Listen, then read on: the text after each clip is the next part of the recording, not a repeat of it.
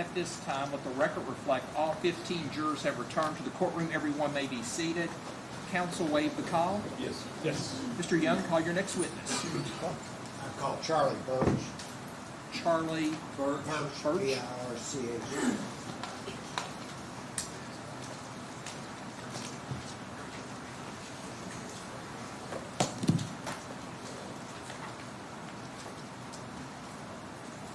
Sir, if you'd raise your right hand for me.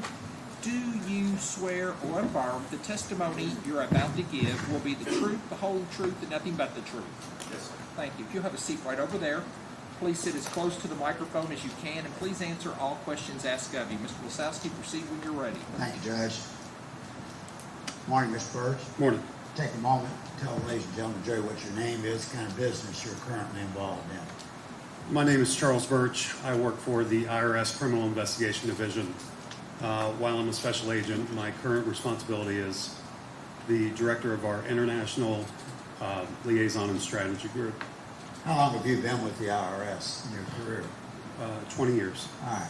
And you're still employed in that capacity, as you're telling the jury, is that correct? Yes, sir. I want to take you back a little bit to August of 2016, okay? 2017, excuse me. I have to look at my notes here to make sure I'm giving you the right year.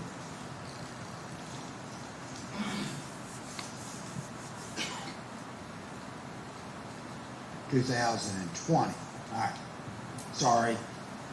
I want to take you back to that period of time. You were with the IRS then, is that correct? Correct. Special agent? Correct. Doing criminal investigations and responsibilities of that sort. Technically, I was a supervisory special agent at the time. And on that day, in August 20th of 2017, did you have a responsibility to engage with others in the execution of the search warrant? Yes, sir. Tell the ladies and gentlemen, Jerry, what we're talking about there. On that date, August 6, 2020. August 6th. I'm sorry. We were executing a search warrant. Can we close real quick? You may.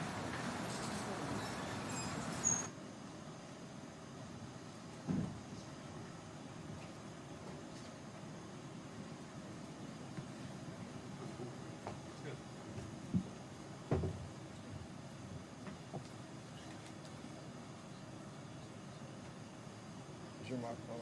Yeah. No, I told you. Okay. I was just, No. We just wanted to I make just sure. wanted to make sure you weren't going to say something that. These are the best times when I don't have to do anything involved with it. I just wanted to make sure he didn't say anything about an IRS investigation of Houck. Okay, yes, sir.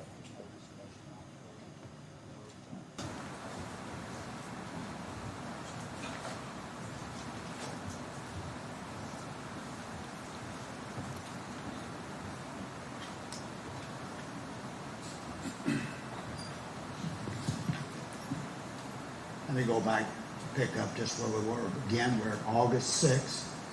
You have a responsibility as an IRS agent to execute a search warrant.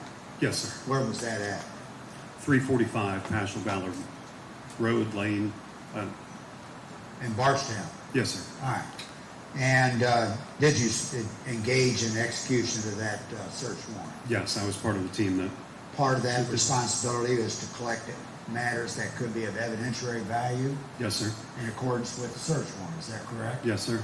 Now, I want to focus you on was there an occasion during the execution of that search warrant on Paschal Valley Road that you went into a bedroom. Is that correct? Yes, sir. All right. And did you locate some devices there that you and I talked about? Yes, sir. All right. Tell the ladies and gentlemen of the jury what we're talking about.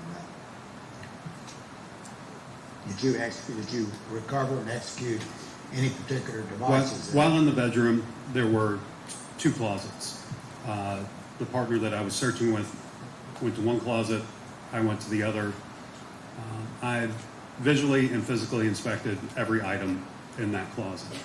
While doing that, there was a pair of pants where I discovered 2 digital voice recorders. We took photographs of those items where I found them. Then I prepared them to be logged into evidence and turned them over to the evidence custodian. All right. And the job of the evidence custodian is to collect and preserve that evidence. That's Do correct. that? All right. And I showed you some photos. Yes. And with those, did you recognize those photos as part of your, as representing part of your duties at that time? Yes, sir. Those were the items I found. All right. I want to mark these, show it to council first. 48, 49, 50. Thank you.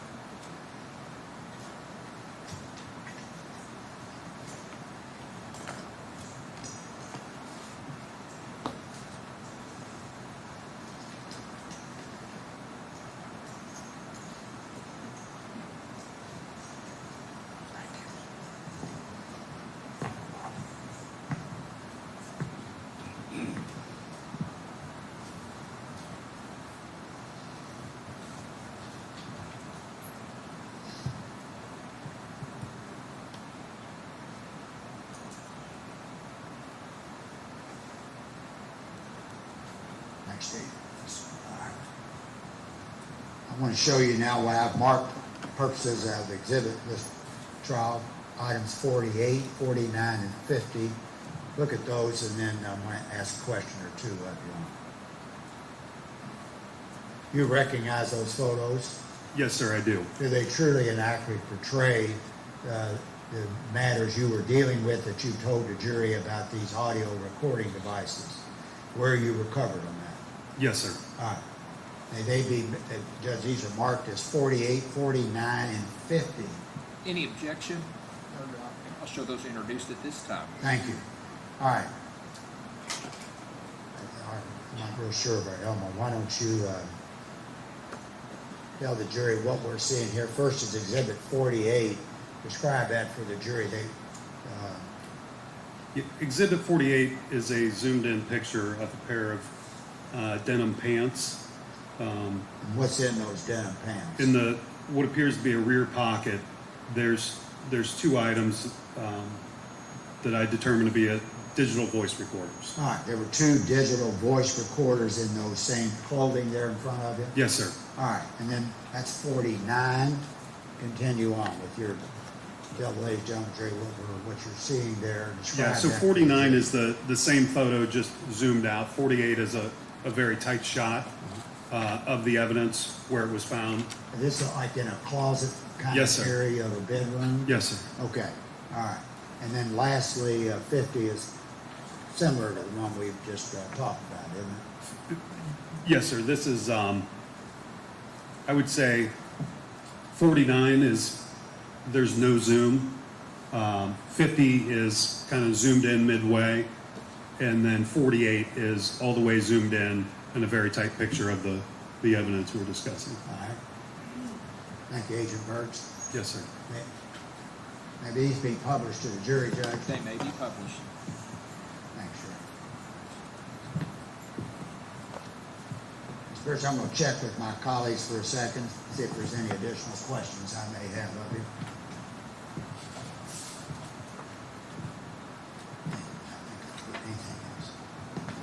That's all I have. Extend the same courtesy to counsel for the Yes, sir. No questions? Any questions? Any questions from any jurors? May this witness be found excused? Yes, sir. You're found excused. You may go. Thank you. Thank you, sir. Call your next witness. Call Chad Warner. Chad Warner.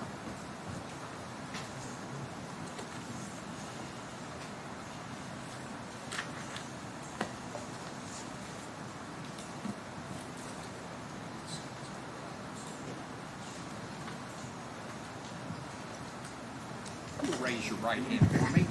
Do you swear or affirm the testimony you're about to give will be the truth, the whole truth, and nothing but the truth? I do. Thank you, sir. If you'll have a seat right over there. Try to sit as close to the microphone as you can. Please answer all questions asked of you. Proceed when you're ready. Thank you, Judge. Mr. Warner, take a moment, introduce yourself, and ladies and gentlemen, jury, please. Hello, my name is Chad Warner. I am a former IRS criminal investigation special agent between 2018 and February of 2023. And I am currently an owner of an accounting and tax firm in Southeast Ohio. All right, I want to take you back. You told the ladies and gentlemen, the jury, you were an IRS criminal investigative agent for several years. Is that correct? Yes, sir. And did that include in August of 2020, were you serving in that capacity as a special agent with the Criminal Investigation Division of the IRS? Yes, I was. All right. And during that period, did you have the responsibility, along with your colleagues, for the execution of the search warrant on Pascal Ballard Road in Bardstown, Kentucky? That is correct, yes. All right. And did you participate in that execution? I did. All right. And tell us a little bit, the ladies and gentlemen of the jury, were you recovering evidence and preserving that evidence during the course of that particular execution of the search warrant that day? Yes, my role in the search warrant that day was to serve as part of the search team, which includes searching your assigned areas of a location and then locating evidence that you feel is pertinent to the search warrant or falls in lines with the exhibits, and then to turn that over to an on-scene evidence custodian to enter into evidence. All right. And what's the on-scene person supposed to do at that point? Is that to mark it down and preserve that evidence? Yes, that's correct. When we find something we feel is pertinent to the search warrant, we will write on an envelope and place in an envelope, usually manila envelope, our name, where we located it, what that piece of evidence was, and then we will turn it over to the evidence custodian where they will immediately log it into the software that we are using. And I asked you earlier when you and I talked, in the course of your responsibilities there at Pascal Ballard Road, that house, did you recover it in an audio recording device? Yes, I did. All right. And tell the ladies and gentlemen of the jury how that occurred, what steps you took at that particular point in time. How did you find it, and what circumstances were? So at that point in time, I was serving as part of the search team in what I would call a master bedroom, and searching through that. Inside the house, right? Yes, it is. Okay. Inside that master bedroom was a dresser that had doors on the front of it. I had made my way over to that dresser, opened the doors, and when I looked inside, there was what I initially thought was like a quilt bag or something of that sort. It turned out to be a stamp bag holding certain stamps, like bingo stamps. And so I pulled that bag out, and to make sure that I had seen all the contents of that bag, I dumped it onto the floor of the bedroom.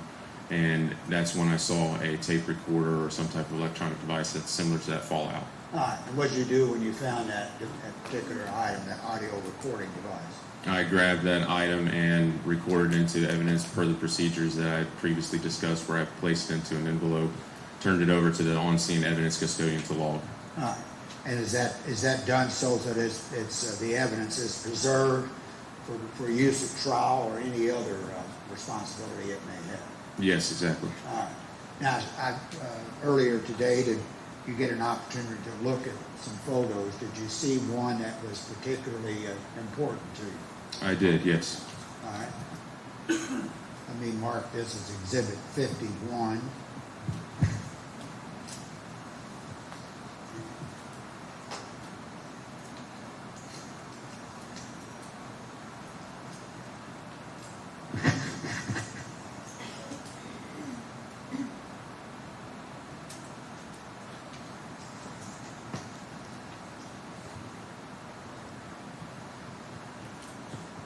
First, let me have you take a look at that, make sure you recognize it. Yes, I do recognize this. Does that truly and accurately portray that particular piece of furniture in August of 2020 when you recovered this audio recording device? Yes, it was. All right. Judge, let me show it to counsel. I'm sorry, poor him.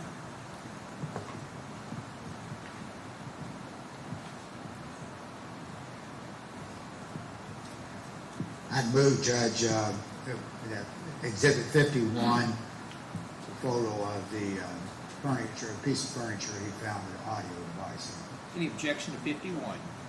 I'll show it this time it's admitted into evidence. All right. Tell the ladies and gentlemen, jury, using that as best you can describe for them what you saw and what's showing in that picture. So what is in this picture is the dresser that I was referring to earlier, where you'll see the two doors on the front of it. I had opened those two doors, and inside those two doors on the front of the dresser is where I located the bag that I had dumped on the floor and where the tape recorder had fallen out of. It was inside a bedroom in the house, Yes, it was. and that was a piece of furniture inside that particular bedroom. Yes, it was. All right. This hadn't been admitted, Judge, may it be? It's been admitted. Seen to the jury. It may, Thank you, Sheriff. it may be published. Let me check with my colleagues for a moment. All right. Mr. Warner, that's all the questions I have. Please extend the same courtesy to these gentlemen. Yes, sir. Mr. Butler, Your Honor, I have no questions on this gentleman. any questions? Any questions from any jurors? You have a question? Let me see counsel at the bench.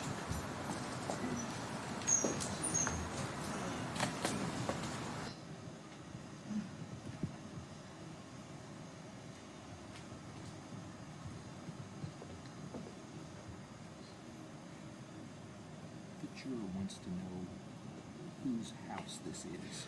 That's a fair question. Yeah, that's a fair question. I think that's, The juror wants to know whose house this is. So yes. ask that question. Thank you. Sir, the juror wants to know whose home this was. It was, I believe it was the mother of Brooks Houck, her residence. Any other questions from any jurors?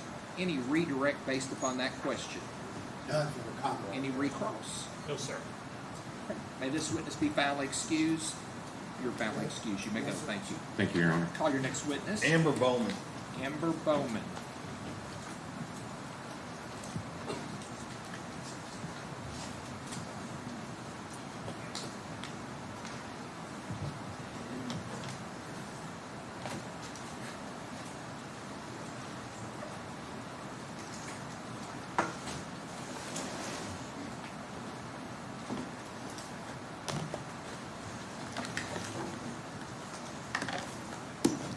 I need you to please raise your right hand.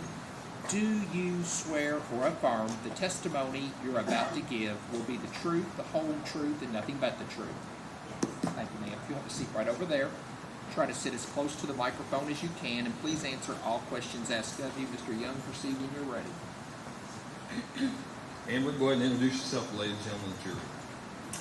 Hello, I'm Amber Bowman. Okay, now I'm going to be asking you questions, but I'm going to ask you to direct your answers towards them. Okay. All right. So, where did you grow up? I grew up in Nelson County. Okay. And what's your occupation? I am a teacher. Okay. Are you familiar with the defendant Brooks Houck? Yes. All right. And what about the defendant Joseph Lawson? No. All right. And how are you familiar with the defendant Brooks Houck?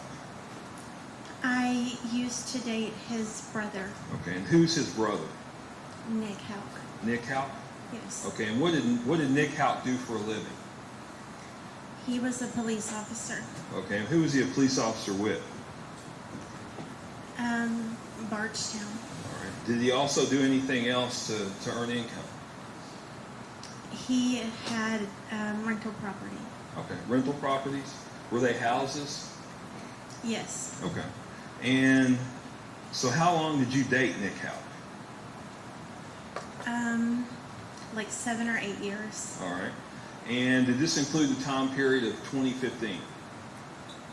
Yes. All right. And did you all live together? Yes. Thank you. Yes. All right. And back on July 3rd of 2015, where were you all living? We lived on Glenview Drive. Okay. And how long had you all been living together at that point?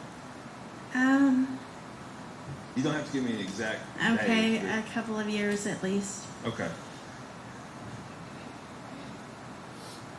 And how often would you see Brooks out? Occasionally. Okay, when you say occasionally, do you, So Brooks's house was just down the street from the one that we lived in, like on the same road, but I had never even been in their house, so I wasn't really close to them. I would see them like if we were out at the farm and they had like a family dinner or something, I might, but not usually. okay. And you said the family farm. The family farm, is that out of 345 Pascal Valley Road? Is that the farm you're talking about? Yes. And who lives there? Or who lived there then? Their mom, Rosemary, and her boyfriend, Larry. Okay, is that Larry Mock? Do you know? If you don't know his last name, I don't know. I don't know. Okay, that's fine. So are you currently connected to Nick Houck in any way? No. Okay, and did you all at some point separate? Yes. And when was that? Not, I don't need a date, just if you can give me an idea of years-wise. Years. Okay. Several years. All right. And do you remember the weekend of July 3rd? Yes. Okay, and July 3rd was a Friday. What was going on in your life then? So we were moving from like a normal house. You say we, you talking about Nick Nick you? and I. Okay. And my son, we were moving from like a normal house to like this fixer-upper rental house. But do you remember what road that was on? Olympia Okay. Drive. All right, I'm sorry to interrupt you. Go ahead and finish your And answer. then, so that whole week, really, we were packing, going here and there, and there was a lot of stuff that needed to be fixed at that house. Like it was it was not in a condition to move in. Okay. So on Friday, Was that July 3rd, right? yes, Okay. July 3rd, and Nick and I I was not happy about moving to this house. So we hadn't been getting along that well. And on Friday morning, we were going to be moving that weekend because we had to be out of the house by that Monday.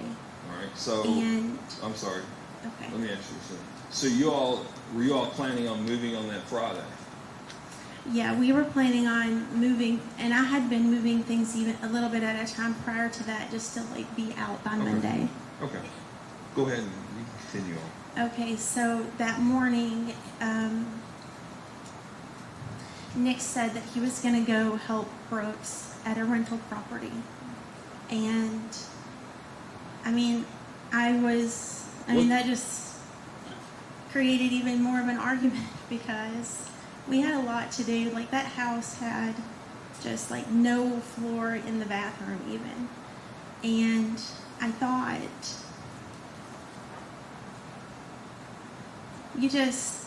not that I don't want to be, like, helpful, but you just don't help people when you can't get your own things done, I guess. Okay. And so he left that morning, I'm not sure what time, but he left that morning, and then when my dad got off work, he came over to the house to move some of the things. And when was And- that? You don't have to tell me the exact time. Well, my dad he works the same job, so he usually gets home around 2:30 if he doesn't work over. Okay. So that would be maybe 3 or 3:30 if he didn't work over. But when Dad got there, I was telling him that Nick is not there to help. He went to help Brooks on a rental property. And so Dad and I took some of the boxes over to the house on Olympia Drive and like unloaded them there. Okay. And do you know how many loads you took? I don't think that we moved, maybe just one. I don't think that we did as much on that Friday because there was a lot of like furniture and stuff, and it was just my dad and myself. So we took most of the things Saturday when he had, Okay. Stuff you could carry. yeah, in his like trailer and things. Okay. All right. And did you all go over to Olympia? Yes. All right. And was Nick Houck there? No. So you said Nick left that morning on the 3rd. Is that correct? Yes. All right. And by that evening, had you seen him yet? No. Now, had you talked to him on the phone? No. I tried to call him many times, and the phone would just go to voicemail. Okay.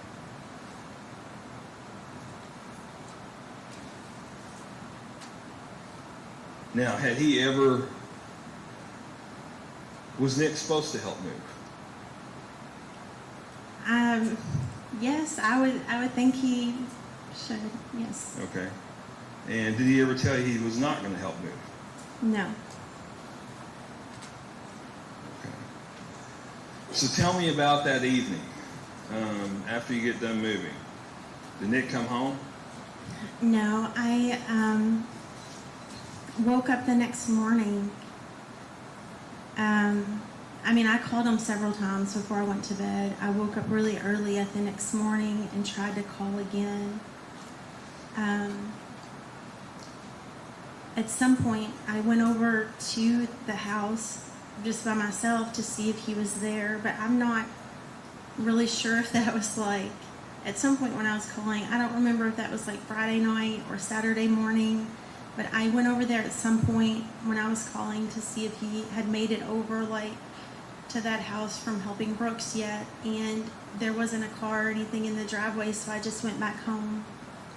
So you said you woke up that morning and Nick wasn't there, correct? Right. Okay, is this normal behavior for Nick? No, he had never not come home at all before. And you hadn't talked to him up to this point? No. Okay. And I think you mentioned you called him several times. Yes. I'm going to show defense counsel an exhibit real quick. I think it'll be exhibit number 52, if I'm not mistaken.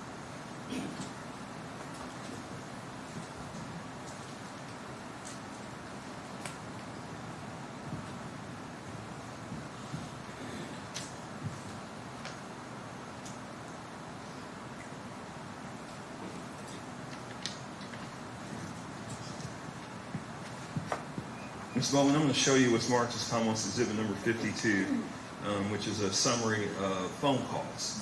And could you tell me who the phone calls are between? They are between myself and Nick. Okay. And is that your name? Yes. Okay. And were these incoming or outgoing calls? They were all outgoing. Okay, so they were outgoing from you to Nick, you calling Yes. Nick, right? Yes. Okay. And could you tell the ladies and gentlemen of the jury how many times, well, let's go through them real quick, okay? How many times did you call him total? Can you count those?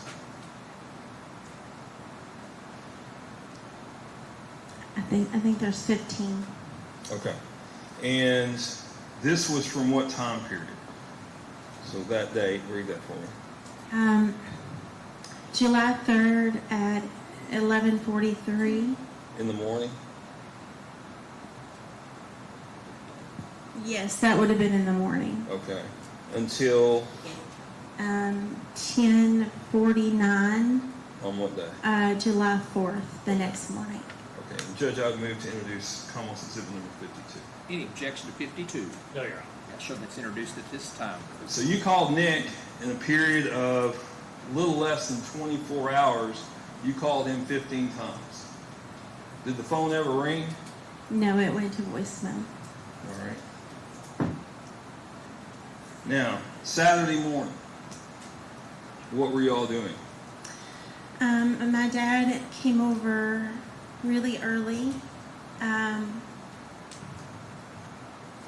And we were gonna try to like keep moving this stuff over.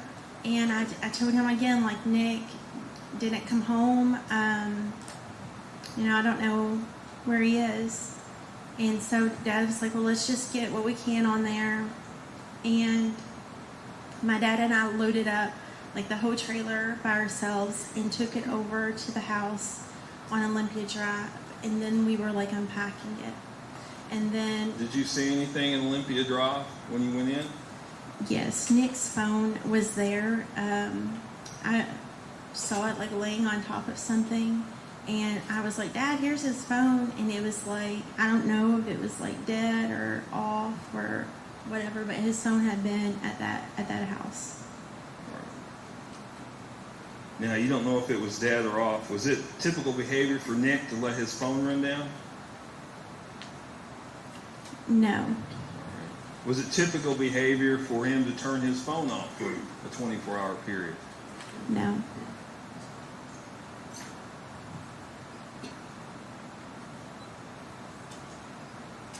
Did Nick ever show up? Yes.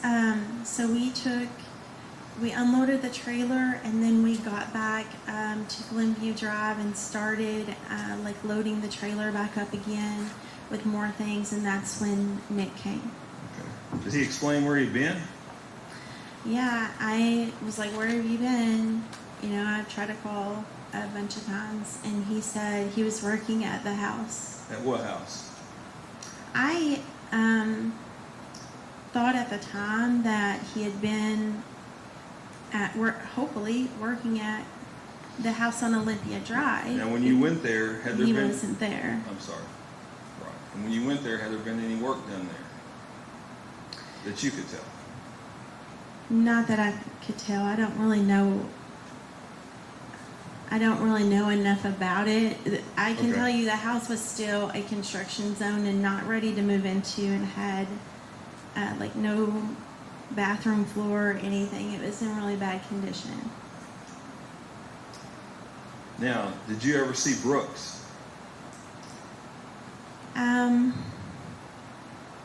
Not on Friday or Saturday, but there was a brief, like on Sunday, Rosemary and Brooks and they had Eli, and they just briefly stopped by the house on Olympia Drive, and Nick went over and talked to them for, you know, just a minute or two, I guess, like a really short time. All right. And did they stay? No. Did they leave? Yeah, they left. Was that after the conversation with Nick? Yes. All right. Hang on one second there. Let me check something.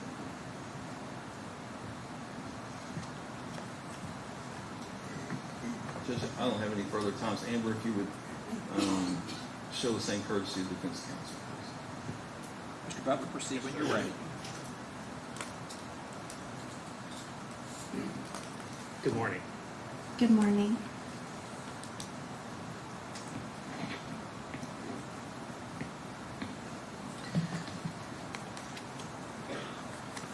Take you back a little bit to 2015, okay? Or Okay. before. I know it's so fun to be here, right? Oh, that's stressful. Try not to stress you out, okay? Thank you.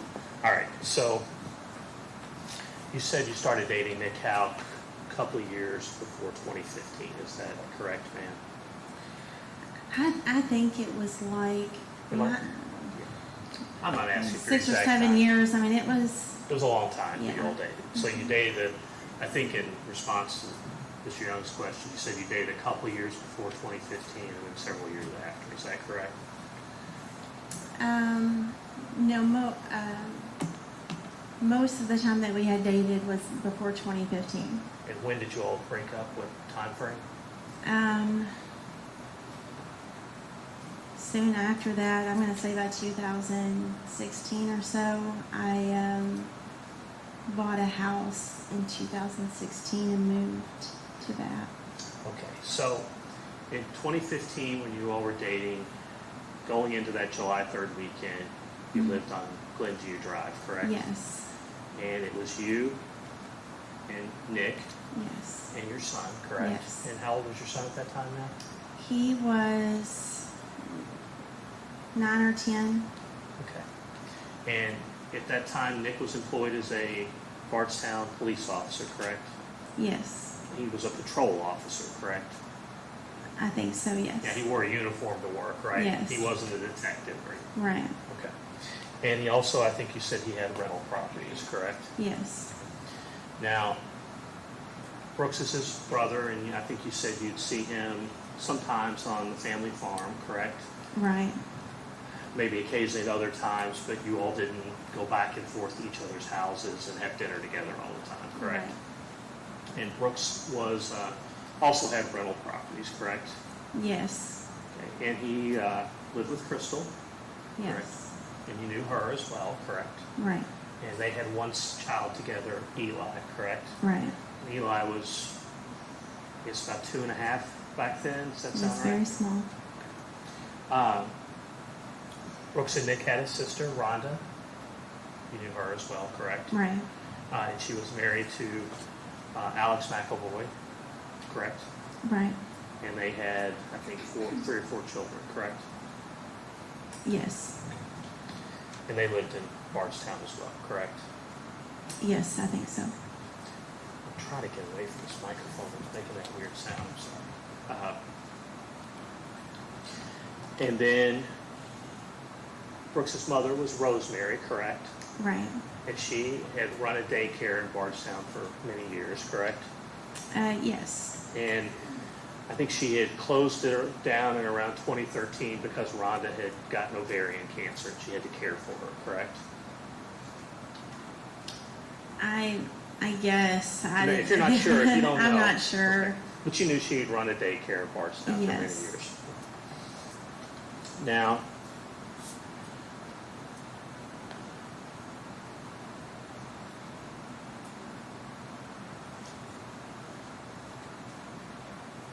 when Nick was a police officer working back in the 2015 time frame, he typically worked later shifts, correct?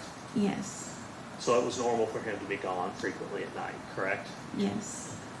As we talked about, he also worked on rental properties frequently, correct? Yes. So he was gone frequently at night on rental properties as well, correct? Yes.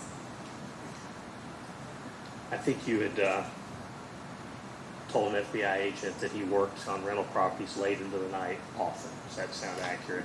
At times, he would be, like hanging cabinets or something at, 2 or 3 o'clock in the morning. Yes. He used to come home very late, correct? Right.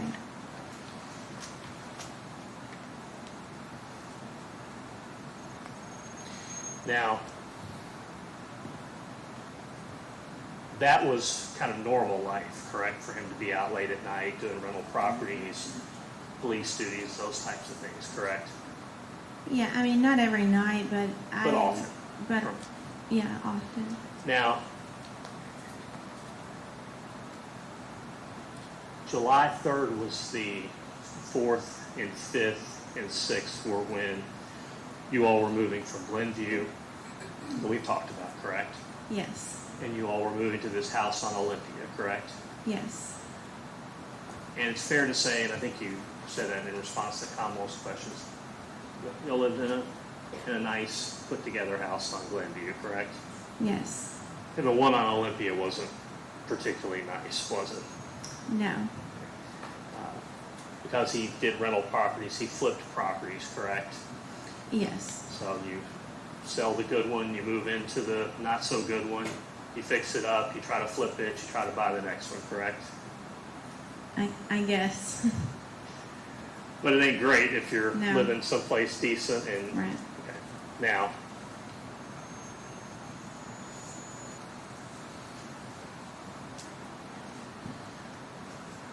I think you testified you weren't happy about moving, correct? Correct.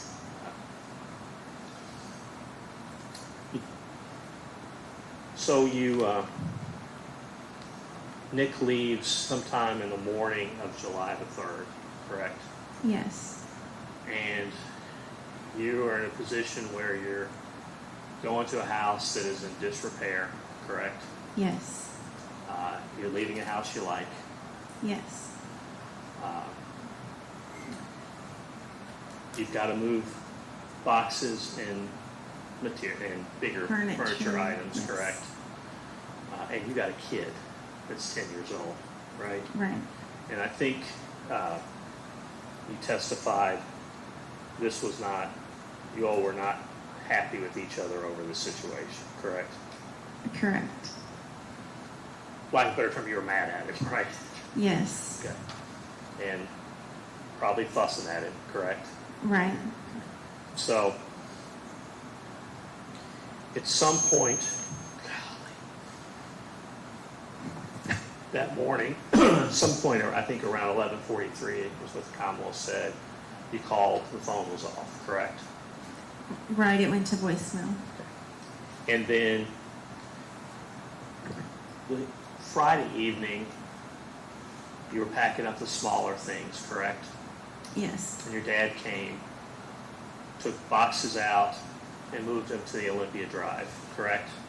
Yes. And that would have been, I know it's been a long time, so I think you said you got there, best of your memory, late afternoon, early evening. You did a load, you came back, correct? Right. Dad went home that night, Yes. correct? Dad he worked in Louisville. Did he live in Louisville? No, he did not. Lived in, where did your dad live back then? In Boston. So, Boston, we'll get to that. So, your dad goes home, he comes back, Nick's not there, you're called, as you testified several times, correct? Right. Your dad goes home, comes back the next morning, correct? Yes. Next morning you get up, you go to Olympia, correct? Yes. All right. Now, when you get to Olympia, there were tools everywhere, correct? Yes. Okay. And when you were testified in the grand jury back in March the 2nd of 2016, that would have been the second time you testified in the grand jury, correct? Right. Okay. And I know it's been a long time. You testified at that point in time that it appeared that work had been done at the property. Do you recall that? I'm happy to show it to you if you. That it had been done? Yes, ma'am. It looked like work was going on. I mean, there were tools and things. I don't know what work he accomplished because I don't know enough about what the problems were The to place was see a mess. progress. The place was a mess, Yes. correct? And it, I assume, remained a mess for quite some time after July the 4th, 5th, 6th, 7th. Right. Now, you went to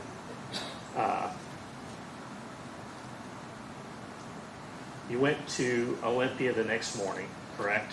Yes. And you got there, you testified you didn't see Nick at that point, correct? Correct. And you dropped off what you dropped off, you came back to your house at Glenview, correct? Yes. And when you got to Glenview, very shortly, or right after, right about the same time, Nick was at Glenview, correct? Yes. Okay. Now, after Nick gets to Glenview, you all move, I guess Nick and your dad move the furniture from Glenview to Olympia for the rest of the day, correct? Or for a good portion of the day. Yes. Okay. Now,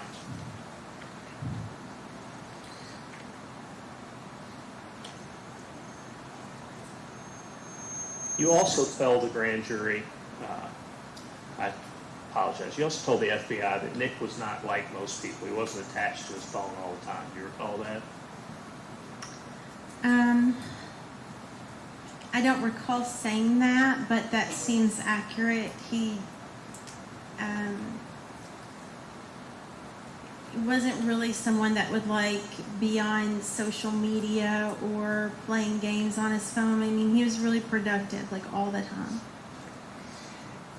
You also told the grand jury that his phone charger was at Glenview. Do you recall that? They've interviewed you 1,000 times. Yeah, haven't they? If that's what I said, then that, okay, That's what you said on Okay. March the 2nd of 2016. okay. You told them it was possible Nick's phone was dead. Yeah, I don't know if I don't think I tried to even turn it on to see whether it was dead or off. I just was like, oh, here's his phone. And, you know, like normally when you pick up a phone, it like lights up. It didn't do that. It was just black. And you told the federal grand jury you just assumed Nick was mad at you and just didn't want to talk to you because you all were having a fight about moving. Yeah, I thought that he may have been avoiding. At the time, I thought that he might have been avoiding, like, hearing more about moving and helping someone else and not being there to help. I thought he may have been mad, but I didn't really know. I mean, I didn't know where the house was that he was going to help Brooks with. I didn't know if it had service. I just, we were mad at each other at that time, so I didn't know. In fact, you told, I forgot to ask you that, you told the grand jury back in March the 2nd of 2016 that you were pretty sure that it was Friday he said he was helping Brooks, but it could have been Thursday. You recall that? Yeah, that whole week was, I guess, busy with moving. A lot of days went the same of like working on that house that we were moving to, packing. I have a son. It was just, I'm pretty sure that it was Friday because later on, I guess they like show me phone records and stuff, and whichever day that I kept calling him was the day that he was gone to help Brooks. And you told them whether it was Thursday or Friday, you were certain that it was during the day, not at night, correct?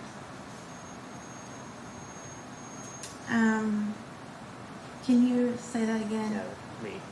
That it was And during I'm the happy day to show that... you this stuff. Yeah, you told the grand jury in 2016 that whether he was helping Brooks on Thursday or Friday, it was during the day, not at night. Does that sound like what you testified to?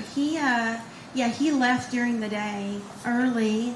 I don't know what time he left, but I know it would have been before I started calling. And so he said he was going to help Brooks on a rental house whenever he was leaving that morning. Yes. Now, when you all reconnected back in sometime early morning hours of July the 4th, and that's at the Glenview house, correct?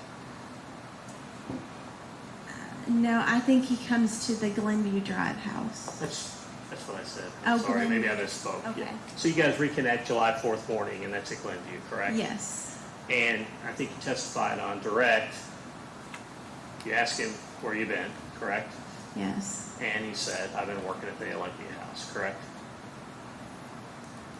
He said, I don't know that he said at the Olympia house. I think it was just like, I've been working, like... Give me 1 second. Okay.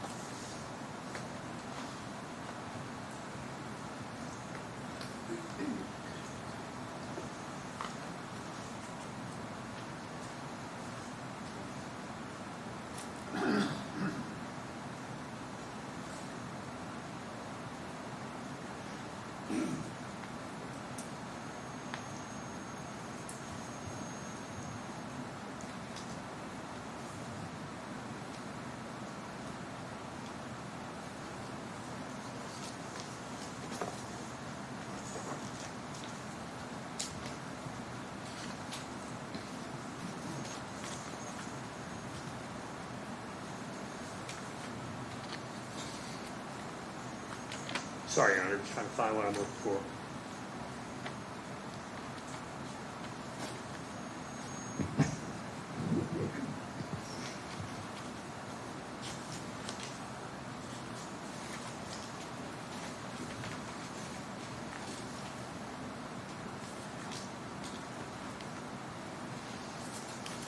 So when you asked that, when they asked you that, you said he was working on that house, correct, when he came home? Yeah, he was just like, I've been working on that house. Okay.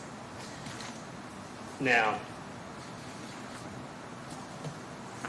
make sure I got it right, thank you. Now, when Nick comes home, told the grand jury that he had a t-shirt and shorts on, correct?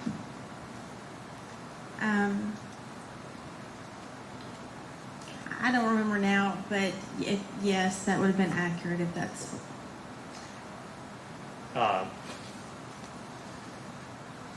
He didn't show up covered in any sort of blood or anything like that, did he? No. He didn't show up all covered up in mud or anything like that. Like he'd been doing something. No. In the ground, correct? There's nothing unusual about his appearance that you noted, correct? No. And there's certainly no unusual cars in your driveway that you didn't know, correct? No. Now, what you all did then is you moved for most of the day, correct? Right. And you, Nick, and your dad, correct? Right. And then you all went to a fireworks show that you all go to every year, correct? Yes. And Nick went with you. Is that accurate? Yes. 1 second.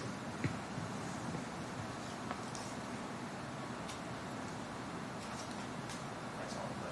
Thank you. Thank you, Your Honor. Any questions? Any redirect? Just a few. We'll try it on this.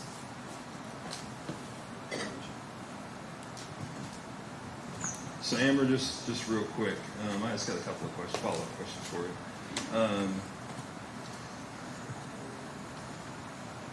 Do you know what Nick was wearing when he left that morning? I know you testified, you agreed with the defense counsel that he'd probably come home in shorts and a t-shirt. If that's what was on the testimony, but I don't remember what he had on that morning. Okay. Do you remember when you went over to Olympia Drive that morning, or even that evening? Because you said it may have been that evening you went over there. At some point I went by myself. I don't remember what time, and it was like a brief, just see if he's at that house yet, and nobody was in the driveway. So you went over there a couple of times. You went once, about 3 times. You went that day, that Friday, you and your dad took a load over there, is that right? Right. Then you went back at some point to see if you could find him. Right. And then y'all went back over there the next morning. Yes. Okay, was his truck there any times you went over there? No. All right.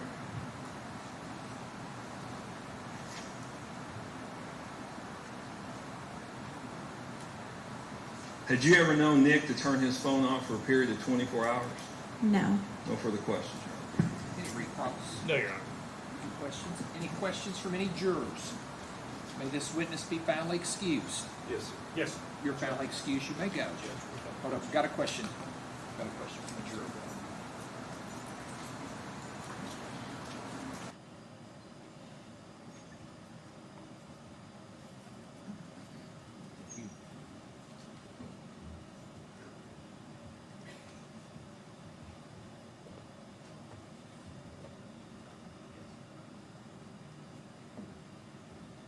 The question is, did Nick tell you the reason of him leaving the home where you found it? You can. I don't have an objection. I don't have an objection to it.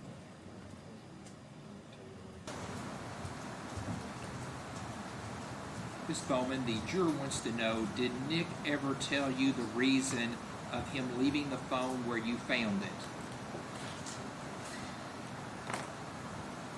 No, I don't think so. I told him when I was saying, where were you? Been trying to call. Your phone is over there at that house. He was like, I've been working. He didn't really give a reason. Based upon that question, any redirect? There is not on behalf of the Commonwealth. Any recross? No, sir. Any other questions from any jurors? May this witness be foully excused. She may. You're foully excused. You may go. Thank you. Call your next witness. You may.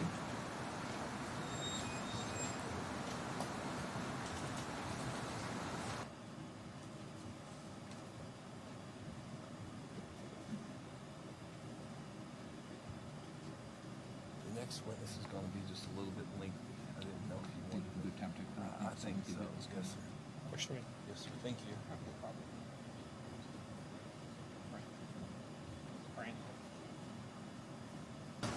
Ladies and gentlemen of the jury, I understand is the next witness is going to be a little more lengthy, so we've been going about 26 minutes, so I want to take a break and remind you of the same admonitions I reminded you of last week. Do not discuss this case among yourselves. Do not let anyone discuss this case with you. If anybody attempts to discuss this case with you, I need for you to immediately report that to me, and you're not to finally make up your mind about the case until all the proof has been presented, the instructions provided to you by the court, and you've gone to the jury room to consider what your fellow jurors have to say about the case. We'll take a 15-minute break. You may go with the vote.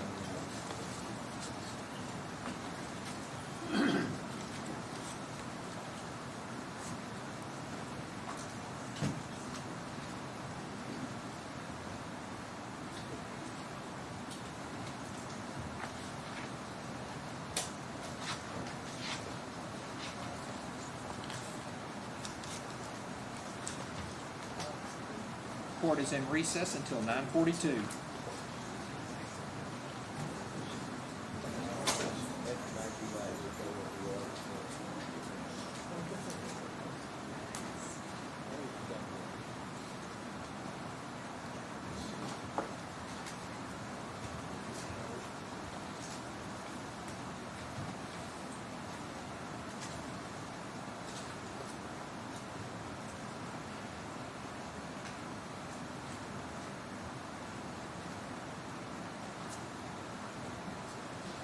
At this time, let the record reflect all 15 jurors have returned to the courtroom. Everyone may be seated. Counsel waive the call. Yes. Call your next witness. Melissa Dober. Melissa Dober.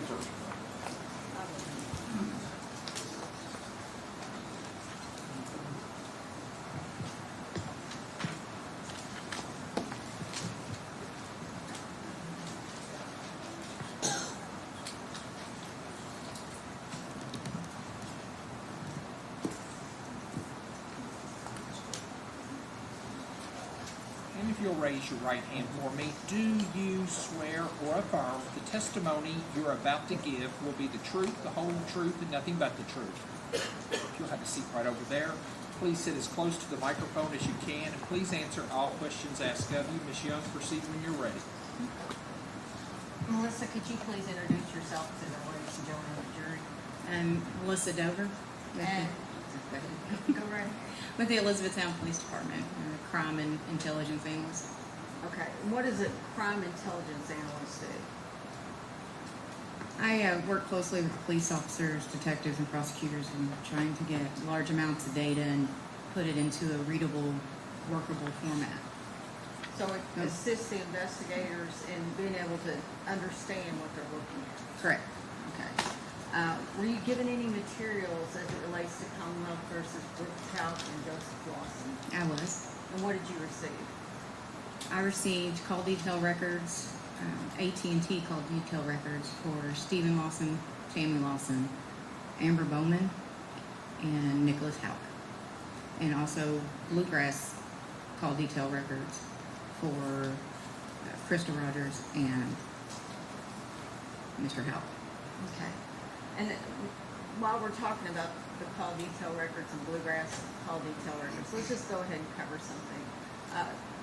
The Bluegrass has a feature in their text messages that's a little bit different than other companies. Could you explain that? They do. They have a feature that it actually shows, it gives a timestamp and date that the device actually received a text message. So that's actually when the device gets the message, right? Correct.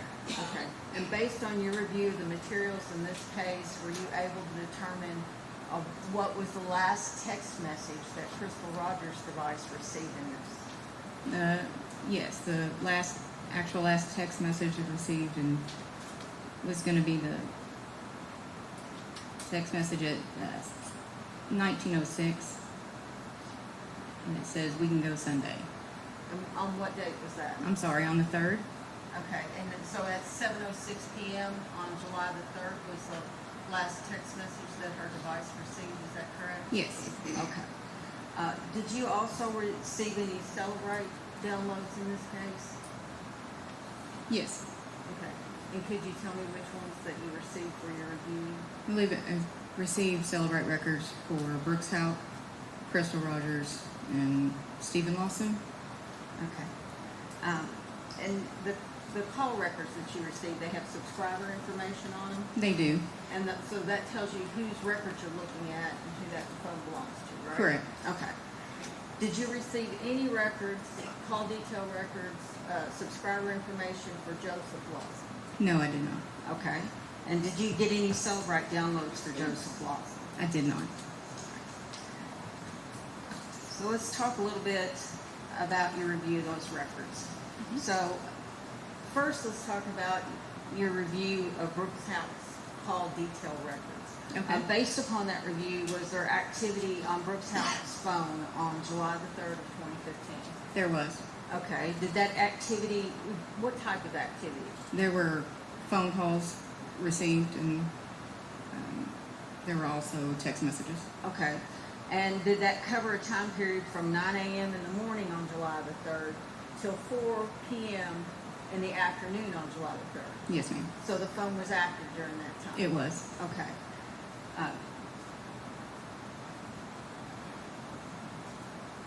I'm going to show you, let me see, we'll start here.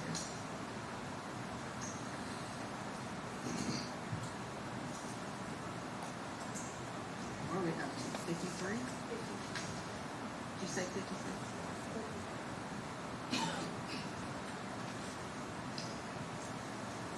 I'm going to show you what's been marked as Commonwealth Exhibit 53. Can you tell me what that is?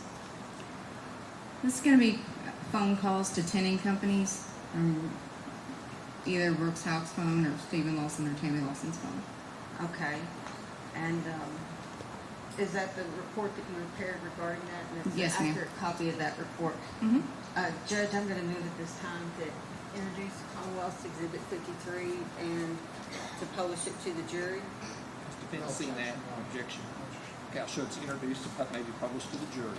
And Judge, we have copies for the jurors of these because it's difficult to see on the screen if that's possible to just pass those down.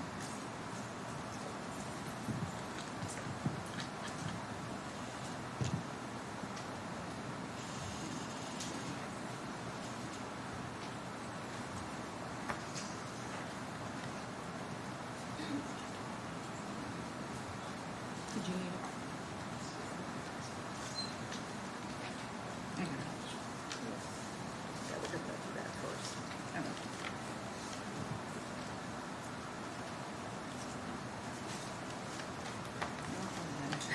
I do not. Much technology. Mm. Shane, are you going to put it up? So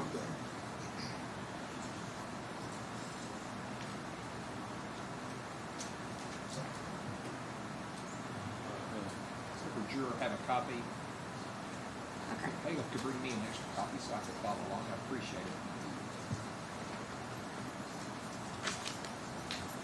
Thank you. So based on your review of Brooks Houck's phone records, were you able to find calls to any tinning companies? Yes. And when did those calls occur? Yeah. Those are on June 26th. Okay. And were you also able to find any calls in Stephen Lawson and Tammy Lawson's cell phone records to those two tinting companies? I did. Okay. Can you tell me what those calls were? Those were on July 2nd to Sun Solutions and Extreme Customizer. Okay. All right.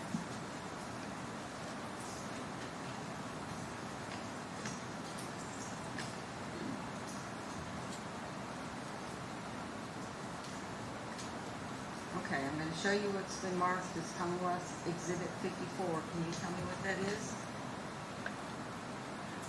This one is Burkhouse and Lawson's text message and calls details from May all the way to July 8th.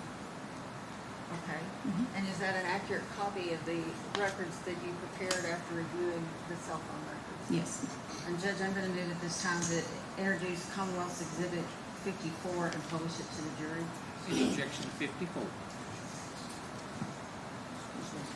I want to see that. Yes.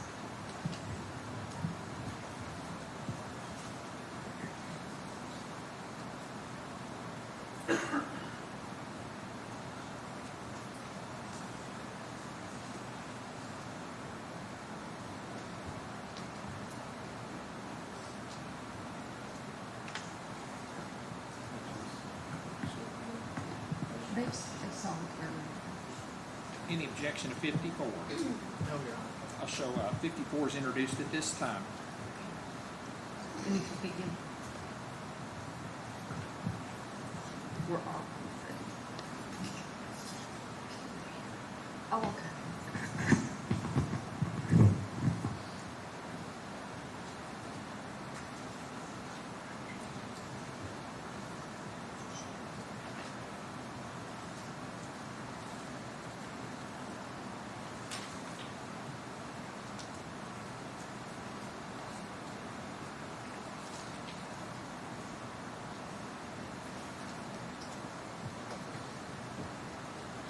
So while they're still passing that down, Melissa,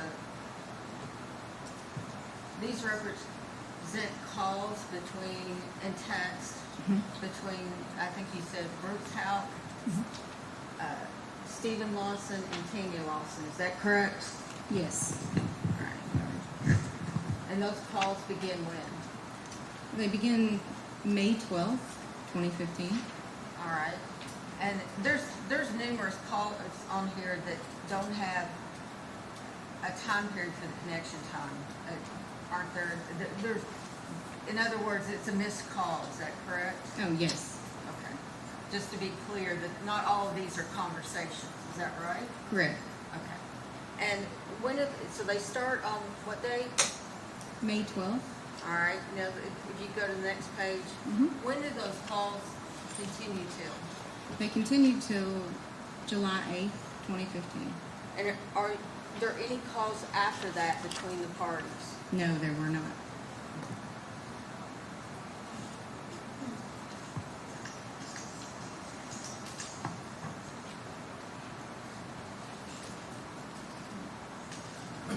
Okay.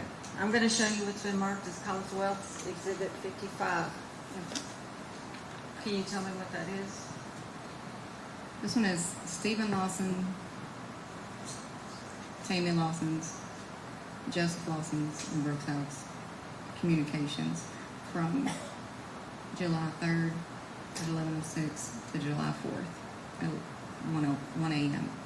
So from the night of July 3rd at 11, you said 11:06 p.m.? 11:06 p.m. Till July the 4th at what time again? 1:08 a.m. Okay. And does that accurately represent the It does. And Judge, I'm going to move at this time to publish that Commonwealth Exhibit 55 to the jury. Any objection to its introduction? No objection. It may be introduced and may be published.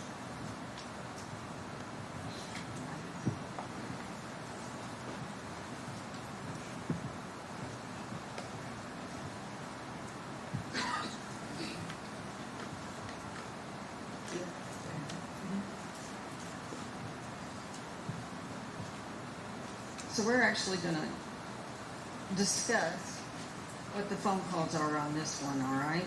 So let's run down through these, and I'll let you talk about the first phone call is at what time? The very first phone call on 7/3/2306, which is 11:06 p.m. from Stephen Lawson to, incoming call to Stephen Lawson from Joseph Lawson. And was that call answered? No. All right. And what's the next call that you have? The next call is at 23:07, a minute later, from Joseph Lawson to Tammy Lawson. And was that call answered? Was not. All right. And the next call that you have, please. Was also on the 3rd at 11:54 p.m. And it was Joseph Lawson to Stephen Lawson. And was that call answered? It was not. And your next call? Next call, Joseph Lawson to Tammy Lawson at 11:55 p.m. And was it answered? No. All right. The next call that you have? The next call is at 11:58 p.m. From Joseph Lawson to Tammy Lawson. That one was also not answered. Okay. And then the next call, please.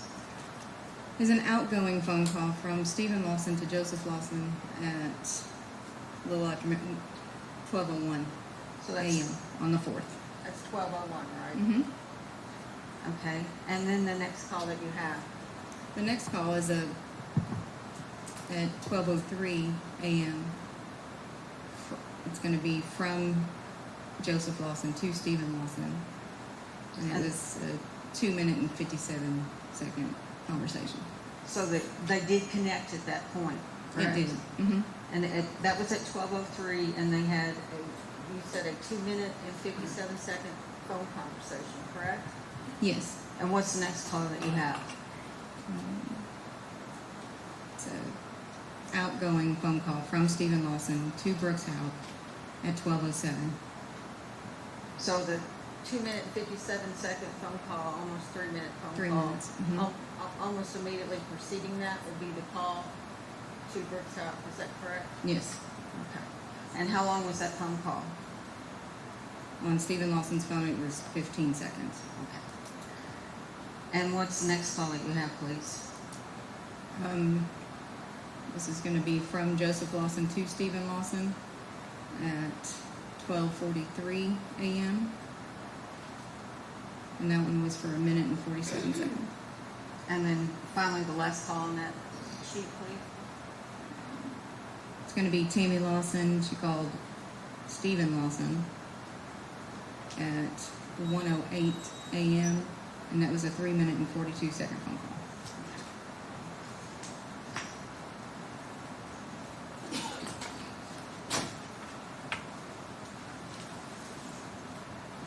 All right, I'm going to show you what's been marked as Commonwealth Exhibit 56. Can you take a look at that and tell me what that is? These are going to be from calls and text messages from on Brooks Houck Bluegrass Cellular phone. And, It's call detail records. okay. And do they begin at a certain point? Yes, on this record I have. And this is fairly accurately represent the report you created on this. It is. And Judge, I move at this time to introduce Commonwealth Exhibit 56 and publish it to the jury. Any objection to 56? Okay, I'll show 56 is introduced and may be published. You have yours. I have it.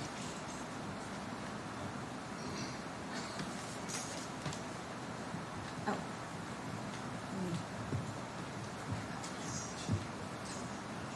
No, I'm sorry.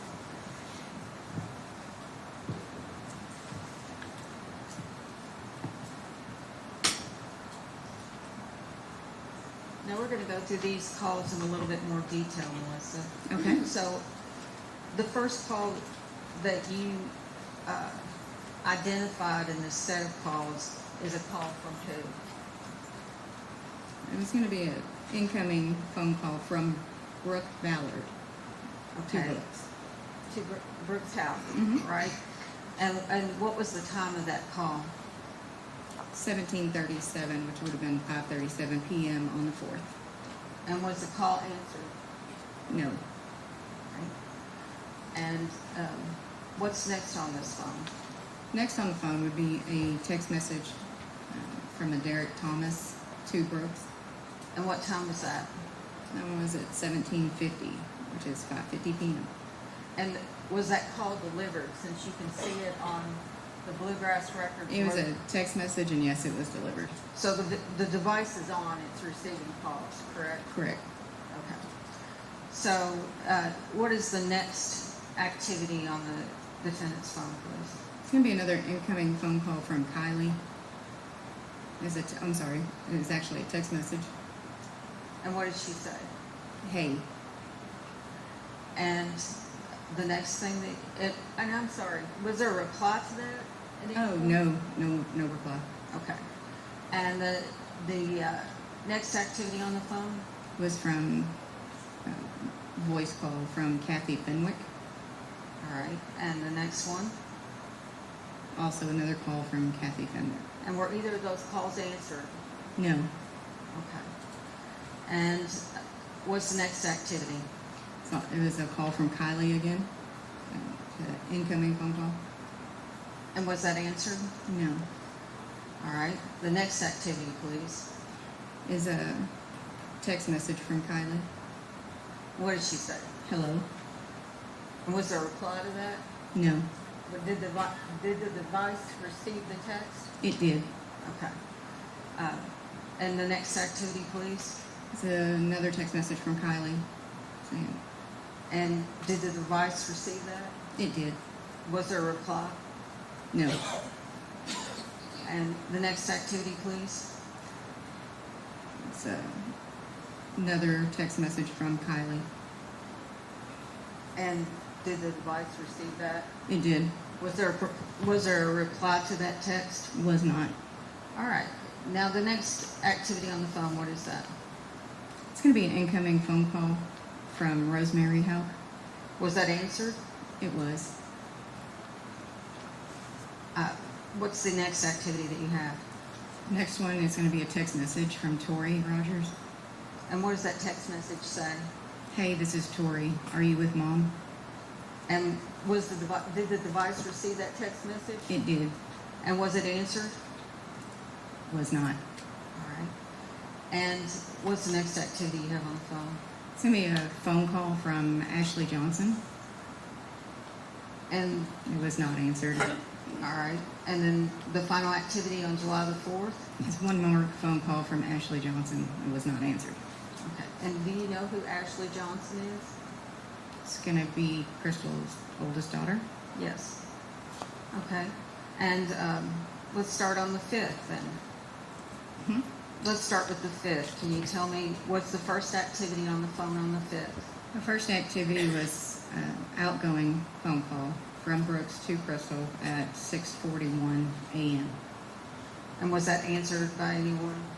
No. Okay. And then tell me what you have next on the phone, please. Next is going to be a text message. It's an outgoing message from Brooks to Barbara Lane at 9:02 a.m. And what's that say? So that's a couple hours later, correct, after the phone Yes. call? And what does that say? Will you try and get a hold of Crystal for me? I tried to call her, but no response yet. Okay. And let's just go ahead and skip down because there's several texts between the two of them. Is there any, do they determine that she has or hasn't talked to Crystal? No, she says it went to her voicemail. She hasn't been able to get a hold of her. And so after Barbara Lane, what's the next activity on the phone? He contacts Sabrina Ballard. And what does he say? He says, "What's up? It's Brooks." And that was at 9:30 a.m. And then what does he say after that? Is there additional text? Yes. Is Crystal with you?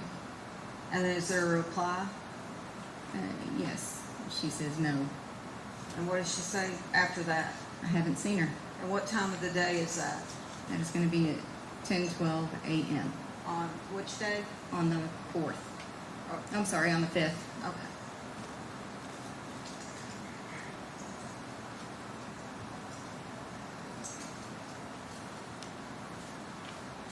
All right. I'm going to show you what's been marked as Commonwealth Exhibit 57. Can you tell me what that is? These are going to be the phone number or phone calls and text message from Brooks out to Crystal Rogers from July 4th through July 5th. And are those all the phone calls that were made or text messages that were made on those days? Yes. Okay. And does that fairly and accurately represent the report that you created for that? It does. Judge, I move at this time to introduce Commonwealth Exhibit 57 and publish it to the jury. Any objection to 57? Okay, I'll show it's introduced at this time and it may be published.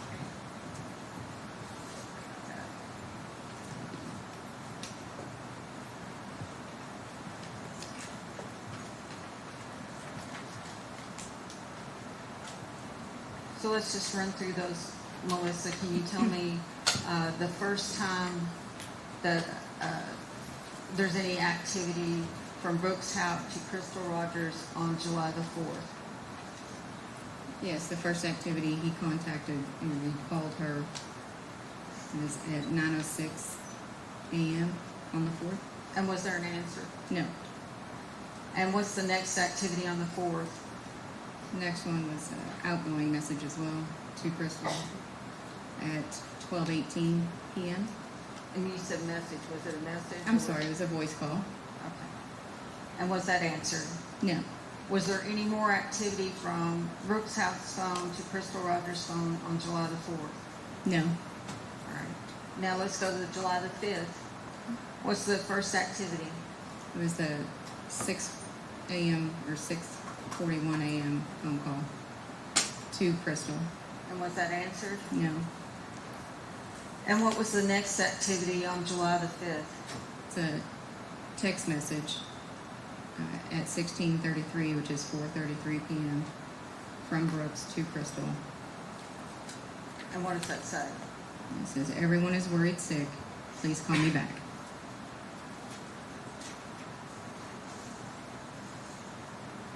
Give me 1 second. Mm-hmm.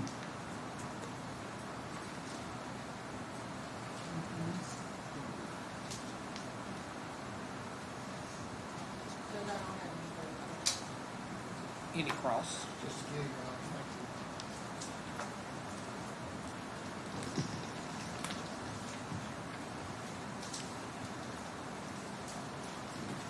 Good morning, Ms. Dober. I just have a few questions for Morning. you. A lot of this you've already testified to. Your phone records indicate that Brooks Houck called Crystal Rogers' cell phone at 9:06 a.m. on July the 4th, 2015, correct? Correct. Okay, he also made another call approximately 12:18 p.m. Correct. and then made another call on July the 5th at 6:41 p.m. and none of those calls were answered. Is that correct? Correct. On July the 5th at 9:05 a.m. he texts Barbara Roby, correct?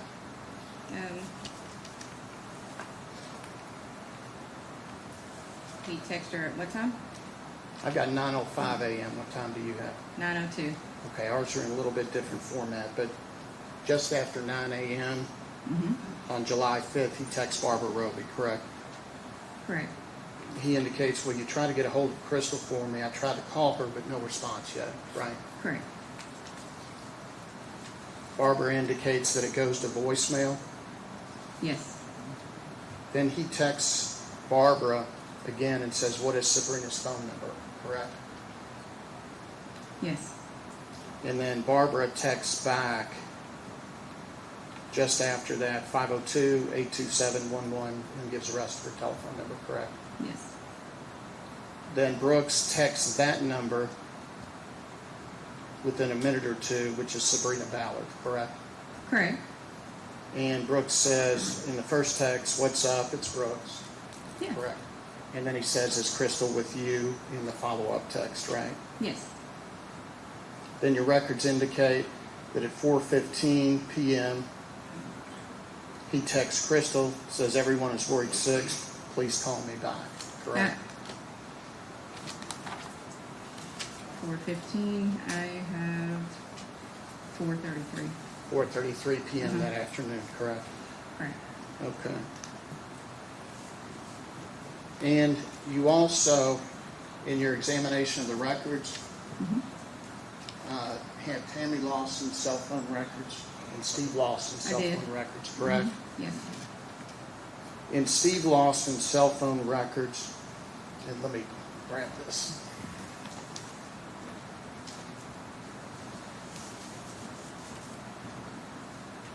And I'm looking for outgoing telephone calls by Steve Lawson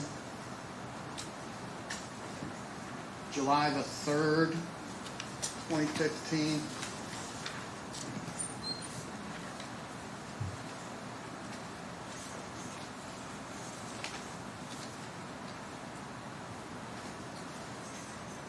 At 11:50 a.m. Do you see a telephone call by Steve Lawson that lasts 53 seconds during that time? I don't have those records in front of me. I have Brooks House records from and to Steve Lawson. Okay, you don't have any other records from Steve No. Lawson's cell phone Not regarding? in front of me, no. Okay, did you review those records at some point in your research in this case? There's a telephone call that came into evidence earlier in this trial where Steve Lawson is calling Capital One Finance. 1-800 number. Do you have any recollection of that? Like I said, I At don't have it in front of 11:50. me. I said AM, it's PM.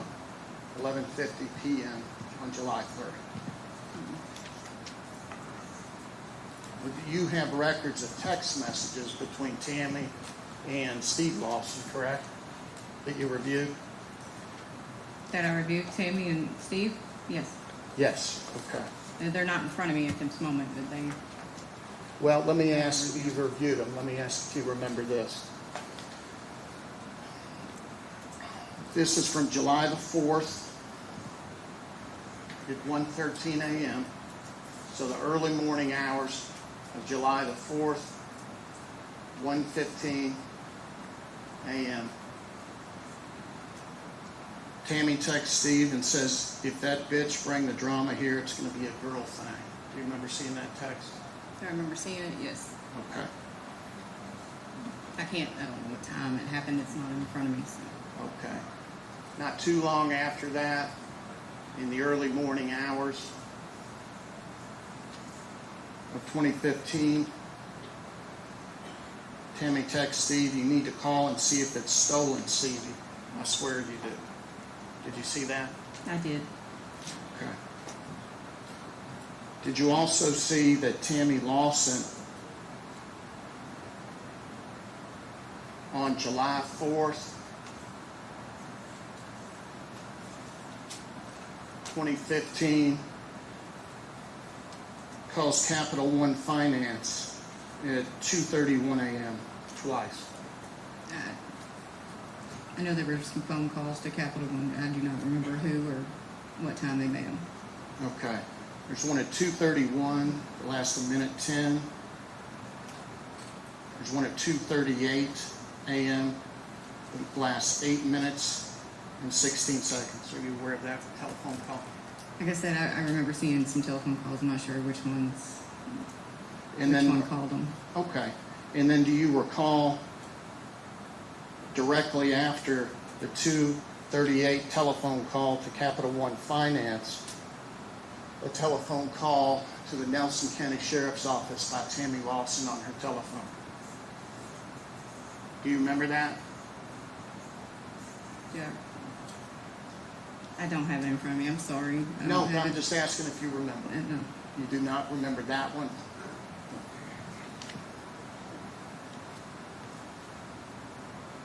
Then, did you note in Steve Lawson's telephone records, early the next morning at 8:34 a.m., a 53-second call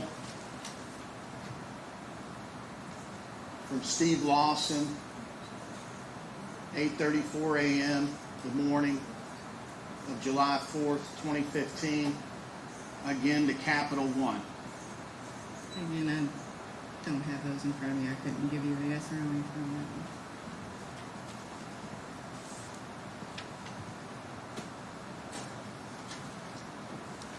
Do you remember a telephone text from Tammy to Steve the morning of July 4th saying, I'm texting that bitch?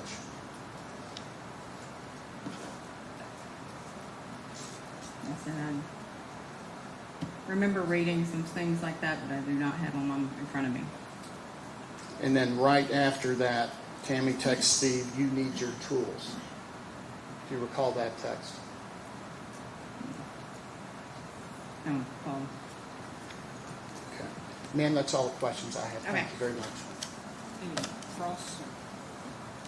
Any redirect? No, sir. Any questions from any jurors? May this witness be foundly excused. Yes, sir. If you're foundly excused, you may go. Thank you. Call your next witness. Owen McKinney. Owen McKinney.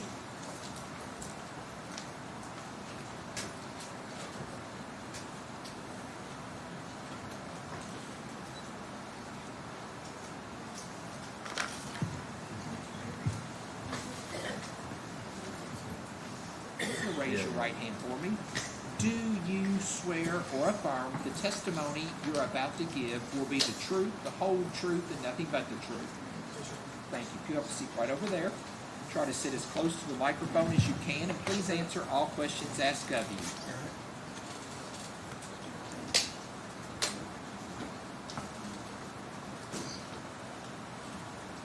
Mr. Young, proceed when you're ready.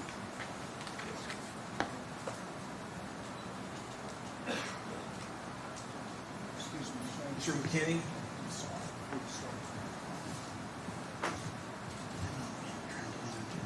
Somebody's microphone's on.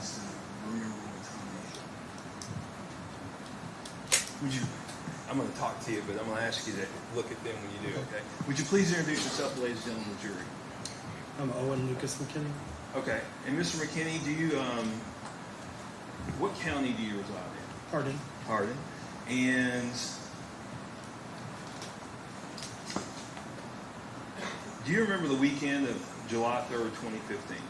Yes. Okay, and where were you employed? Dollar General. All right, and what Dollar General were you employed at? The Dollar General on Cathedral Manor in Bardstown. Okay, and what was your job there? I was the store manager Okay, and how long did you work there at that at that store about a year. time? Okay, and did you live in Hardin County then? Yes, I did. All right, and And I how was would you go back and forth to work? I drove down the Bluegrass Parkway most days. Okay, and do you know about how long it would take you to get from work to home? 30 minutes or so. All right. And the night, did you work the day of July 3rd or night? Yes, sir. And what shift did you work? I was a closing shift, so I worked like 2 to 10. Okay. And what time did the store close at 10? At 10 o'clock, yes. Okay. And if you were the manager, did you close? I did. Okay. And tell me about what time you would get out of work. 10:15, 10:20 at the absolute latest. Okay. And did you take the Bluegrass Parkway home that night? I did. Okay. And did you see anything? I did. What did- I saw a maroonish color Impala on the side of the road, and about a half mile to a mile up the road, there was a white car as well pulled off the road. All right. And was there anything unusual about the car? There wasn't. I mean, it was just dark. Okay. You were driving probably 65, something like that? Yeah, 65, Assuming 70. you weren't speeding, right? Probably was, but Okay. And you drove by, and did you think anything out of the ordinary? not at the time. No, Okay. Did you work the next day? I did. I opened the next morning. All right. And what time do you go to work when you open? I usually go between 7:20. Okay. And did you see anything going in? The maroon car was still there. The Impala. Okay. And what time did you get off that day? I don't recall. Okay. It was a holiday, so I'm sure I left early that day. Would it have been daylight? Yeah. All right. Do you remember seeing the car on your way home? I don't recall. Okay. And did you know it was Crystal Rogers' vehicle? I didn't. All right. And did you at some point report this to the sheriff's office? I did. Why? I saw an interview on TV that said she had been home at midnight. You may.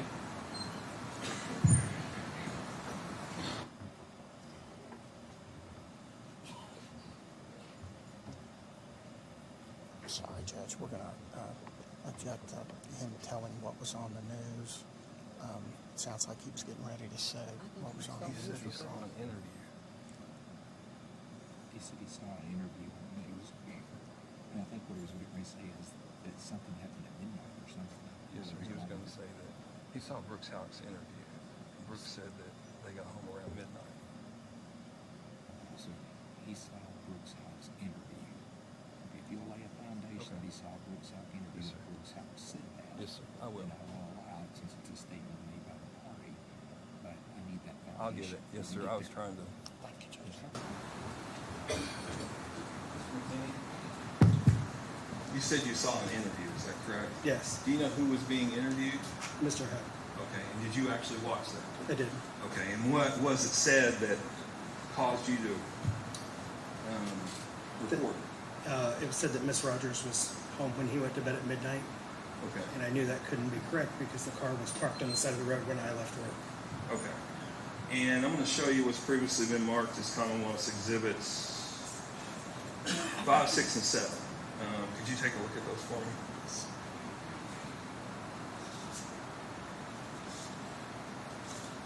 Do you recognize that? Yes, that's the car that was there that night. Are you sure? 100% sure. Judge, I don't have any further questions this time for Mr. Brickett. Any cross?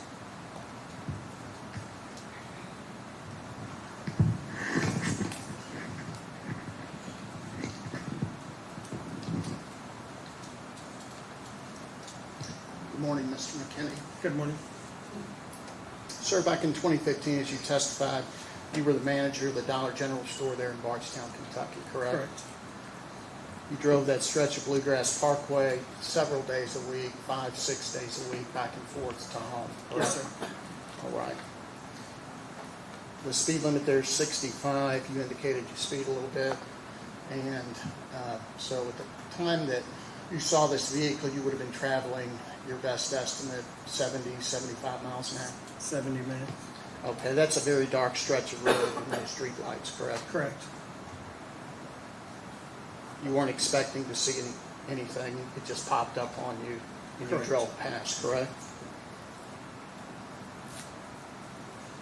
Now, sir, you called at some point the Nelson County Sheriff's Office, and they set up an appointment for you to come down and speak with them, correct? Correct. Okay. My initial call went unreturned, and I Okay. called back. Okay.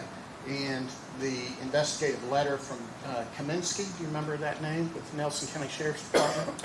I don't recall who I talked to for sure. Indicates that you came in and actually spoke with them about this on July the 15th. Okay. Does that sound about right? Yeah, I'm not sure the date, but I did go in, yes.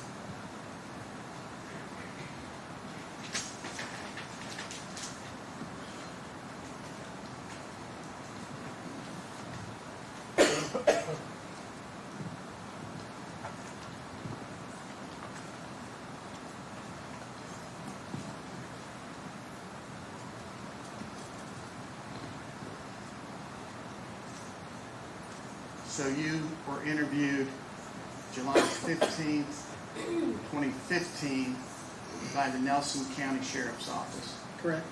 Okay. You indicated to them at that time that you saw a maroon Impala at about 10:30 p.m. on July the 3rd. Is that correct? Correct. You indicated that you saw a white car up ahead of that, approximately a mile to a mile and a half from that. Correct.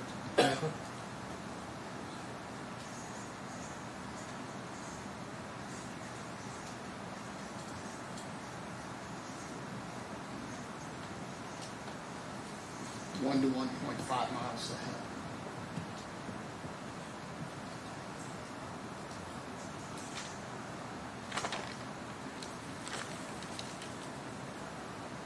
In the early days, just after Miss Rogers' disappearance, obviously it was all on the news, right? Correct. And you saw it on the news, right? Correct. And you were, I guess, paying attention to those stories. You saw pictures of Crystal Rogers' car were put on the news, correct? Correct. This maroon Impala. Yes. And you saw all of that before you went in on the 15th, correct? Correct. Okay. Also, in the very early days, after her disappearance, you worked at this Dollar General store. Miss Rogers' family was very active in going out and doing searches, correct? Yes. Okay. And in fact, they were in your store. People associated with her family who were out doing this work were coming to your store frequently during that time, correct? Correct, getting water and supplies. Water, coolers, supplies for the searches, correct? Correct. And obviously, it was a subject of conversation, you've said in other interviews, between your employees in the store, correct? Correct.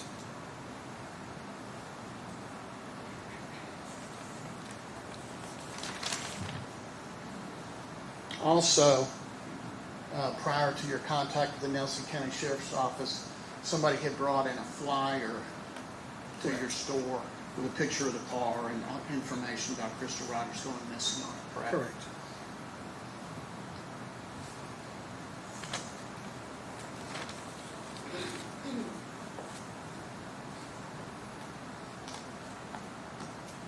On May the 10th, 2016, and I know it's been a long time, but I've got clips of your prior interviews if you're having trouble recollecting. But on May the 10th of 2016, Miss Sherry Ballard, Crystal Rogers' mother, left you a message at the store for you to call her. Correct. Remember that? Correct. And you called her when you got that message about 8:49 that morning when you got in, correct? Correct. And she asked you some questions, correct? Correct.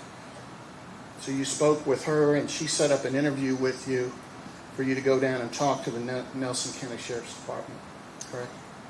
That's incorrect. She gave me the phone number of a FBI agent that I needed to contact, and I went to the Louisville field office for the FBI. I apologize, I misspoke. It was actually the IRS. You had already spoken to the Nelson County Sheriff's Correct. Department, correct? Okay. You told them, again, that about 10:30 that night, you saw a maroon or purplish Chevy Impala, no lights on it, correct? Correct. Were the hazard lights on it? No, sir. And at the time you drove by, you indicated you saw this car and a mile and a half down the road, you saw a white vehicle, and you didn't see any people around anywhere, correct? Yes, sir. Now you went back to work, okay, so at 10:30 p.m. you're on the way home, right? Correct. You go back to work the next morning, you had to go in on July 4th and work part of the day, correct? Correct. Okay, so you're going back early in the morning, it's daylight hours. You see, at that point, maroon Impala, clear as day, sitting on the side of the road, correct? Correct. And again, you're not thinking anything of this at the time, either in the evening or the next day, correct? No. Now, in 2018, you did an interview with the Oxygen Network, correct? Correct. Okay. And the Oxygen Network did a 6-part series called The Disappearance of Crystal Rogers. It's the long docu-series on this case, correct? Correct. They contacted you, I assume, Yes. somebody contacted you, and asked you if you'd be willing to give an interview, right? Correct. They had obtained your name and, I guess, telephone number and called you, right? Correct. And you agreed to give them a telephone interview, correct? Correct. And they did that thing where they kind of disguise your voice, that robot thing? Correct. Okay. And during that Oxygen series interview, the questioner asked you when you saw it that night, talking about July the 3rd, first time you see this vehicle, Yes, sir. did you notice what kind of car it was that night? Do you remember this answer, word for word, that you gave them? I just noticed it was a dark car that night, and that I could kind of see the color when my headlights hit it. Do you remember that answer? Yes, sir.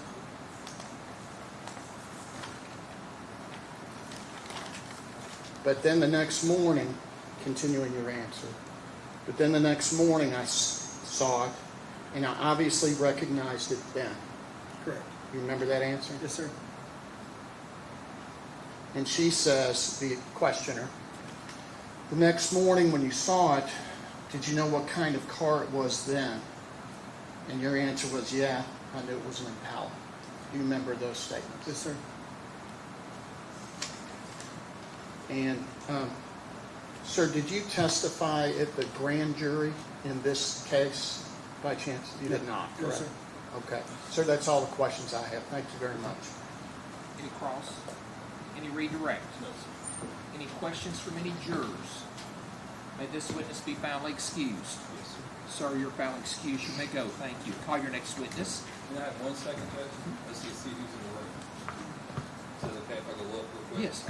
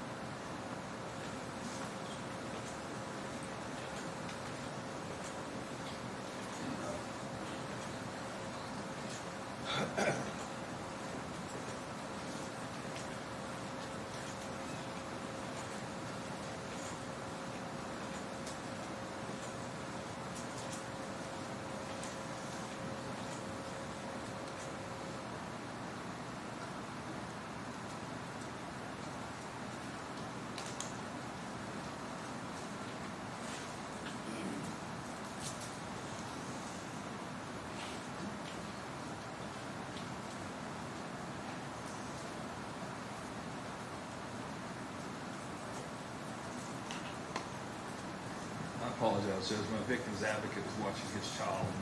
So, Charlie Gurley.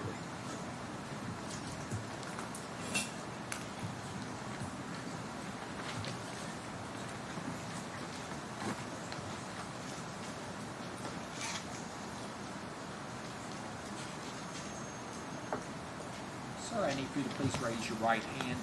Do you swear or affirm the testimony you're about to give will be the truth, the whole truth, and nothing but the truth? Sit right over there. Try to sit as close to the microphone as you can, and please answer all questions asked of you. Mr. Gurley, I'm gonna ask you questions, and I'm gonna ask you to direct your answers to them, okay? Would you please introduce yourself to the ladies and gentlemen of the jury? Charlie Gardley, Okay, Mr. Gurley, and where'd you grow up? Bardstown. All right. Do you still live in that area? Yes, sir. Okay. And what do you do for a living? I do framing, remodeling, Okay. construction. Are you a carpenter by trade? Yes, sir. All right. And are you currently employed? Yes, sir. All right. Where you work? Richie Riggs. Okay. And are you a convicted felon? Yes, sir. Okay. And you have a conviction for possession of methamphetamine? Yes, sir. All right. And back in 2015, were you using drugs? Yes, sir. Okay. Are you clean today? Yes, sir. Okay. And how long have you been clean, Charlie? Since 2023. All right. We'll get to that in a minute. Does anything significant happen in 2023? Went back to jail for absconding. Okay. So I want to talk a little bit. Are you familiar with the defendant Brooks Houck? Yes, sir. Are you familiar with the defendant Joseph Lawson? Yes, sir. Okay. Does he go by Joey? Yes, sir. Okay. And back in 2015, who'd you work for? Brooks House. All right. And did you do carpentry work for him? Yes, sir. Okay. And were you framing? Yes, sir. All right. Now, how do you know Joey Lawson? Worked with him before at Gene Hatfield Construction. Was that before you worked for Brooks? Yes, sir. Okay. And did he work for Mr. Hatfield? Yes, sir. Okay. What about Steve Lawson? Are you familiar with him? Yes, sir. Joey's dad. Met him through Joey. Okay. So you met Steve through Joey, is that correct? Yes, sir. Now, how long have you known Joey? I guess 2014, somewhere around there. All right. And Steve? Right at 2015, somewhere Okay. around June there. Okay. Did they work for Brooks as well? Yes, sir. All right. Now, do you know when they began to work for Brooks? I run into him in late May of 2015. Okay. Had you seen them before? No, not around Brooks. All right. Jobs. And what were they doing for Brooks? Skid steer work, dressing up yards and stuff. All right, so skid steer is kind of a term, right? Is that also known as a bobcat? Yes, sir. All right. And you said they were dressing up yards. Mhm. Well, I don't know what that means, Charlie. I What's mean, the they were grading out the yards and everything, getting them ready for grass seed and everything, getting them all smooth. All right. So when you all worked for Mr. Houck, were there several houses in the construction phase? Yes, sir. Okay. And there's different phases, correct? Right. Okay. The front end being pouring a basement or framing a house, is that Yes. correct? Okay. Yes. Would that be where you worked? Yes, sir. Okay. And on the back end would be doing the finishing work on houses, is that correct? Right. And getting the yard ready to seed?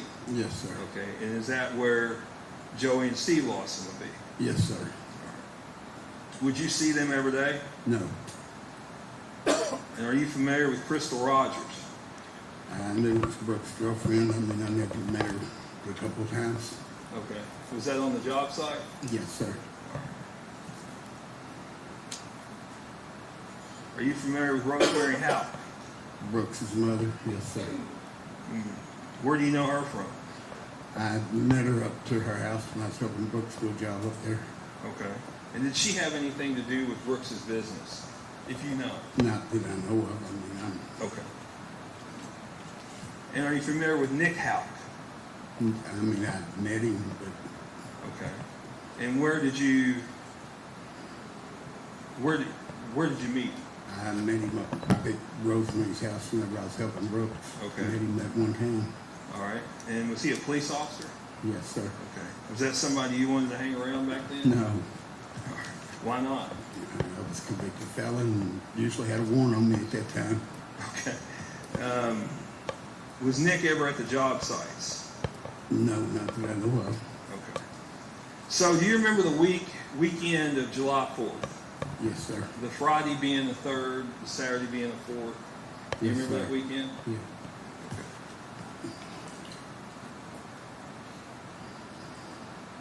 Do you remember any conversation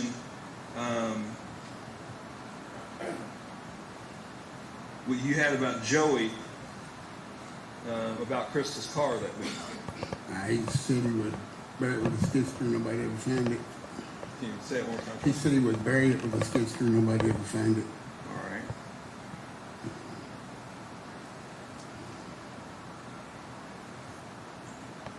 What about Steve?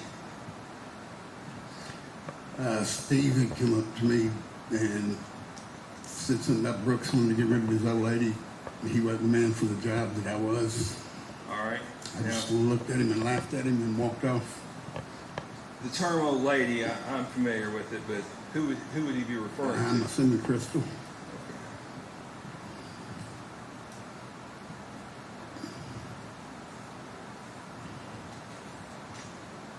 Now that 3rd, did you work that day? Yes, sir. Okay. And was there anything going on that weekend that it's 4th of July weekend? Do you have a usual routine? I went to a pre-party at a friend of mine's house Okay, pre-party? to help him get ready for his party on the 4th. Okay. And did you stay there? I did for a little while and then I left. All right. How did you leave? Joey picked me up. Okay, and what was Went to he? the bar for a little while. Hold on, wait. What did he pick you up in? 300 Chrysler. Okay. And then you were going to say you went somewhere, right? Yes, sir. Went to the bar. All right. What bar was that? 62 South.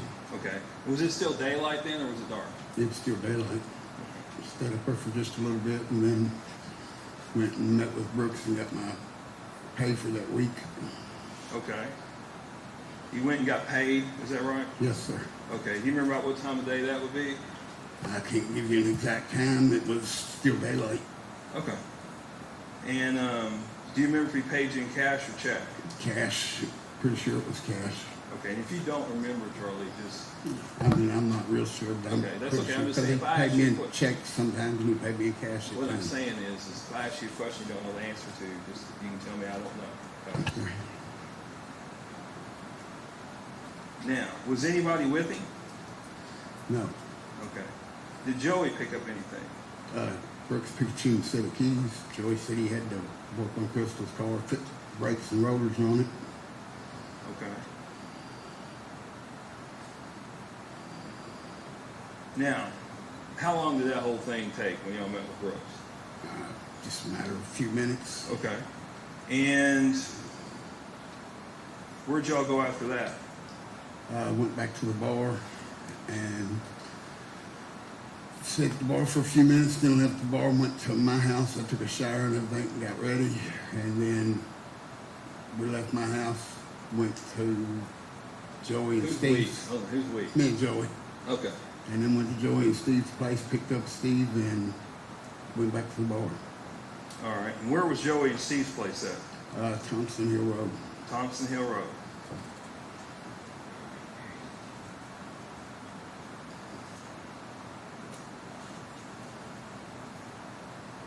All right. And then where'd you go after that? Went back to the bar. And then after I left the bar there, I left with my daughter and went back to the pre-party, Okay. where I stayed pretty much the rest of the night. I didn't hear you. I'm That's where sorry. I stayed the rest of the night. Okay.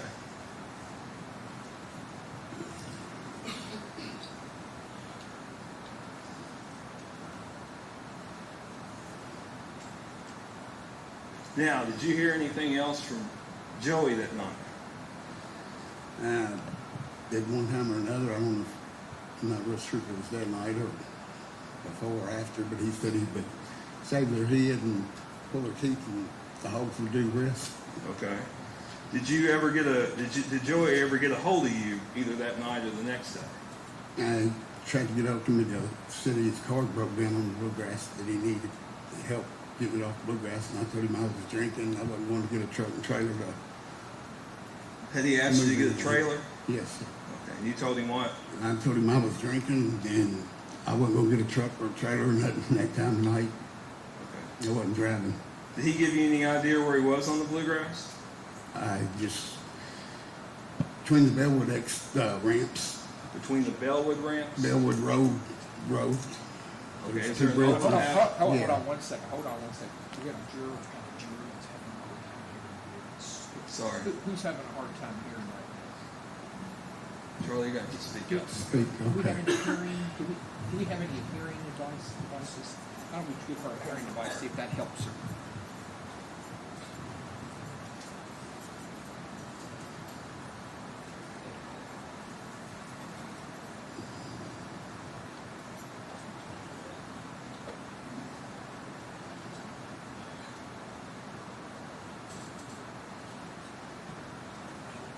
Does that help any?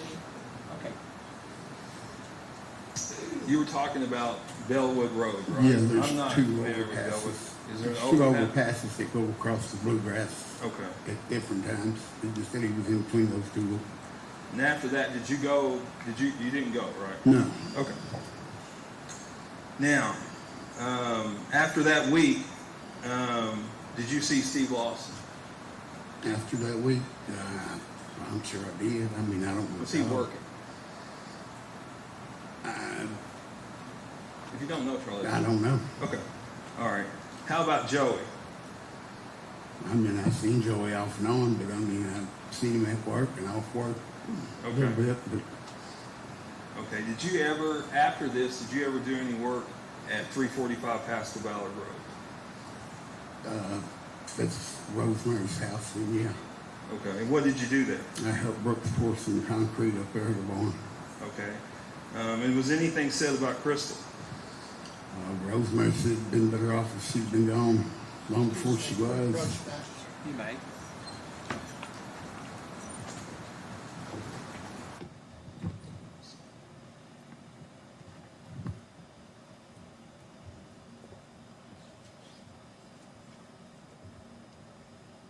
Judge would object to that. It's hearsay, and at this point, they're arguing that she's dead, so there's not a statement in furtherance of conspiracy. It's different than. Well, no, Judge, it could go to motive. It could go. Her statement could go to motive because she said that boy will be raised right now. But she's not a defendant in the case. But she's a named co-conspirator. it doesn't matter. The case law is very clear. Once the object of the conspiracy, which what he's alleging is a murder, is completed, and if you believe what his proof, on July 3rd of 2015, she is no longer alive, anything that Rosemary says is simply hearsay. With the exception of an admission by a co-conspirator. It is not, I think the co-conspirator says it has to be in furtherance of the conspiracy. correct. And the conspiracy will be over if she's dead. Yes. So I'll sustain the injunction. Thank you.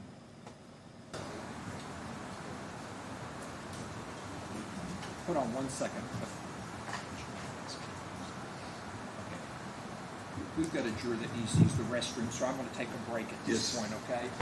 Ladies and gentlemen, please remember the same admonitions. I understand some many go to the bathroom, so I'm not going to do them, but you all should know them by now, so make sure you follow the same admonitions. You may go with the bailiff. We'll take a 15-minute break and start back at 11, okay?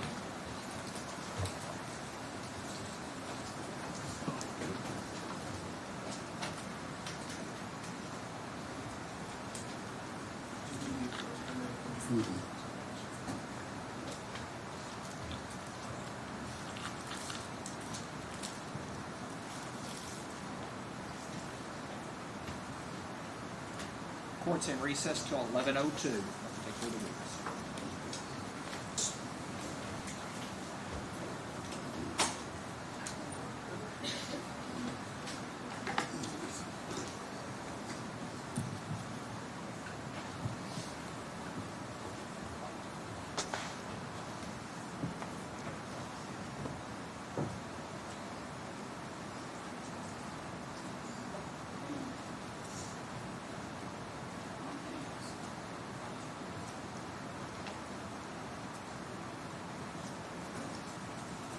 At this time, let the record reflect all 15 jurors have returned to the courtroom. Everyone may be seated. Counsel waive the call. Yes, sir. Mr. Girdley, you're still under oath. You may proceed when you're ready, Mr. Young. Charlie, I think when we left off, how long did you continue to work for the defendant? Off and on for probably a year. Off and on for about a year, you think? Now, you've been interviewed by Sheriff's Office, FBI, is that right? Yes, sir. State Police? Yes, sir. Okay. Have they been mean to you sometimes? Got a little rough with questioning, yeah. Okay. All right. And I think you said you got clean when? 2023. 2023? Is that, you were arrested, is that correct? Yes, sir. Okay. Judge, I don't have any further questions this time. Any cross?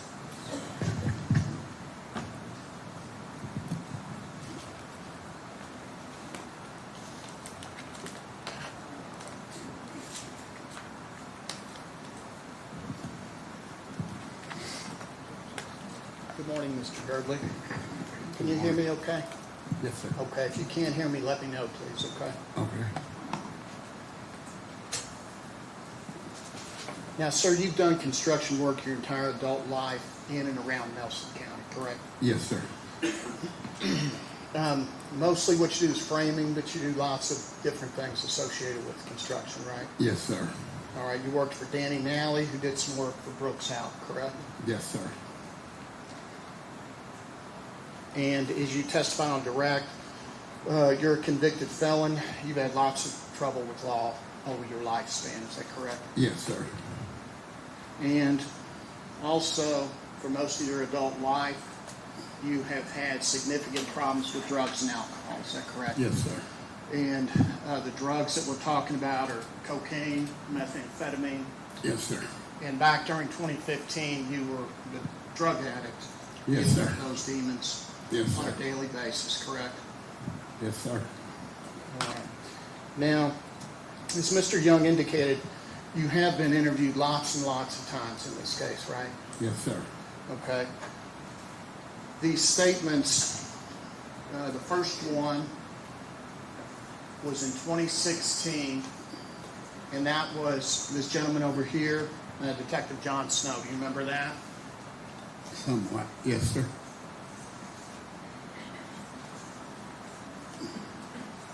The next one, the FBI interviewed you in 2021. You remember that? Yes, sir. Then the first time you bumped into the state police was on June 21st, 2023. Does that sound right? Yes, sir. Now, your testimony, I just heard you direct, you're not alleging in any way that Brooks Houck had a conversation with you and asked you to move the car, right? No, sir. Okay. On July 3rd, 2023, KSP interviewed you again, right? I know you probably don't have the exact date. No, they brought you in again, right? Right.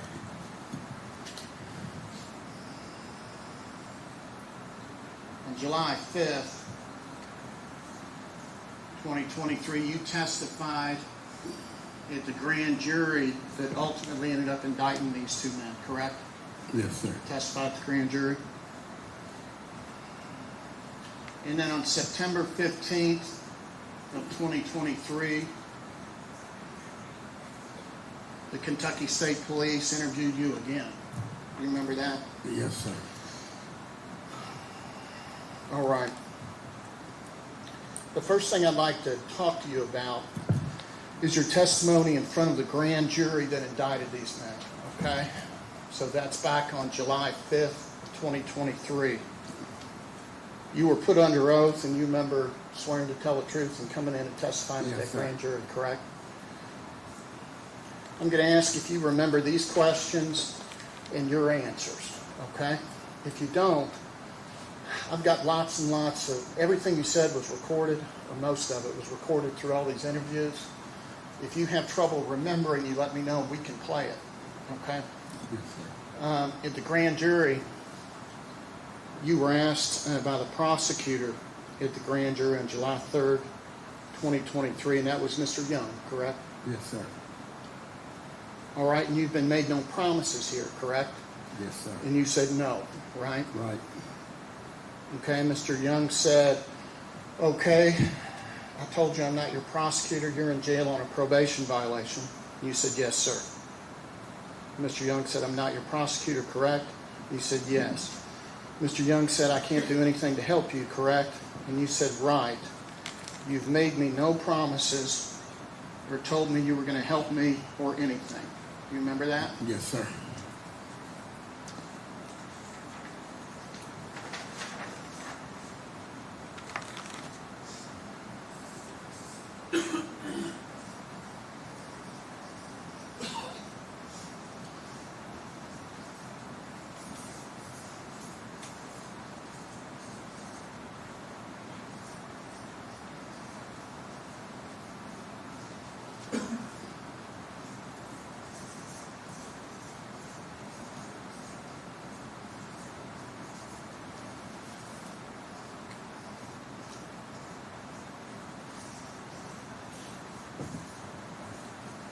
And that's what you said word for word to the grand jury. And that's important because when you get brought in to testify, people are promising you stuff and making you deals and offering you things, then people might wonder if you're telling the truth, right? Right.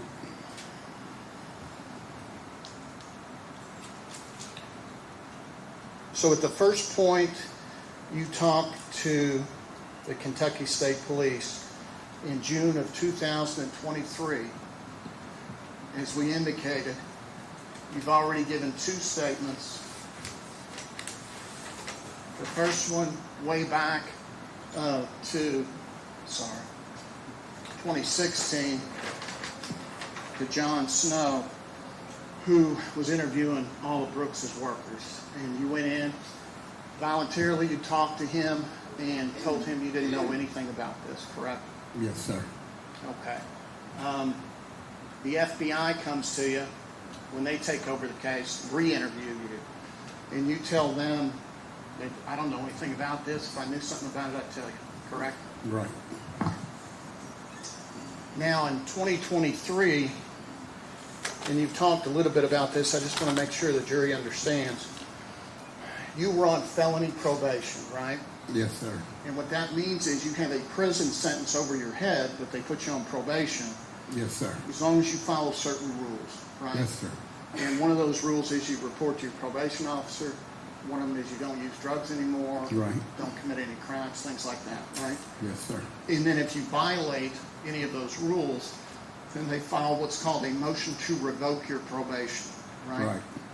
And they file it with the judge, and the prosecutor says, he's violating it. We're going to ask that you go ahead and put him in prison, make him serve his sentence.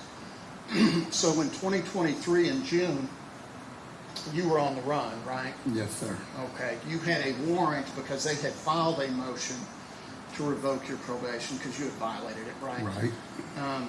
You knew that they were looking for you. So you've been on the run actually since 2022, right? You've had a warrant out for a long Yes, sir. time.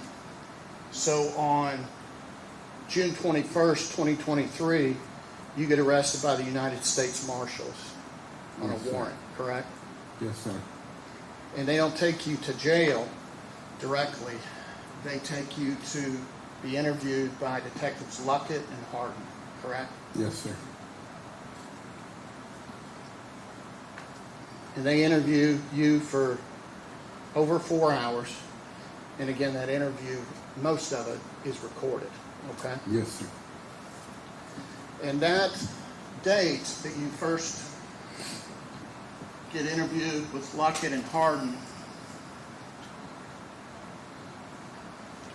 is just a couple of weeks before you testify at the grand jury, right? I think so. We're not talking about years and years, it's just Right. a couple of weeks. Yes, sir. So at the grand jury, you'd be able to remember, not word for word, but you'd remember being interviewed, right? Yes, sir. I'm going to ask if you recall these things that they said to you in that interview. And anything you don't recall, we can play. You testified at the grand jury, you made me no promises or told me you were going to help me or anything, right? Right. Do you recall early in that interview, Detective Luckett saying, on your part, we can do a lot to help you. We can do a lot for you. And usually you don't have a prosecutor assigned by the AG's office on hand to make any kind of negotiations. Tonight you do. You remember that? Yes, sir. But they didn't do anything for me. They didn't help me. I understand. I'm asking you questions about what happened during the interview, okay? You just tell me if you recall that or not. Okay. All right? A little bit later, Detective Harden says, we can help you today. Luckett says, we can help you with your other stuff also. Harden says, yeah, we can help you. You got some other stuff going on. And what they're talking about at that time is not only with what we're interviewing with you about now, we can help you with that, but we can also help you with your probation violation. That's what they're telling you, right? But I mean, they never said nothing about my probation violation. Okay. They're saying you've got some other stuff going on. We can help you with your other stuff also, right? I mean, they said that. Okay. Then Luckett says, I promise you, you need to look at me in the eye. If I tell you that I got you, that we're going to take care of you, I mean it 100%. I mean it in every single way. I promise you. And then he talks about the Lord. And then he says, I promise you this is a once-in-a-lifetime opportunity. Remember them telling you that? Yes, sir. Okay. They're using the word promise pretty frequently, right? Yes, sir. At this point, Mr. Young comes into the interview room. He lets you know he's a special prosecutor assigned to this case, right? Right. And Mr. Young indicates to you, I'm going to help you, Charlie. I'm going to help you. Remember him saying that? Yes, sir. Says, I'm just telling you, stop, listen to me. I don't get out of bed for just anybody or anything. I came here to help you, okay? Remember him saying Yes, that? sir. Mr. Young says, if you want me to help you, I swear to God I'll help you. You got to tell them the truth. That's all I want. Remember that? Yes, sir.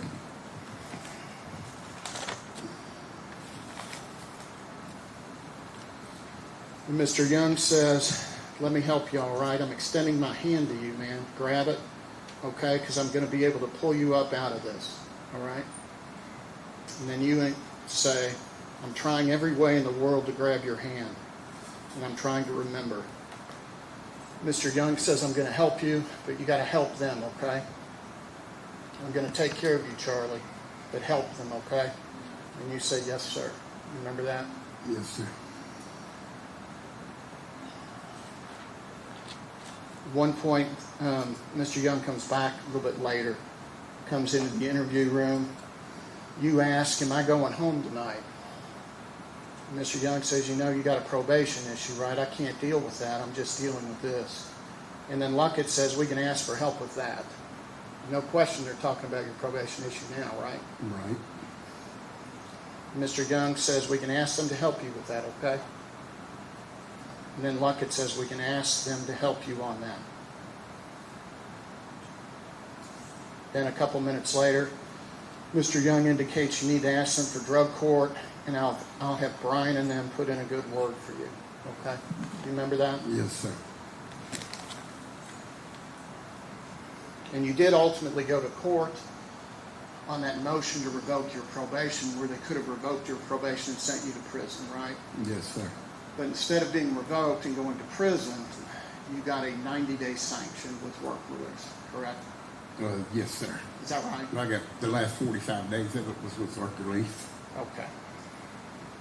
And within a couple of weeks, you go to the grand jury and testify under oath to the grand jury that indicted these two guys. You've made me no promises or told me you were going to help me or anything, correct? Correct.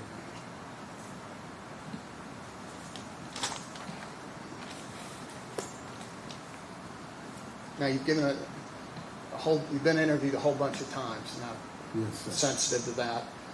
So I'm going to try to go through this as efficiently as I can. If you have any questions, let me know. But this first interview that you gave to John Snow,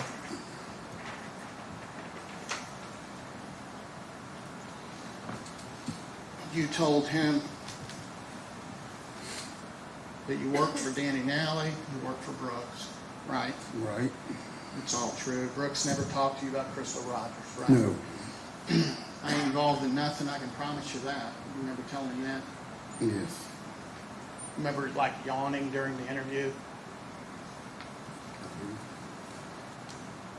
They asked you what you did on July 3rd.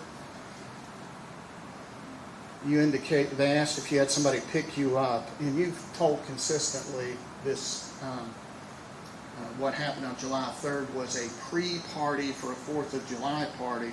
You go to that every year, right? Newt's house. Okay. So you had gone there that night.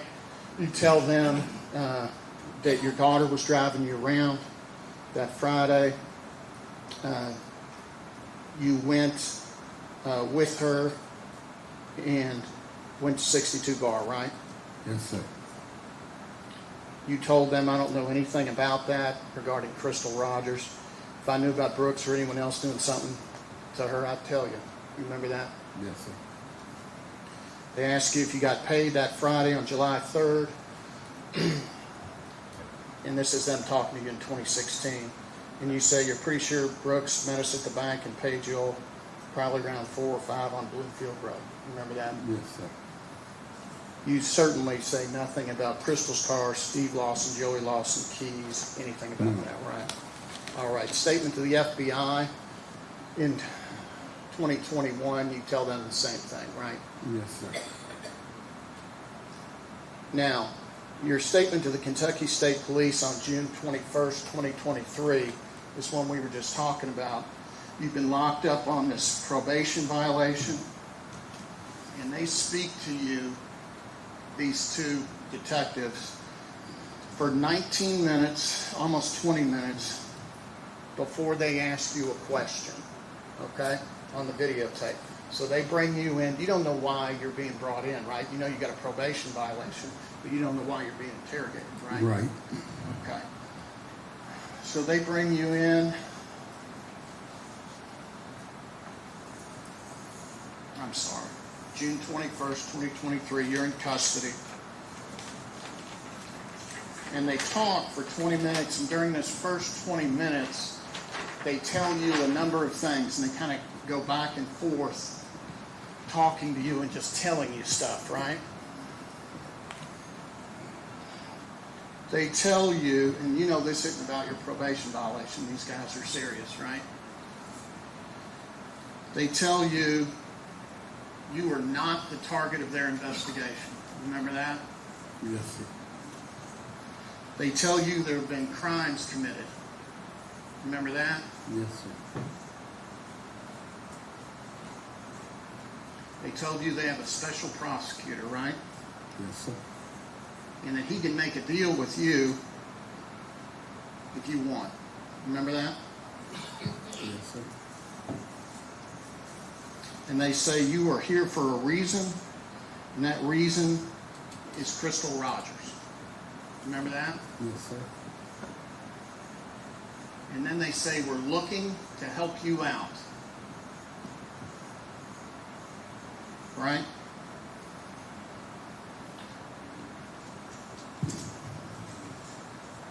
On your part, we can do a lot to help you.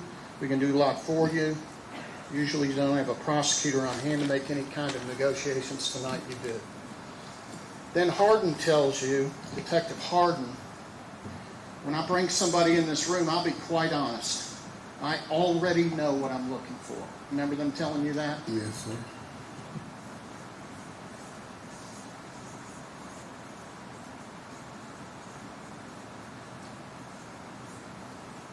At this point, they haven't asked you a question. And then they tell you, unfortunately, you have been wrapped up in this thing. Remember that? Yeah, I remember saying something like that.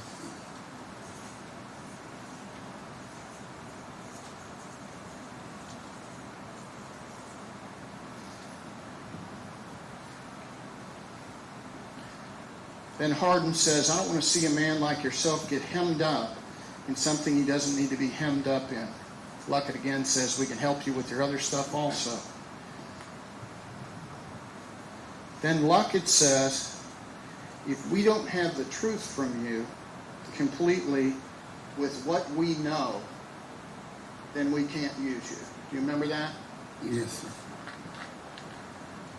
They've already told you that they know what they're looking for, what they want, right? Right. So they tell you they need the truth.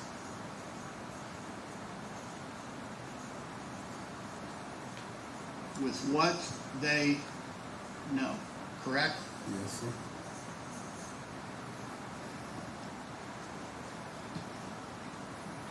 And then Hardin says you bring a value to our case, and it's the Crystal Rogers case. You know, it's what they're talking about now, right? Right. Because the opportunities are fixing to go away. Remember him telling you that? Yes, sir.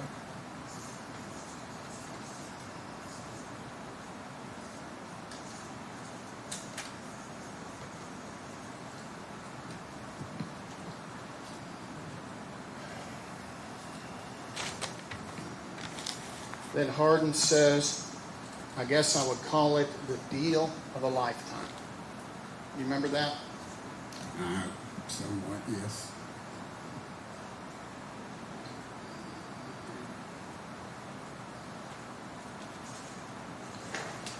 After that,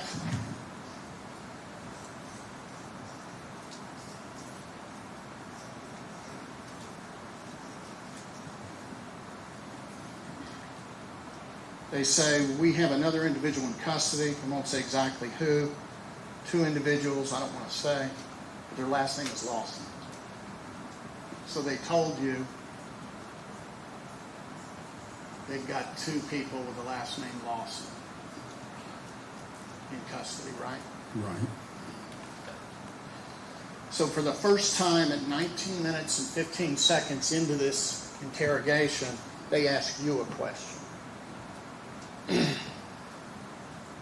And the first time you say anything about what you did on July 3rd, 2015, you tell them the same thing you told Snow. You tell them the same thing that you told the FBI. That you were at a pre-party, Brad Newton's, riding with your daughter.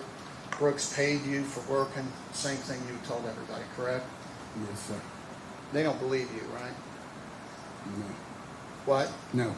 Okay. Sometimes the jury, I think, is having a little difficulty hearing you. So please, it's not your fault, it's a big courtroom, but you speak up a little bit, okay? Yes, sir. So you tell him no.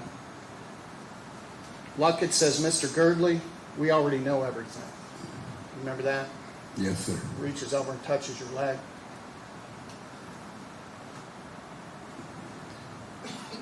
You say to them, and this is real important, at this point you say to Luckett and Hardin, I'm just curious about what you mean by my involvement. Remember asking them that? Yes, sir.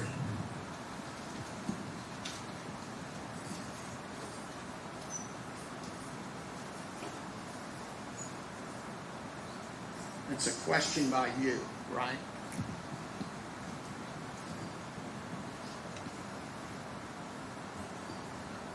Then Luckett's response to that question that you asked.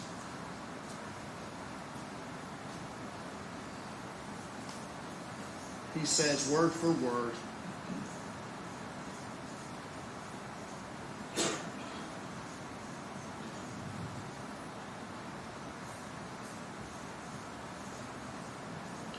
did Brooks Houck ever speak to you about picking up a car at all?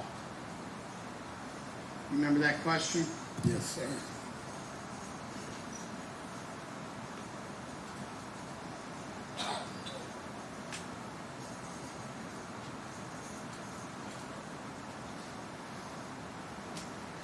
Your answer is no, sir. No, sir. To my knowledge, Brooks never said to me anything about picking up a car or anything, and they don't believe you, right? Right. So at this point, Hardin says, what I'm telling you here today is I can help you and I will help you. You got to tell the truth. Come off of this. And I can't lead you in that direction. This is a pivotal moment in your life, sir. You need to understand that. The gig is up. It's over. So these two detectives who have you in custody on a probation violation, they're here on this big, huge investigation. You've heard about it. Everybody's heard about it for years. They're telling you you're involved and the gig's over. Right? Right. Then Luckett says, I'll take care of you no matter what. All right? And I have a prosecutor here. I promise you we'll walk you through, make sure we protect and take care of you. You have to believe me. And your family. And your daughter. We will do everything we can to make sure everybody's okay. You remember that? Yes, sir. Then Luckett asks you, how did you get involved? At this point, you've said nothing for 8 years to anybody about having any knowledge or involvement in this case. They've told you crimes have been committed. It involves Crystal Rogers. They know the truth. It's important to them. They're passionate about it. All of the things we just talked about.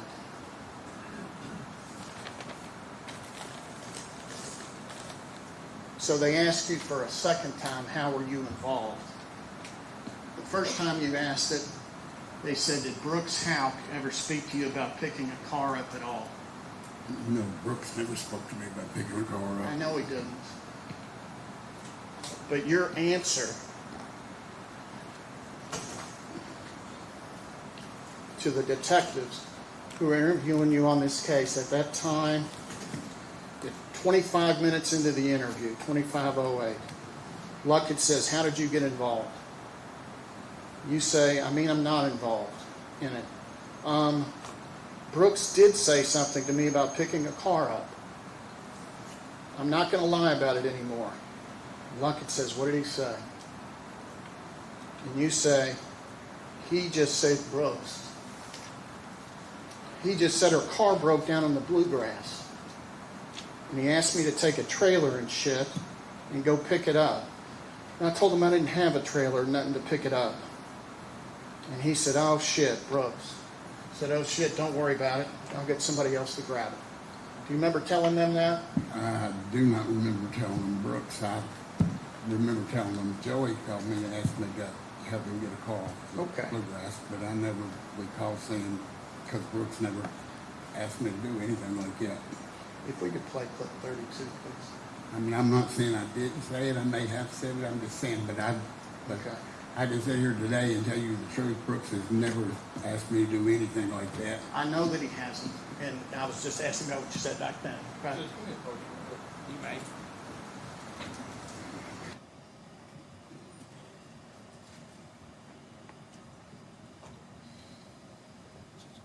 think before we play it to the jury, they gotta give him a chance to review themselves to see if it refreshes his recollection. I think that's what they're getting ready to do, show him the video. What we're gonna show is the jury, or just? I don't know how else to refresh his memory other than do it that way. He said he didn't remember saying it, and I'm assuming he said it. Typically, you show the person what they said in either a transcript or, and let them review it, and if they agree that they did say that, then they can agree with it. We typically don't play it for a jury or put the whole transcript in. I agree if it's in writing. I don't.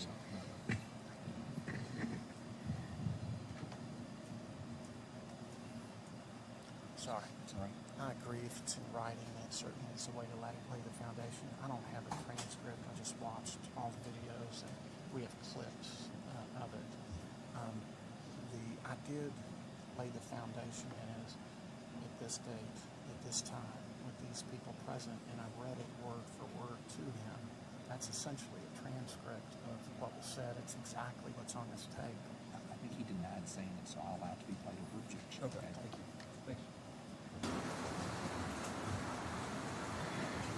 Letter 32, Mr. Hurley, please look and make sure that. How did you get involved? I'm not getting involved with you. I'm going to be something you might take your call. It's okay, I'm not that anymore. That audio is not. What did he say? Could we use these headphones? Does it work on this? I don't know.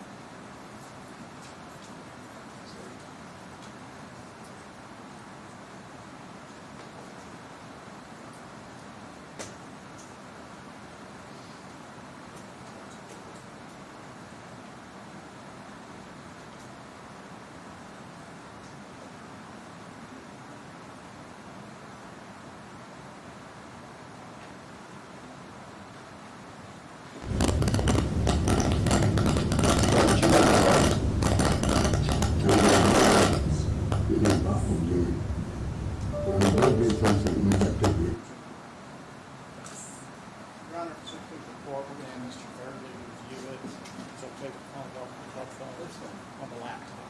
I got some headphones. See.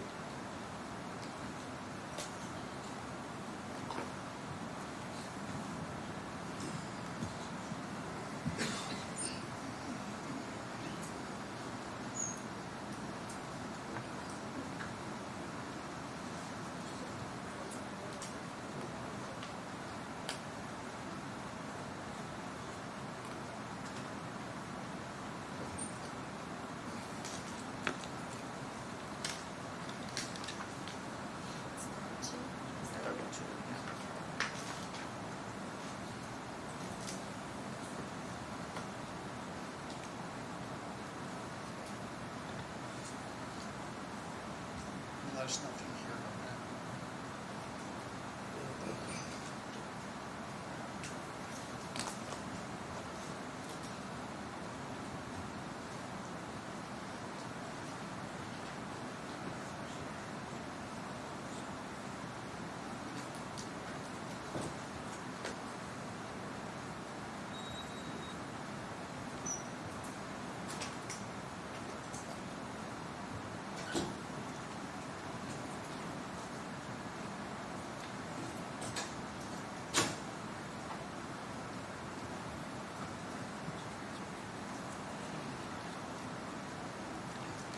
Here.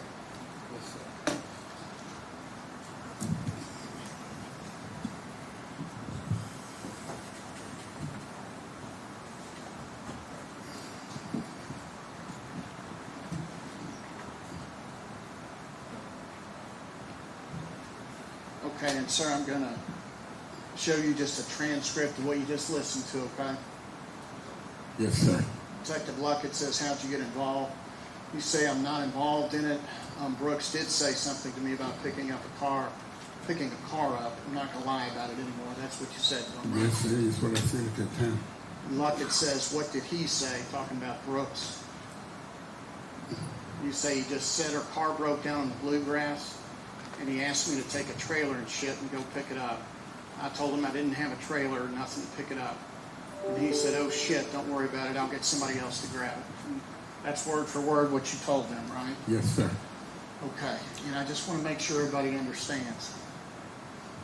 So at this point, 25 minutes into this interview, they've said all these things to you that we talked about. You've asked them how you're involved.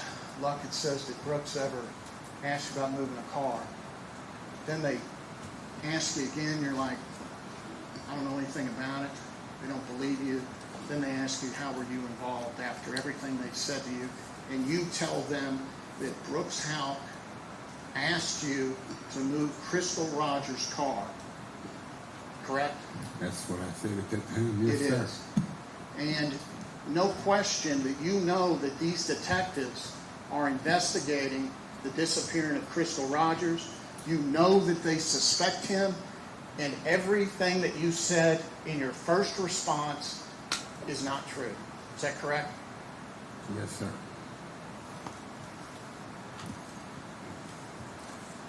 And you did that under the circumstance you were under. You were under a lot of pressure, right? Yes, sir. And you want to tell them what they want to hear, right? Yes, sir. And there's two big problems with what you told them. The first is that none of it's true, right? Yes, sir. That was it. And the second is that that's not really what they were looking for, because they keep pressing you, right? Yes, sir.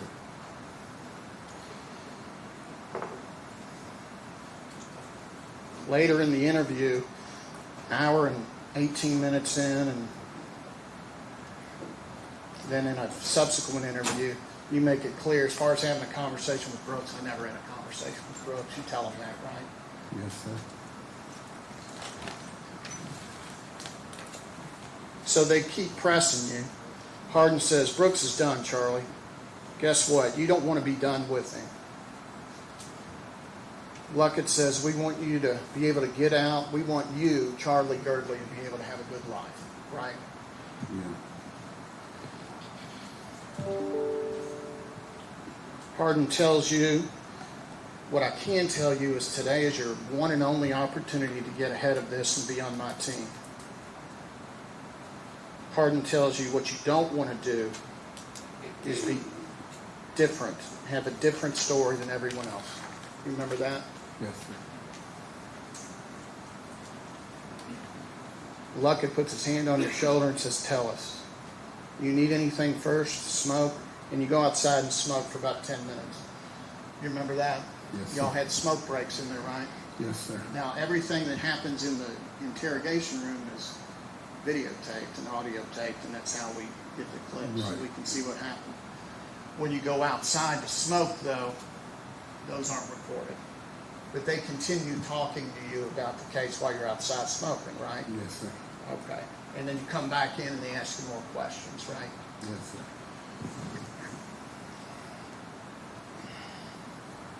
On the way back, in fact, on the video, on the way back down the hallway, when y'all are coming back to the interrogation room, Luckett's talking to you about the car, and he says you assisted in moving the car, and that's where they got you, is what he says. You remember him saying that? Yes, sir.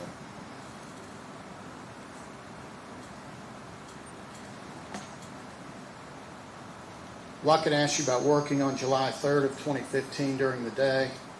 Did you hear any conversation that day? That's when you say, Steve and Joey said something to me about moving a car, doing something for Brooks. And then Luckett shakes his head and says, yeah. You remember that? Yes, sir. And then you say 58:15. I do remember talking to Steve and Joey. So he was talking about moving a car, and Luckett says, not a car. And then you say that white car that Crystal drove. You remember saying that? Yes, sir. Talking about using a Bobcat. trailer, something they had hauled a Bobcat on. Luckett says to move it, and you say, yeah. Do you remember asking them a little over an hour into the interview, an hour and 2 minutes in, just give me a hint? Remember saying that? Yes, sir.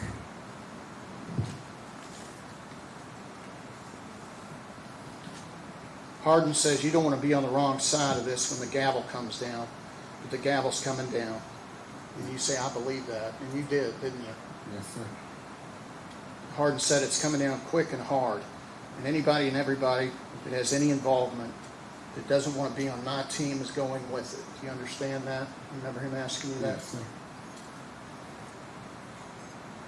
And Hardin says that was not the conversation I'm telling you right now. And then you say,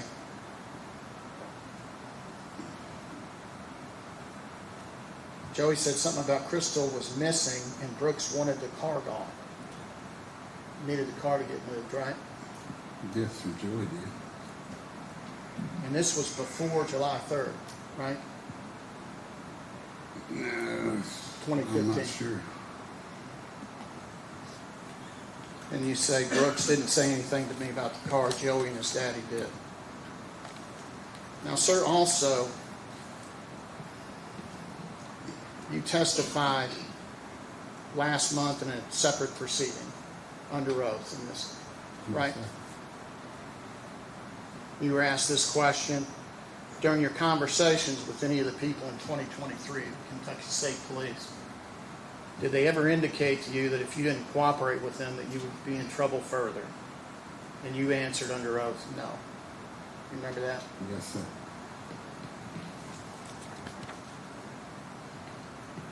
Back to the 2023 June interview. Hardin says, Charlie, buddy, look at me. This is the most pivotal moment in your life right now. You're a 51-year-old man that can either spend the rest of his life in the penitentiary or you can help yourself and walk out of here. You and only you can take advantage of this. Remember that? Yes, sir. Then they ask you what you were specifically asked to do. And you say, load the car up on a trailer. Remember that? Yes, Joey called me and asked me if I would come help him load the car up on the trailer. I thought he might have a truck or a trailer, and I was drinking, and I couldn't do it. He didn't say whose car or what car. He just said a car. Okay, and then you give them a different version after that. You indicate at 1:38 into the interview, they asked me to drop them off somewhere. I don't even recall where. And they asked me to drop them off or pick them up or drop them off. Luckett says, this is all important, very important. You need to think back to that. And you say one of them said something about picking them up. And they asked where at. You say Bellwood Road. Luckett says, where's that? You say 733. Because I think you just testified a minute ago, and correct me if I'm wrong, I couldn't really understand exactly what you were saying.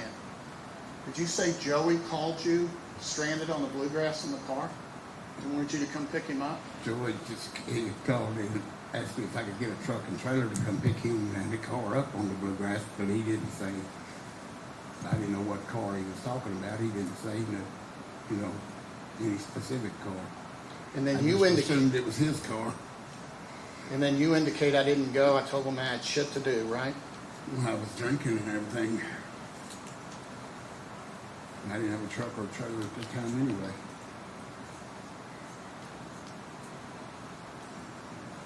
Luckett tells you, okay, so let's start out, because I think Luckett says to you, I think we're getting some facts mixed up. All right? You remember him saying that? So I'm going to help you a little bit, but I can't pull teeth. Remember that? Yes, sir.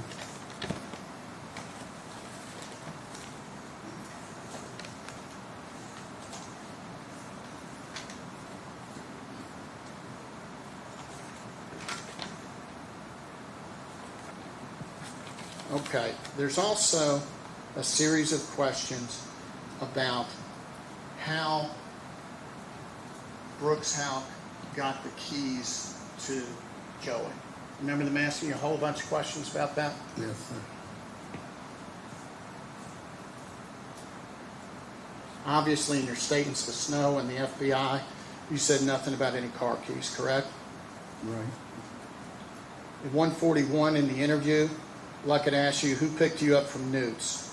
This is very important. Who picked you up? You've told everybody you were driving around with your daughter that night, right? Yes. And she drives you around all the time, or did it back in that time, right? Right. Luckett says, and we're helping out we're helping out other family too. Remember Luckett saying that? Yes, sir. And then you tell them an hour and 42 minutes into the interview, you know what? And Luckett says, yes, sir. Like I say, I'm trying to help you. You say, I don't always remember everything. Joey picked me up from Newt's. Joey did pick me up from there. And that's the first time you've said that, right? In this Right. interview here?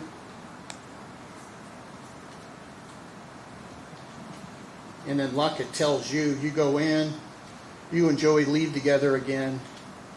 This is where we're trying to lead you into it, for you to save yourself. And you say, I'm trying to remember. You remember that? Yes, sir.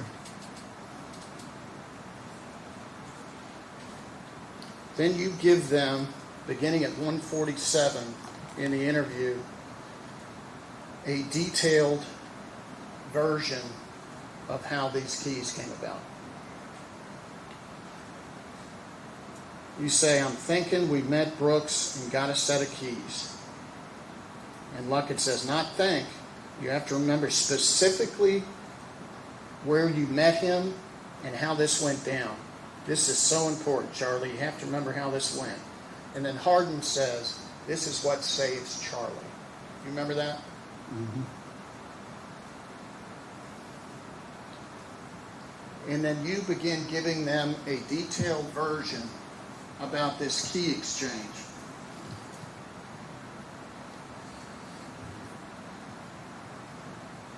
And you tell them that you and Joey went to 1415 Tucker Drive, right? Yes, sir. That's where I lived at the time. Okay. That's where you lived at the time? Mm-hmm. In 2015 when all this was going on, right? Is that what you're saying? Yes, sir. I'm pretty sure I Okay. was living there at the time. Because what you told the police was, we went to Kenny's house. And that's Kenny Girdley's your cousin, is that right? Kenny was living there prior to that. Okay. Who's Kenny? Is My it- cousin. And that's Kenny Girdley, right? Right. Okay. What you tell the police is we went to Kenny's house. Kenny lived at 1415 Tucker Drive at the time, because it's our grandmother's old house, pretty much where we was raised at. Me and Joey went to Kenny's. Remember telling the police that? I don't. I thought I said we went to my house because when Kenny moved out, I moved in there. Okay. That's clip 58. Why don't we let him listen to it again?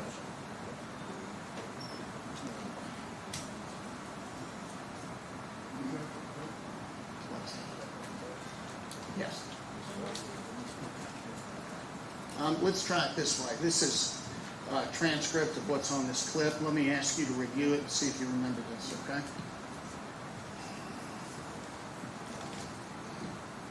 Right here. Yes, sir, but I don't remember saying that. But if it's there, I had to say it. You're not disputing that you said that word for word, right? No, I'm not. I mean, if it's on recording, I had to say it. It is. So you tell them that you and Joey went to 1415 Tucker Drive. Kenny was living there. You were pretty much raised in that house, right? Yes, sir. And then you tell them, the police, I believe Brooks brought keys to Joey over at Kenny's. Remember telling them that? No, I don't remember telling that. But I mean, it's on the recording. I had to say it. I'm not denying that I did say it. It's on the recording. I'm not denying that I said it. I mean, Because then Luckett says, who was present? I'm sorry. Luckett says, We don't need to believe. We need to think and remember exactly how this went down. Somebody else might have been there too. Remember who that person was. That's what Luckett says to you. Luckett then asks you, who was present for this exchange? Was Kenny there? And you say, yes, sir, Kenny was there. There was some boy Kenny knew with tattoos. Luckett says, what's his name? You say, I had just met that boy one time that night. It was a blonde-headed boy, a young boy. Then you go on to say, Brooks came into the house for a few minutes. He came into the living room. Luckett says, what did he say? You say, he just pitched the keys to Joey and said, here's them keys. Luckett says, then what? You tell them that Brooks, he talked and cut up with everybody for a few minutes and then left after giving the keys. Do you remember saying that? No. You don't remember saying that? Because mean, none of that is true, right? I know, I don't remember saying it. You need to speak up. No, I don't remember saying nothing like that. I don't remember anything like it happening. That's a different. None of this happened that we Not just talked that I about. recall, no. This detailed story about 1415 Tucker Drive. You've got Not Kenny at there. that date and time, no. You've got Kenny there. You've got this blonde kid with tattoos. You don't know his name. Brooks comes into the house, cuts up with you all, laughs, tosses the keys. That had to be way before July because Kenny moved out. I think I moved in there in February 2015, so. Here's my question. None of that happened on July No, 3rd, no. 2015 No, none of with that right Brooks there. out. No, None of it. None of that right? No, none of that right there happened. That's my question. No. When you told them this picture that you painted for them that he did and he did on July 3rd is not true. That's all I'm asking. No, that's not true. Not on that day. Maybe I got my dates mixed up, but no, on July 3rd that did not happen. So you tell them that story, and they aren't satisfied, so they press you more. You remember that, right? Yeah. Hardin says, well, you need to be remembering, Charlie, because our window's tiny right now. We're rounding third and heading home, sir. And if you want to be on the winning team, you've got to remember. Then Hardin walks out of the room. He says, Charlie, this isn't going to end well, sir. You remember that? Yeah. Then Luckett says, I know you didn't, but I don't give a shit if you're the one that killed her. I know who wanted this done. You remember that? Yes, sir. Then they take another smoke break that's not recorded for 24 minutes where you all go outside and they continue to talk to you about the case, right? And then you come back in.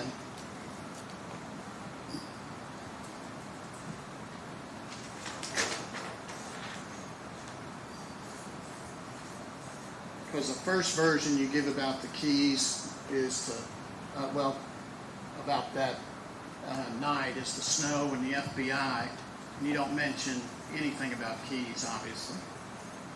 Then the first version you give to KSP about the keys is Tucker Drive that we just talked about, right? And you talked about the people that were present, what Brooks did, and stuff like that. So after the smoke break, they ask you about it again.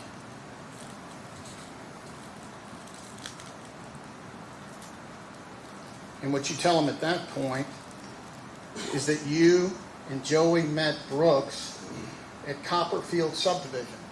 Remember telling them that? Yes, sir.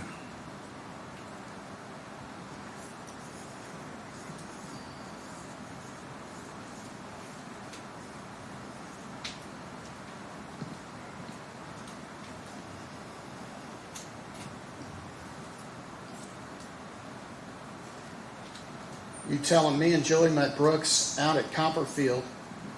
Me and Joey met Brooks at the Copperfield subdivision off Plum Run Road. Luckett says, what's the timing on that? And you tell them you met Brooks at 10 or 10:30 at night, right? I'm not sure. I don't know. I don't remember. You don't remember what you told them? I don't remember a time. Okay, I'm not asking you what you're saying today, that any times work. I'm asking you back on June 21st, 2023, do you remember telling them, first of all, you switched the story from Tucker Drive, but you said you're at Copperfield when you met Brooks. Remember that? No, I don't. You don't remember it? I'm not saying I didn't say it, but I don't remember saying it. You have clip 66.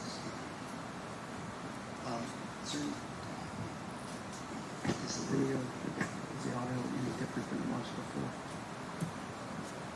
Can we try it?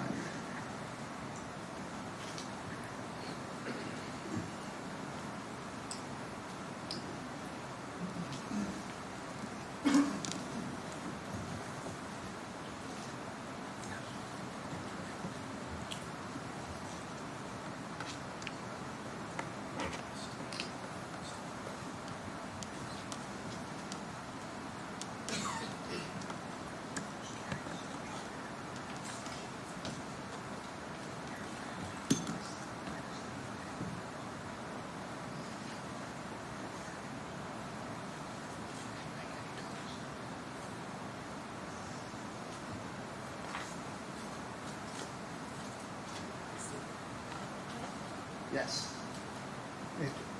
If we could play this clip. If we could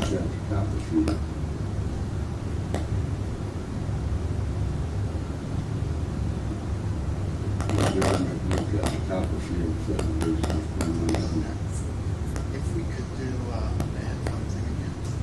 Did we give you your headphones back?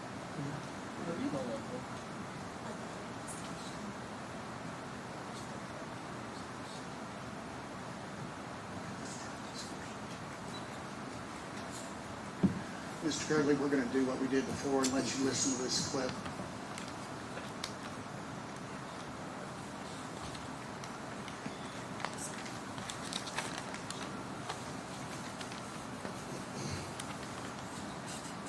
Sandy, if you could let him listen to 66, 67, and 68.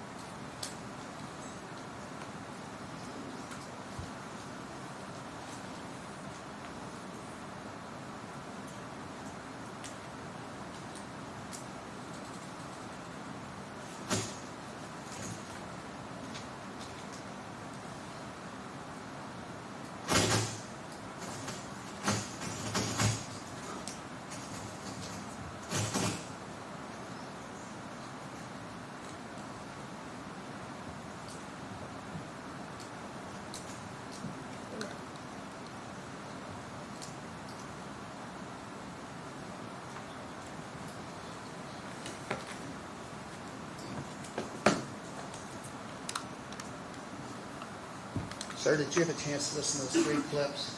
Yes, sir. Does that refresh your memory? Yes, sir. Okay. So what you told them was me and Joey met Brooks out at Copperfield. Me and Joey met Brooks at the Copperfield subdivision off Plum Run Road, right? Right. Luckett said, what's the timing on that, right? Right. And you say 10 to 10:30, right? I did. And they say, what vehicle was he in? And you say, oh, he was in his work truck. because he was finishing a driveway that needed to be poured the next day. Remember telling him those details? Yes, sir. Then you say, I'm positive that's where we met him, Copperfield subdivision. I'm almost 100% positive we met Brooks at Copperfield. I can show you the exact house, driveway, and everything. Remember telling them that? Yes, sir. They say, who else was there? They say, that night, just Brooks. Remember that? Right.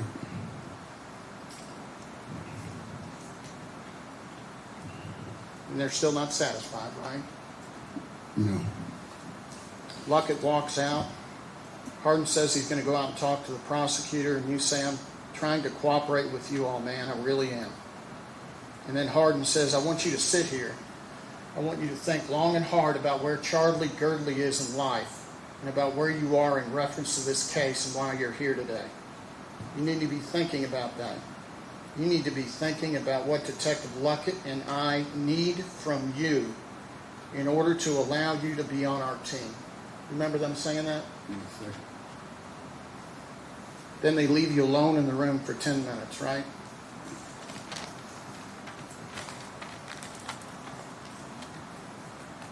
Luckett comes back in, and this is the point where he screams at you. You remember that?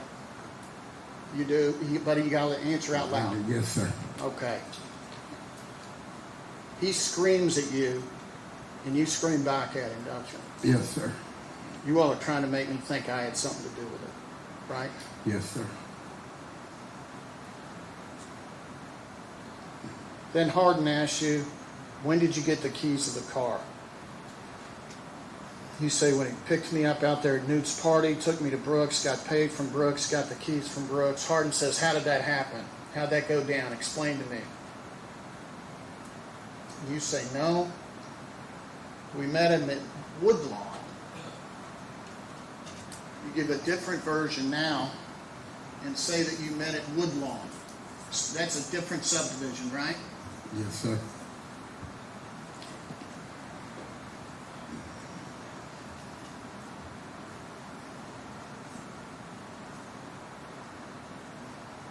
Hardin says, why did Joey come pick you up? And you say, because I called him. Asked him to come over and pick me up and give me a ride over to Brooks so I could get paid. Brooks paid me in cash that night, went to Woodlawn Road in that subdivision over there where we was framing houses. Hardin says, does Brooks normally pay you late at night? You say he did that night. It was like 7 to 7:30 because he wasn't around when we got off work. This is all in the same interview, right? Yes, sir.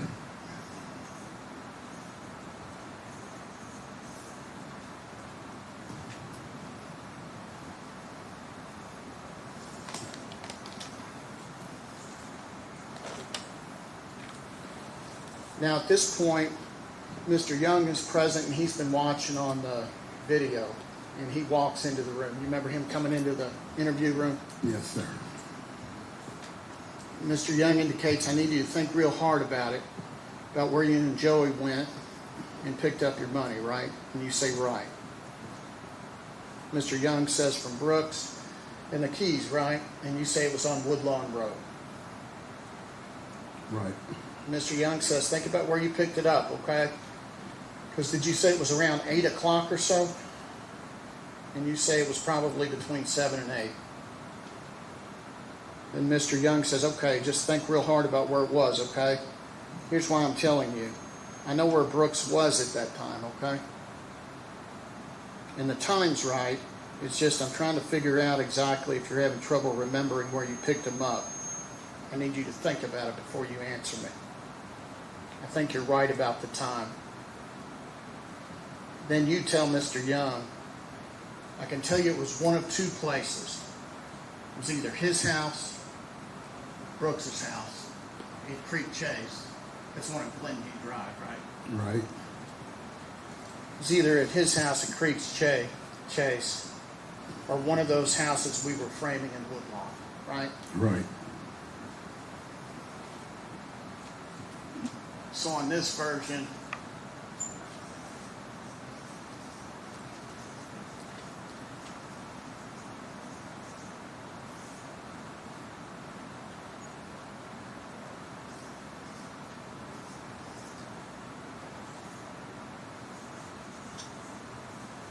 it's either Brooks's house or Woodlawn around 8 o'clock now, right? Yes, sir.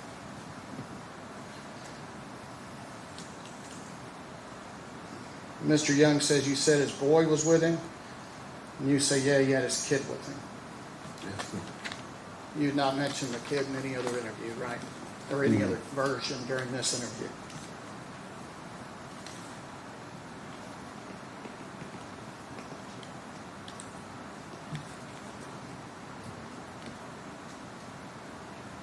Now, about this conversation, you're indicating Steve Lawson had some conversation with you about whether or not you would do something to Crystal Rogers, right? Right. And that occurred at a job site? Yes, sir. And you remember that as we sit here today, right? Yes, sir. Okay. Lucken and Hardin bring you back in on September 15th. Okay, we're on a different interview now. Mm-hmm. Mr. Shoring, since we're getting to a different interview, why don't we go ahead and take a lunch break at this Yes, point, okay? Sorry to interrupt you. No problem. Ladies and gentlemen, jury, I think we've prior to the lunch-hour period. I just want to remind you the same admonitions are in place. Do not discuss this case among yourselves. Do not let anybody discuss this case with you. If anybody attempts to discuss this case with you, I need for you to immediately report that to me.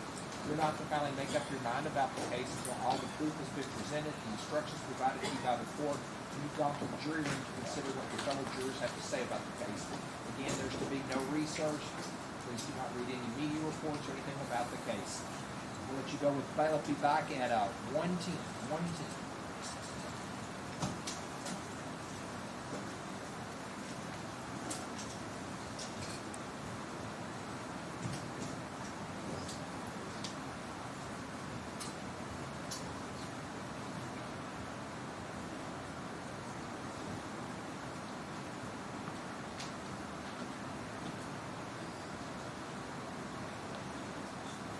Court's in recess for lunch. We'll return at 1:10.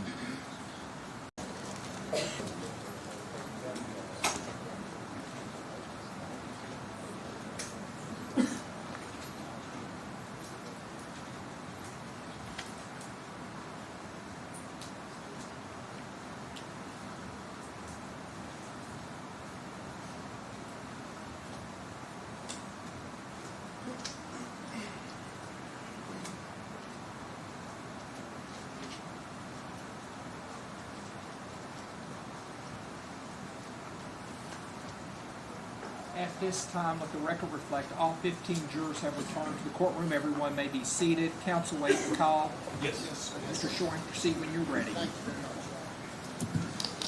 Mr. Gurley, you're still under oath.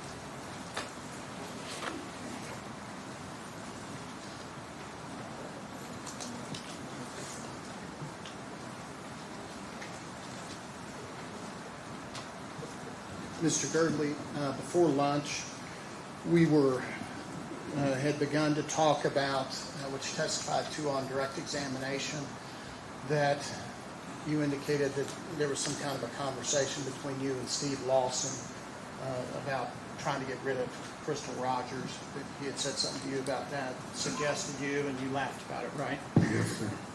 All right. Now, we've been through a number of your interviews here.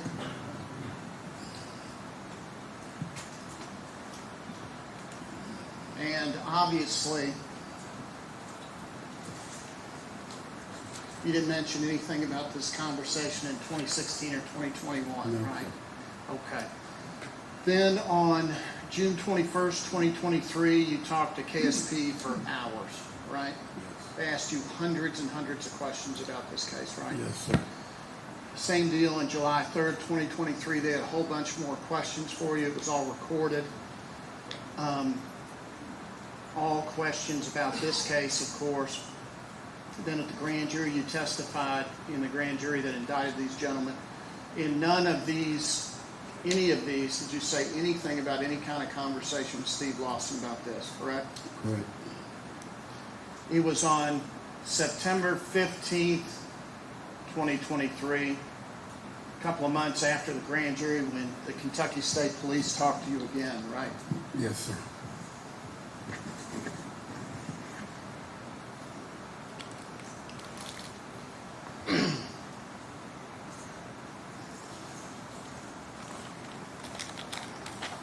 And at that point in time,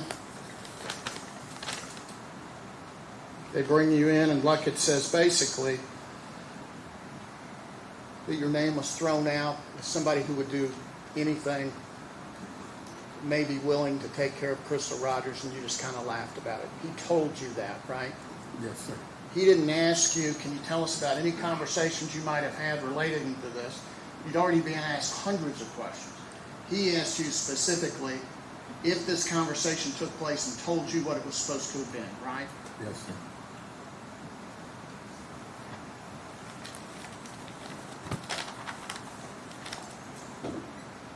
So then they try to get details. Hardin says, well, tell us about that conversation. And your answer to them was, I mean, I don't really remember, other than, really don't remember a whole lot. Remember Steve saying something. And then Hardin says you remember where you were. When you testified a few minutes ago, y'all were on a job site, right? Yes, sir. Hardin says you remember where you were, and you say to them, no, I don't. I mean, I really don't. Luckett says, thought it was at the bar. And you say, well, I mean, it could have been. You remember saying that? Yes, sir.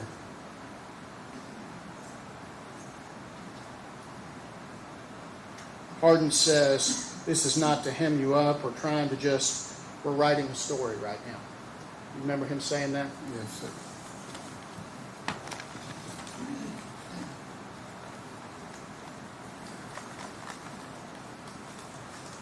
I'm going to take you back for a minute to this June 21st interview. Okay, that's this big long one.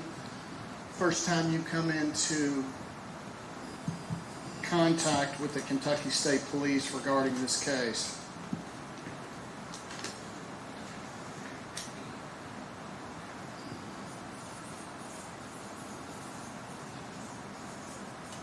And I want to talk about Thompson Hill Road. That's an address that's up, and it's in Nelson Yes, County, sir. but it's up north, right? Yes, sir. And that's the place where Joey Lawson was living or staying back in 2015, off and on, correct? Yes, sir.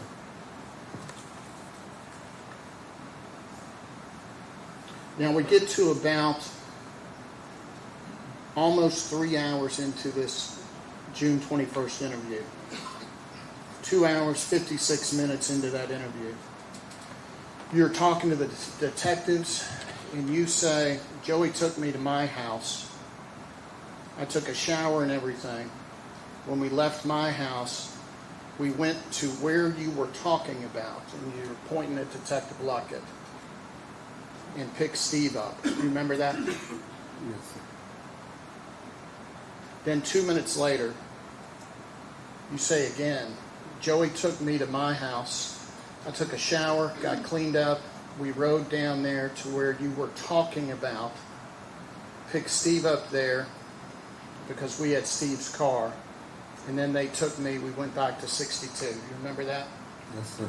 Now, up to this point in this 3 hours of the recorded portions of this interview, Thompson Hill Road hasn't been mentioned. You remember that? Okay. And there have been several unrecorded smoke breaks where you all go outside and you say they're still talking, right? Yes, sir. So after the second time you say that place you were talking about, Hardin says, went down where that we were talking about? And you say down to the Thompson Hill Road. Hardin says Thompson Hill Farm, and you say yeah, right? Yes, sir.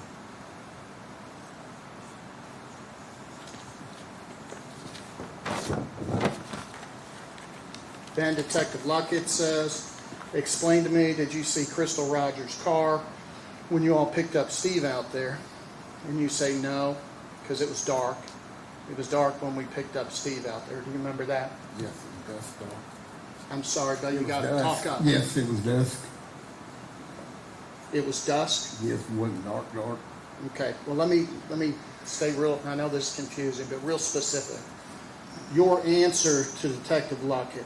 Luckett says, explain to me, did you see Crystal Rogers' car when you all picked up Steve out there? You say no, because it was dark. It was dark when we picked up Steve out there. Do you remember saying that? Yes, sir. Where'd you pick him up at? The trailer. You remember that? Yes, sir. So you didn't see Crystal Rogers' car out there, correct? Yes, I did see Crystal's car at Thompson Hill Road. That's at the trailer. Okay, so that was a lie that you told the detectives on June 21st. Is that your testimony? I don't recall telling them that it was dark, but I didn't see a car. Okay. Did you see the car or not? Yes. You did? Okay. Yes, I seen the car on Thompson Hill Road. And you remember telling them in that June 21st interview that you did not see the car? No, I don't remember telling them that. Clip 83-1.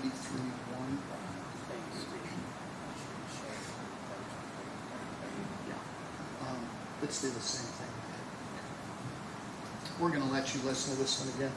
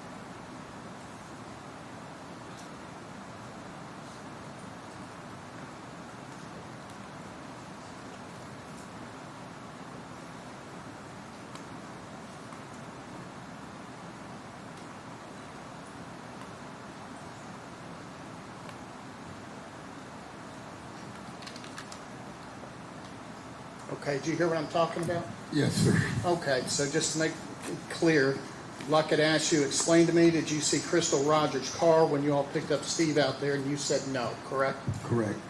And you said because it was dark. It was dark when we picked Steve up out there, right? Correct. Correct?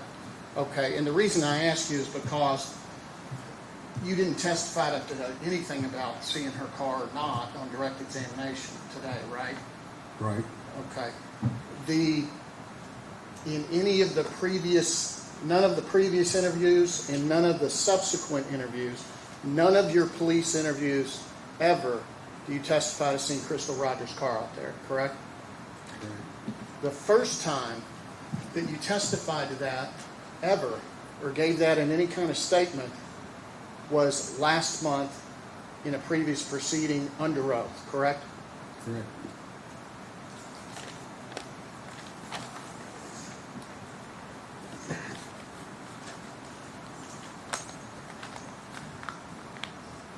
And in that proceeding, you testified with these questions and answers. Where did Joey pick you up at? At Newt Rock's house, pre-party I was at. Where did you all go after that? Went and got some dope from the dope man. And after that, where'd you go? After that, I went to Brooks, get my check, and you don't give any location or time. Okay, did Joey get anything? Yeah, Brooks threw Joey a set of keys. Brooks threw Joey a set of keys, yeah. Joey said he had to work on Crystal's car, put brakes and rotors all the way around it. Okay, and after you all left there, is that when you went to get a shower? Yeah. And then we went and picked Steve up. Where did you all pick Steve up? Down on a trailer on Thompson Hill Road. You remember all that? Yes, sir. Where's that? At Thompson Hill Road. It's Nelson County, 523. It's kind of northwest. And did you see anything when you picked Steve up? Crystal's car was in the driveway. And like I said, Joey said he had to put the brakes and rotors on it. And did you think about it at the time? No. And this was after Joey had picked the keys up from Brooks, right?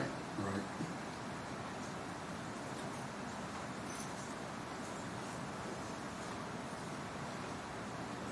And then finally,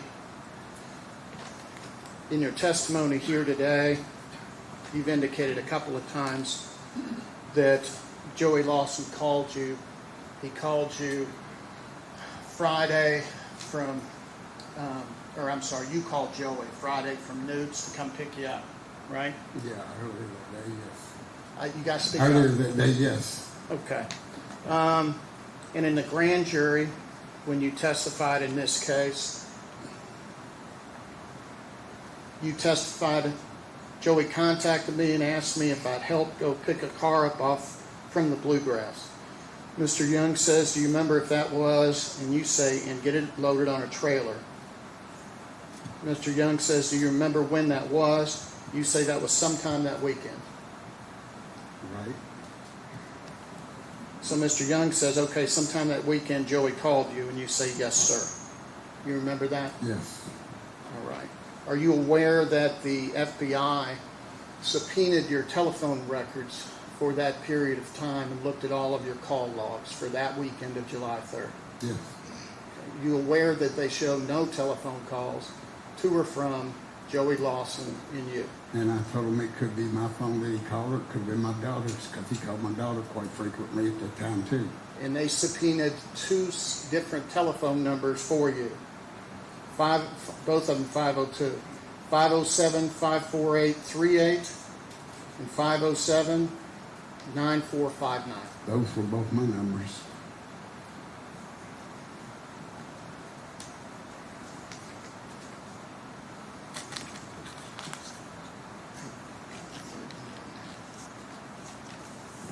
Thank you very much, sir. Boyd?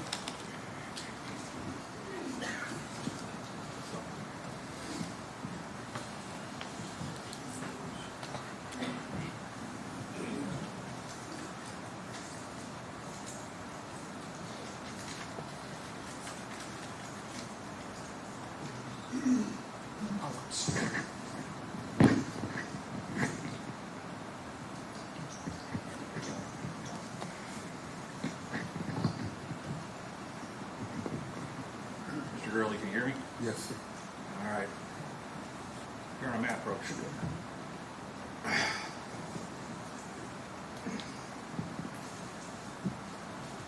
Mr. Gurley, I don't have a ton for you, but I do want you to help me out with a few things. I want to start with this long interview that we spoke with at length about. Yes. You had this interview. You were picked up by, like there was a task force, correct, on the warrant? Yes, sir. Okay. Did that seem to be, how long had you been out on that warrant at that time? 2021. Yeah, it'd been a few years, right? Yes. So they come in and they get you. And on the way to the jail, do you recall stopping at a Long John Silver's drive-through? Yeah. Right. And the officer offered to take you there. Yes. You wanted something to eat. Yes. Now, you didn't pay for it. You paid for it yourself, right? Yes, I think it is. And I'm not going into your criminal past. You've ridden in the back of a cop car before. Yes, sir. Multiple times. Yeah. Did they ever take you through a drive-through? No. This was starting out a little different, wasn't it? Yes.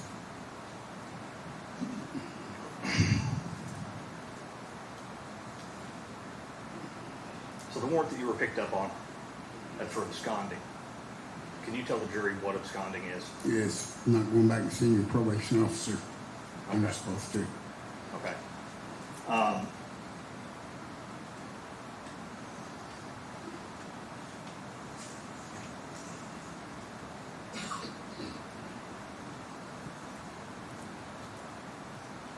Let's talk about that case briefly. I don't want to hear any of the facts of what your case was. But you had a 2-year prison sentence hanging over your head at this point, correct? Yes, sir. So the options when you went back to court were essentially go serve your 2-year sentence, be released back out on probation, or some sort of a sanction, right? Right.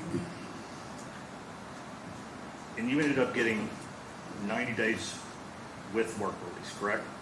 Yes, after the last 45 days of work release. So when you were absconding, you were not reporting to the court. That was the problem. You weren't being managed correctly, correct? Yes, I wasn't reporting to my parole officer. And for 45 of those 90 days, you were allowed to go out in the community and work, correct? Yes, sir. Did you feel like you got a pretty good deal there? It's all right, I guess. Yeah. During 2 years in prison, right? Yeah.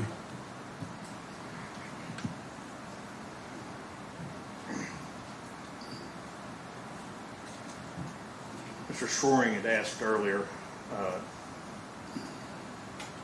KSP came back. I think you were getting near the end of your 90-day sanction. I'm checking in on you. In between that 6/21 interview, the real long interview, and this September date, you had testified at the grand jury. Is that correct? Yes, sir. And that was consistent with basically where we ended on that 6/22 interview. Right. 6/21 into 6, because it went over into the evening, didn't it? I mean, it was 2 o'clock in the morning, right? Yes, sir. So it goes over. So 6/21, 6/22. The final version of events that you gave there was really consistent with what you testified to in the grand jury, right? Yes. So as you're sitting there talking to them, right at the end of the video,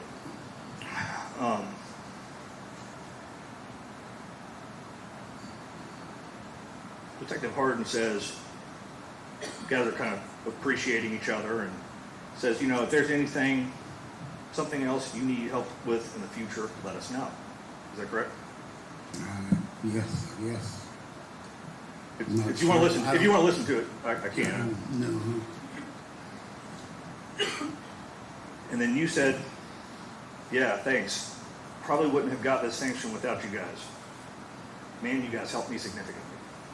Do you remember saying that? I don't remember saying that. Do you want to listen? Yes, I'd like to listen to that.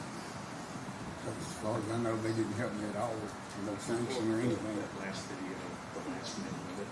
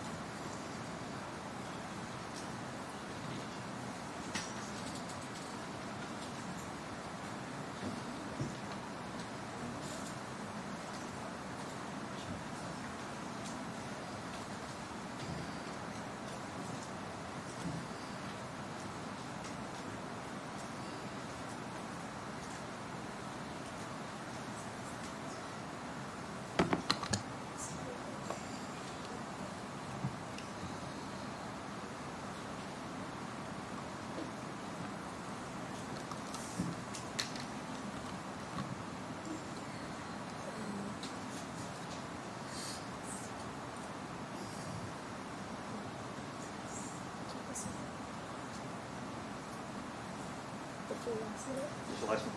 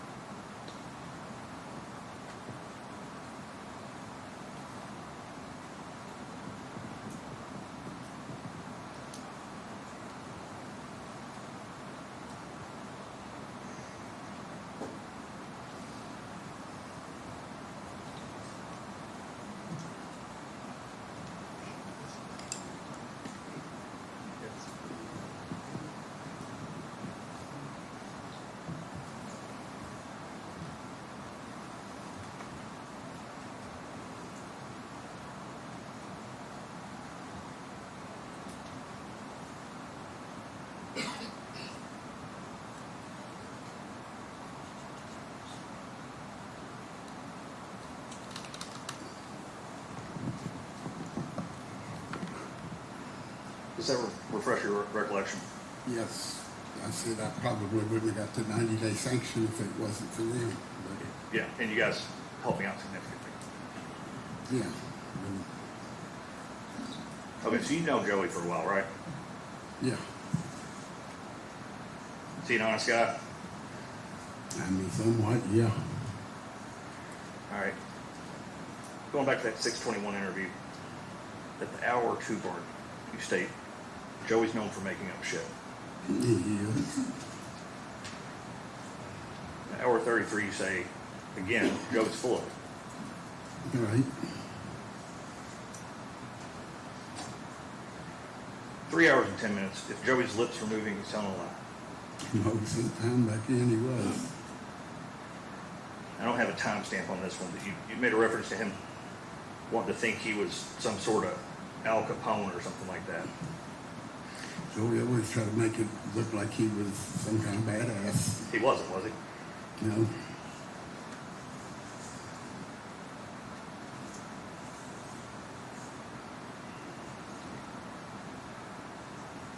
All right. Sandy, can you pull up the map? Should be a map of Bardstown popping up here. It's just a regular map. You're from Bardstown, right? Yeah.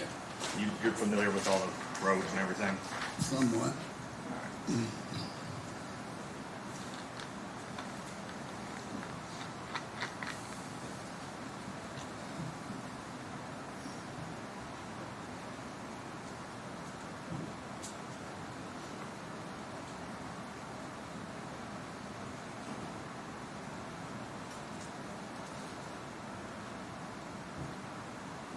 While we're waiting, let's get started. There's a roundabout in the middle of Bardstown, isn't there? Yes, sir.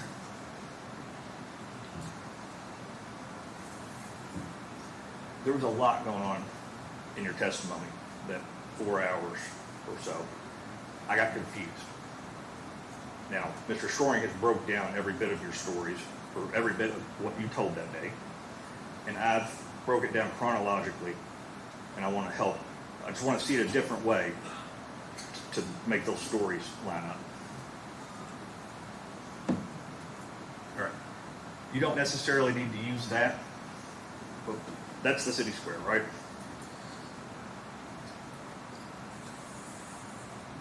This is Louisville Road. Okay. Look, we're going to call it Louisville Road. You know what we're talking about.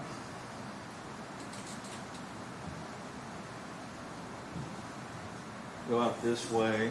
62 Boston Road. Boston Road, yep.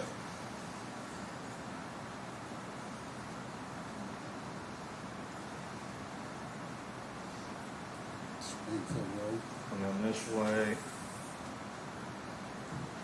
I got that as Bloomfield. You familiar with Bloomfield Road? No, Springfield Road coming off there until you get to the bottom of the hill and go left. There should be no. Yeah, that's Bloomfield Road. Straight out would be Springfield Road. Well, they kind of changed in different places. I call Louisville. You call Louisville Road. I call it Bardstown Road. So I think that's the difference there.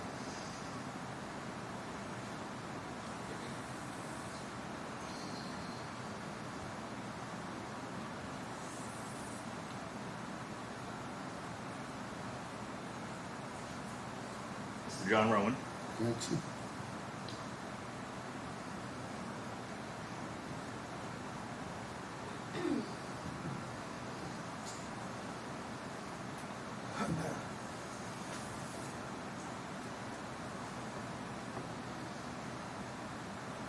This is the BG.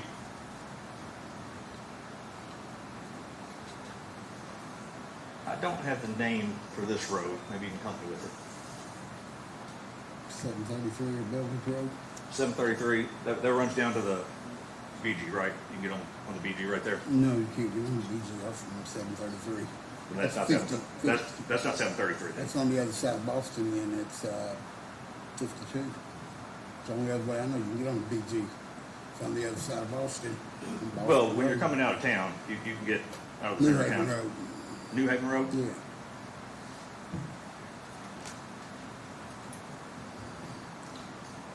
All right. So we're put some spots on here. This is not to scale. Thompson Hill's going to be way up here, right? Yeah. Probably off the page. Right. Tucker Drive. That's just a little past John Rowan, right? Yeah.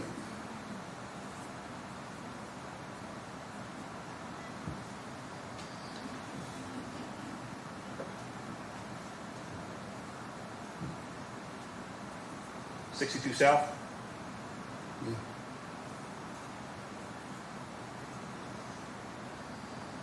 Your daughter's Tanya, right? Tanya. Tanya, I'm sorry. She right around here, maybe. Yeah.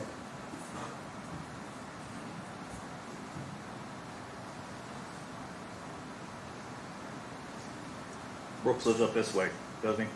Glenview? Yeah.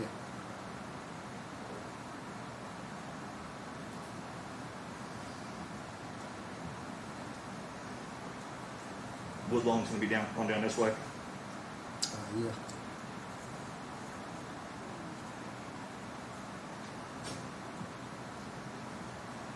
Copperfield's up here somewhere, isn't it? Mm-hmm.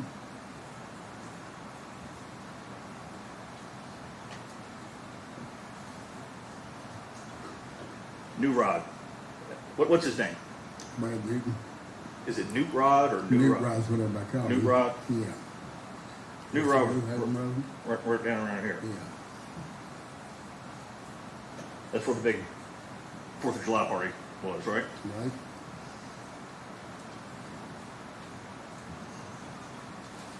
That's the longest part. Thank you. I asked for fat tip markers and I've got Crayolas, so we're gonna have to make it work.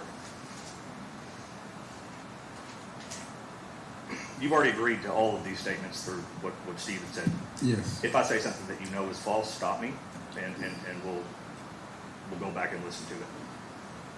The first story that you told started out at Brad Newton's. Yep. You're setting up for the party on the 3rd, right? Mm-hmm. Your daughter's with him, and you go to Brooks. You don't say where Brooks was. No, we went 62 south from New Rod's. Well, the first time you said it, you went to Brooks first. You get to 62 shortly thereafter.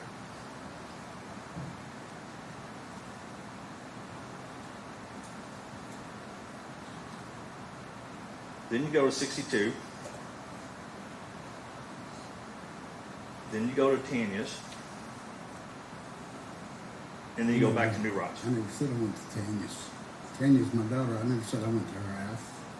I went to my house and took Okay. a shower. Then I'll take you over here. I'm sorry. But we went to 62. We went to 62 before we went to my house. I may have, I got you going to 62, then to your house, then back to New Rod's. Yes.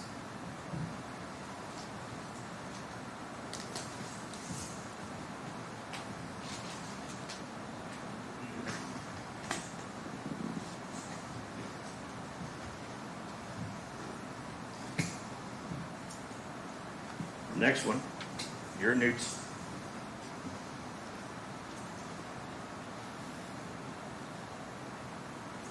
Then you go to 62 South.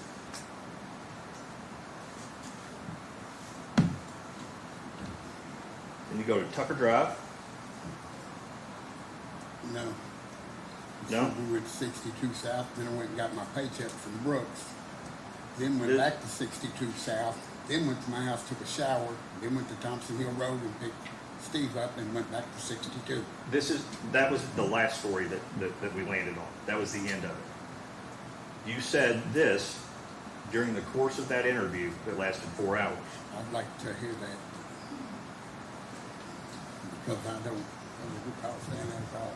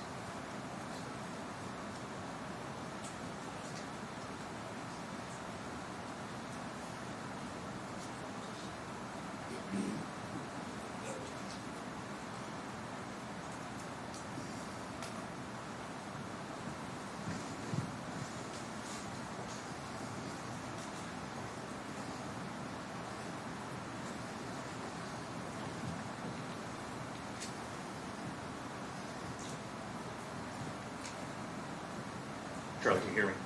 Yeah. I'm not gonna go back and replay every bit of it because it would take quite some time. And I'm not saying that this is the story that you ended on, but this was said at some point. You acknowledge going to Tucker Drives Yeah. in one of the verdicts. Right.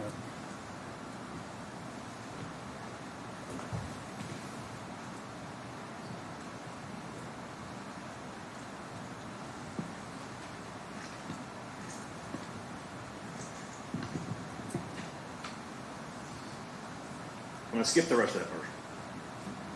The third version. Joey picked you up from New Rods. All right.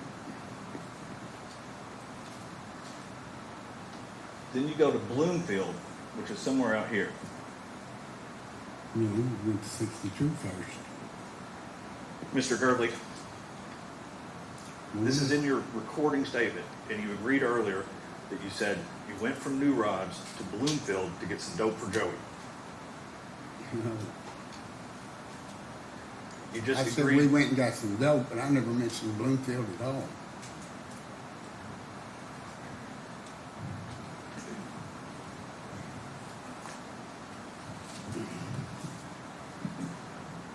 In this version, you're saying you didn't go to Bloomfield.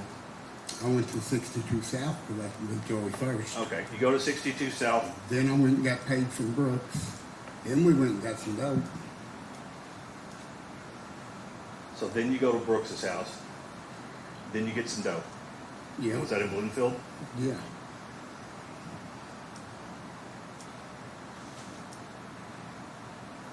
Then you go back to 62? Yes. Then went to my house, took a shower, we went and picked Steve up, Thompson Hill Road. Not yet. Not yet you did. Then you go back to New Rods. No. When I went to my house and got cleaned up, we went and picked Steve up, and then went back to 62 South, where I got in with my daughter, and then went back to New Rods. All right, Mr. Gurley. I'm gonna skip the next two.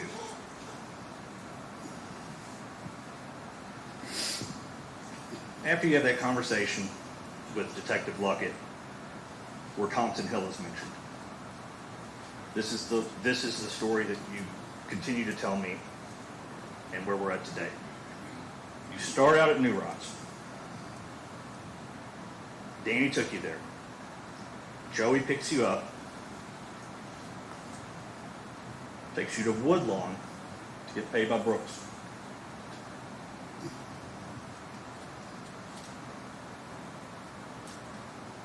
Then you go to 62.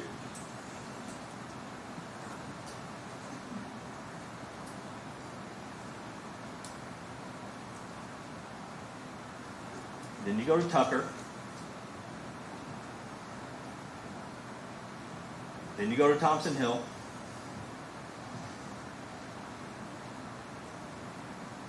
Then back to 62.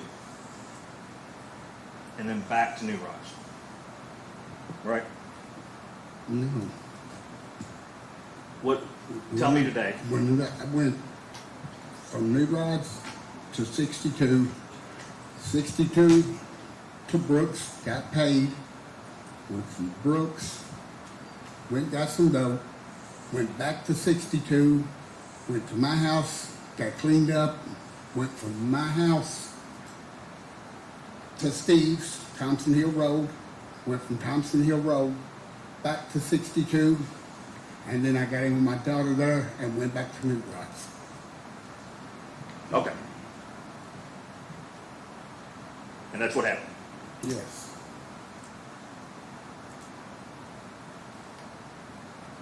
At the end of that interview, you were asked about some keys. What you said was Shane had asked you, did it have any charms on it or a dream catcher? I have no idea. What you said was it was just a set of keys, didn't have more than 3 or 4 on it, and it wasn't no big wad. No, it wasn't a big lot of keys. So it was just 3 or 4 keys. I guess just some keys on key ring. It pitched. All right. I don't have any further questions. Any redirect? Just a little bit.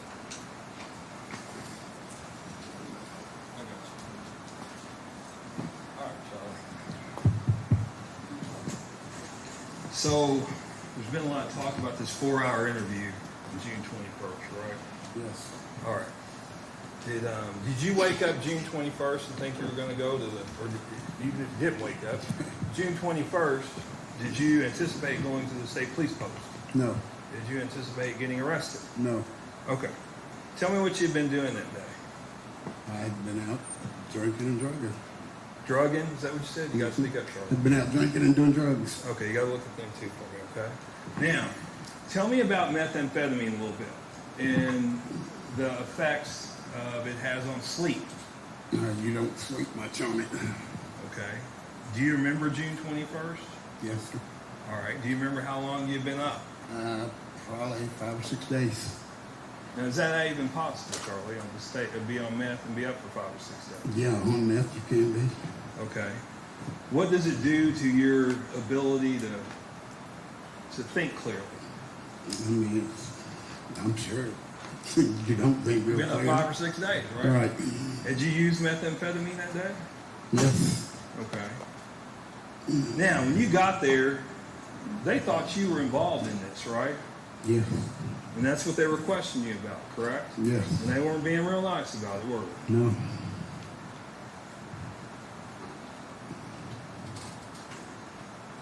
And then, matter of fact, at one point, I think you had a moment of clarity when you had said Brooks had asked you to do something, right? And you had said yes originally, and then you went back actually and corrected it and said it wasn't Brooks. Is that right? Right.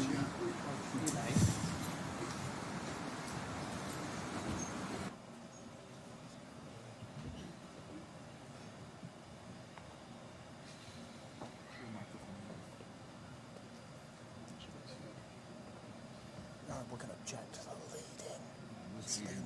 Yeah, I'm just covering what he talked to them about, so. You still can't leave. Yeah, I got you. Just give me a little leeway.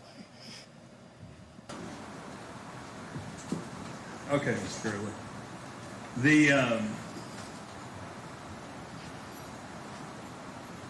did you correct it? Yes, I did. Okay. Now, there was some talk about Bellwood Road. Had you discussed that on your direct testimony? Yes. Okay. And does Bellwood Road at any point go over the Bluegrass? Yes, in 2 different places. In 2 different places.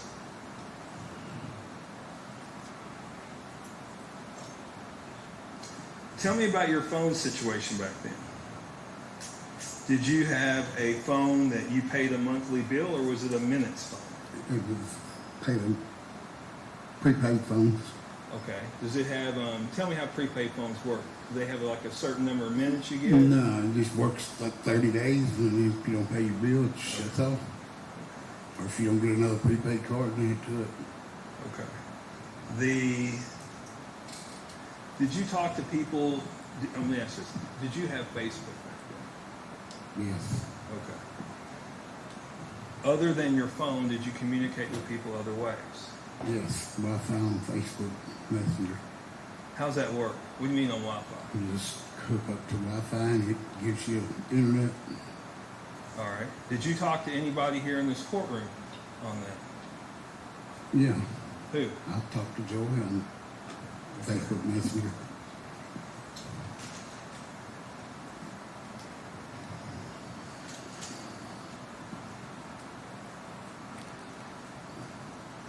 Now, there was some discussion about taking you to Long John Silver's. Is that right? Yes, sir. How long of a night was it that night? It was a very long night. Had you ate? No. Okay. Now, in your 2-year sentence, there was some talk about you had a 2-year sentence on the possession of methamphetamine, please. Is that correct? All right. Had you already served time on that 2 years? Yes, sir. Okay. And you ended up getting another 90 days. Is that correct? Right.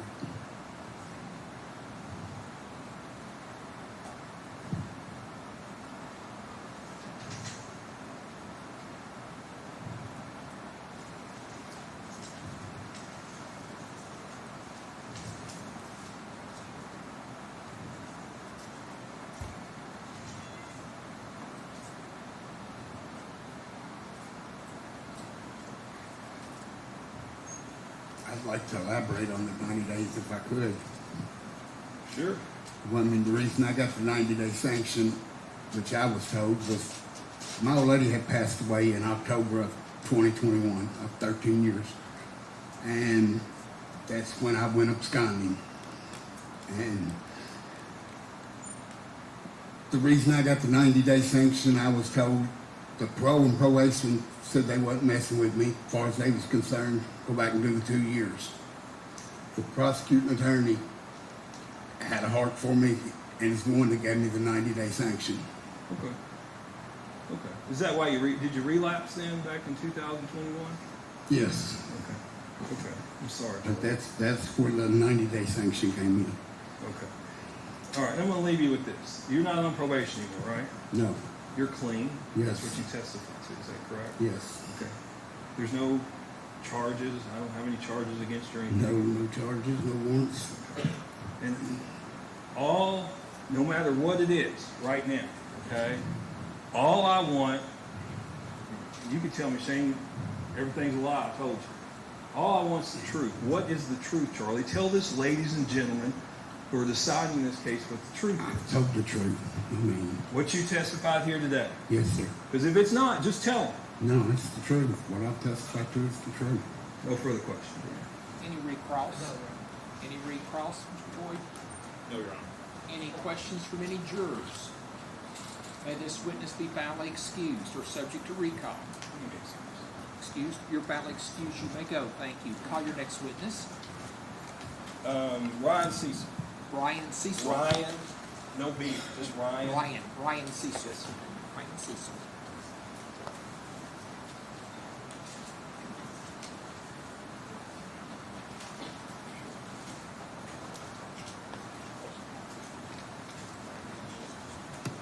Sir, if you please raise your right hand. Do you swear or affirm the testimony you're about to give will be the truth, the whole truth, and nothing but the truth? You have a seat right over there. Please sit as close to the microphone as you can, and please answer all questions asked of you.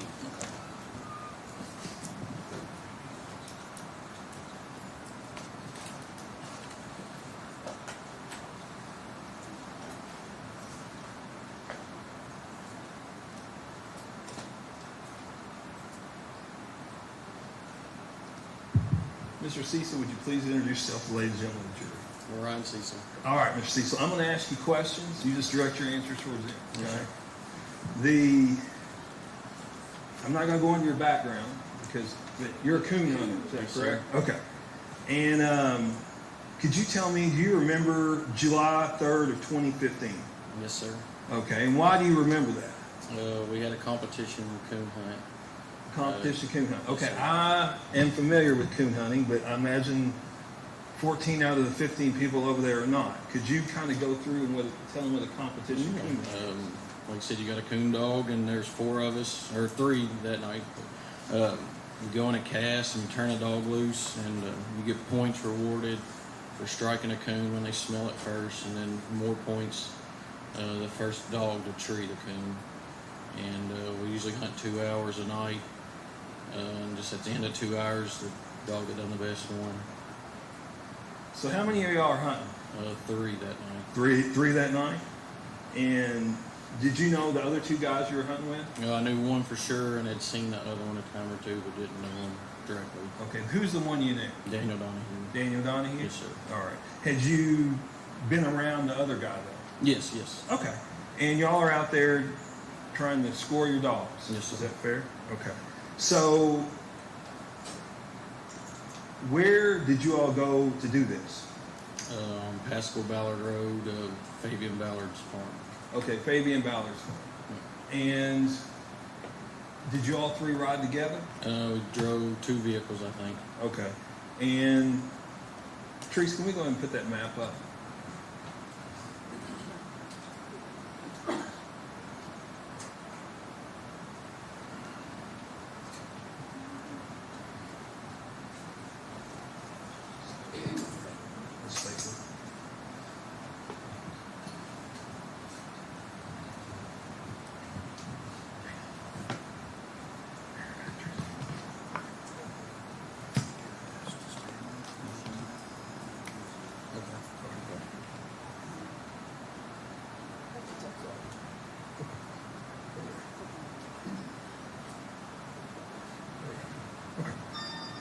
Ryan, can you see that over here?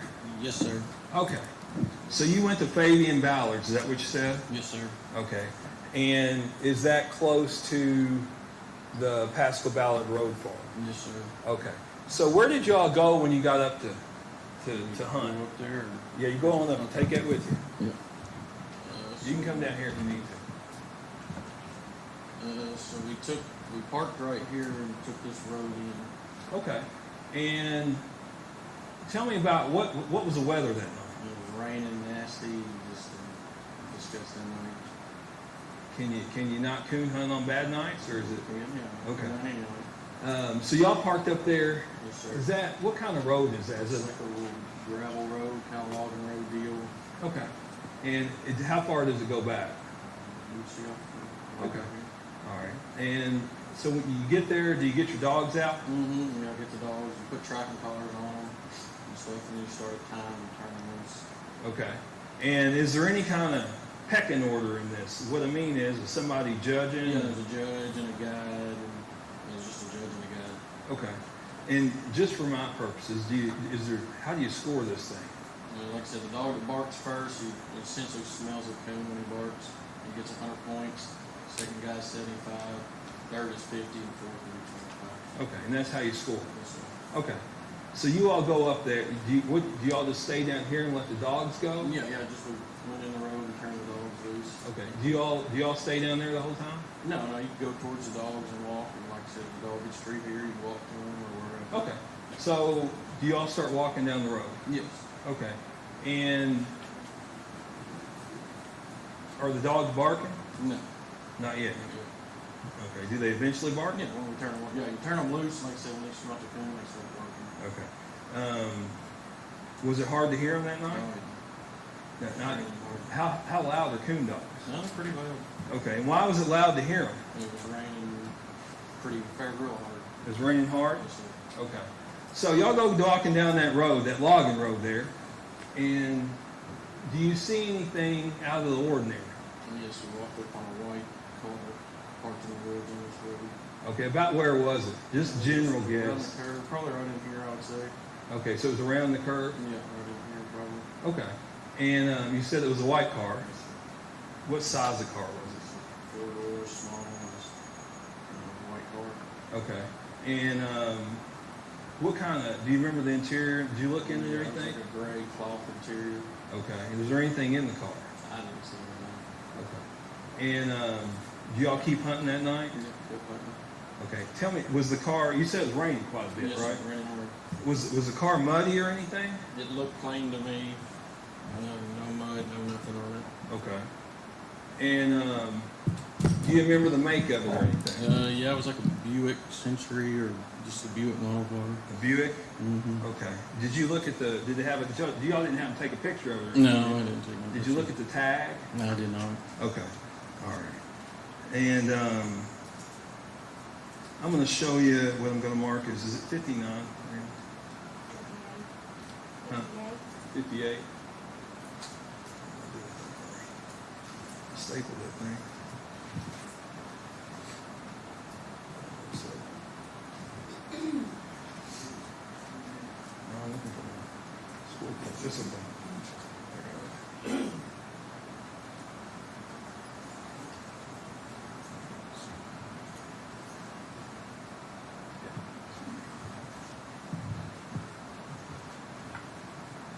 All right, I'm showing you what I marked comments exhibit number 59. Could you take a look at that for you, Ryan? Yes, sir. Do you recognize that? Yes, sir. Okay. And I'm going to ask you about it in just 1 second. Okay.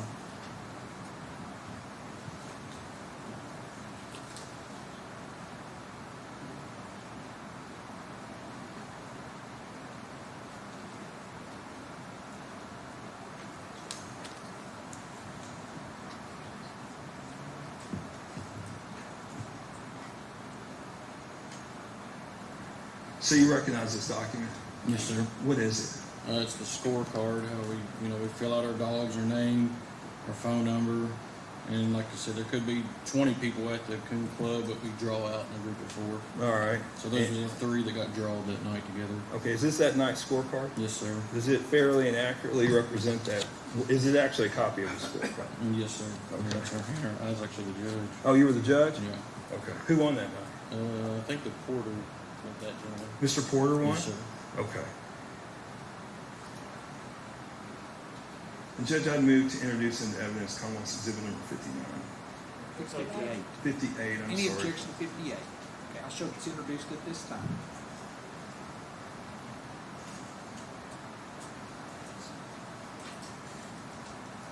Now, you said you usually hunted for 2 hours. Yes, sir. Did y'all stay out there the whole time? No, actually, I think I hunted an hour and a half or so out there and moved.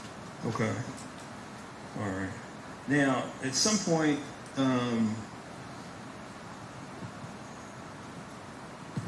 did you and Daniel, did you learn about Crystal Rogers missing? Yes, sir. Okay. And did you and Daniel have a conversation about it? Yes, sir. What was that? Just when we was in there, nothing had happened. Oh, talking about When we was in there, nothing had happened, and then 2 or 3 days later, the stuff come up, and just that random car out there was pretty random, pretty odd. So we just told Casey Ballard about it. You told Casey? Yes, sir. Okay. Did you know anybody that owned the white Buick? No, we had no clue. Did you know it was connected in any way? Or? No, I know that farm was adjoining or close to the Houck farm. Okay. Judge, I don't have any further questions this time, Mr. Cecil. Any cross? Yes, sir.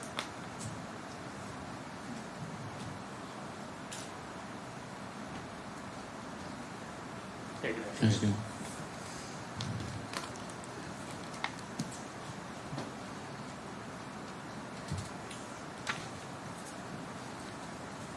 So you were interviewed back in 2019 by the FBI. Do you recall that?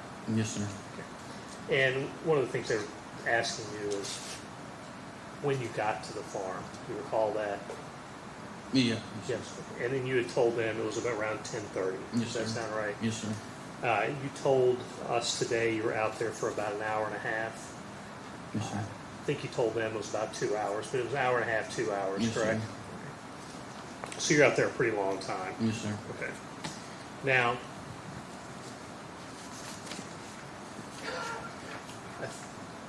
Daniel Donahue was one of the people that Yes. went out there, Yes, correct? sir. Yes, sir. I think the other gentleman's name was Porter Hendricks, Yes, sir. correct? And Mr. Hendricks, from the scorecard, he's from the Hardin County area, correct? I think so. Yes, sir. And you had recognized him Yes, sir. from raccoon Previous hunting hunts, yeah, clubs or yeah. whatever, but Yeah, you yeah, weren't there's friends clubs. with him, No, I correct? was not. All right. But you were friends with Mr. Donahue, Yes, sir. correct? And you were friends with Casey Ballard, correct? Daniel knows him. And now, did you do searching for Miss Rogers? No. Okay, but you were aware that Mr. Donahue did, correct? Or, No, I was not. but you were certainly aware that Miss Rogers had disappeared on the weekend of July 4th, correct? Yes, sir.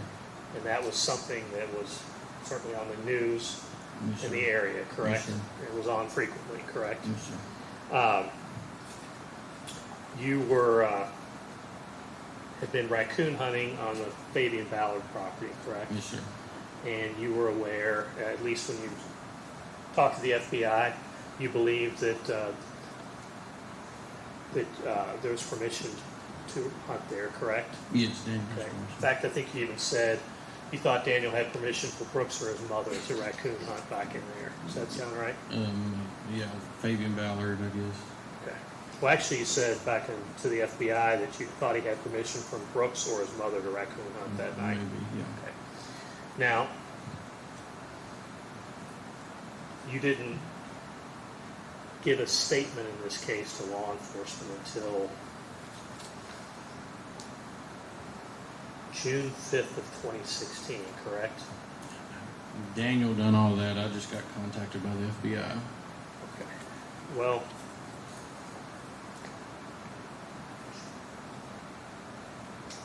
I'm not going to hear you.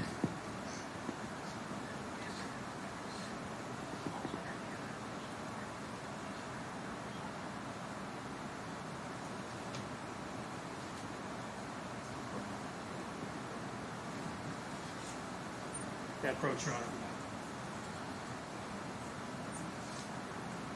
you recall talking to a Deputy Brian on June 5th of 2016? I don't remember his name, but I don't remember exact dates.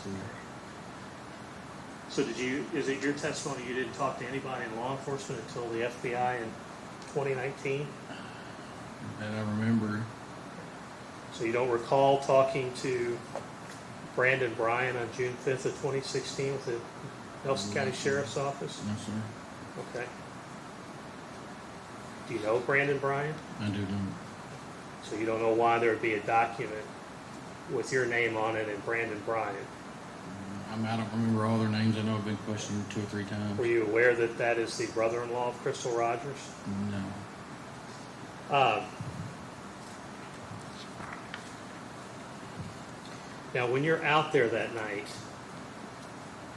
and I don't know a whole lot about raccoon hunting, okay? It's odd. So, what I do know is you take dogs out, correct? Yes, sir. And the way it's scored is the people that are there have to stay together, correct? Yes, sir. So when you get out of the car or truck, Yes, you know, sir. I think you said you park, you let the dogs go, and then the 3 people, you have 2, I guess, competitors, 1 judge, they have to stay together, correct? And I was the judge, but I was also participating too. And so the entire time, you don't separate, correct? Yes, sir. Now, I assume raccoon hunting is not something where the dogs are just running around a courtroom this size, correct? No, they go. They're going Yes, throughout sir. the property. Yes, sir. Now, you were out there from, I'm going to say 10:30 to 12:30, depending upon whether it was an hour and a half and 2 hours, Yes, sir. correct? Now, you guys have bright lights on, correct? Yes, sir. And so you can, I guess, assume you don't step in a hole or do something like that Yes, sir. in the dark. And when you're doing that, you said the dogs are loud. Maybe it was muffled some by the weather, but they're loud. They Yes, make sir. noise, correct? During that time, you never heard any gunshots, correct? I didn't hear nothing.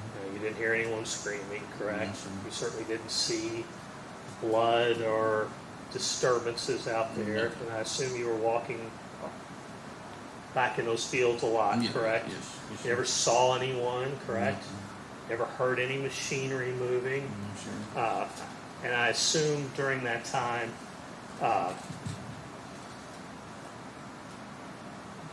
there was you never found a knife, a gun, No, a sir. body, anything No, like sir. that, correct? No, sir.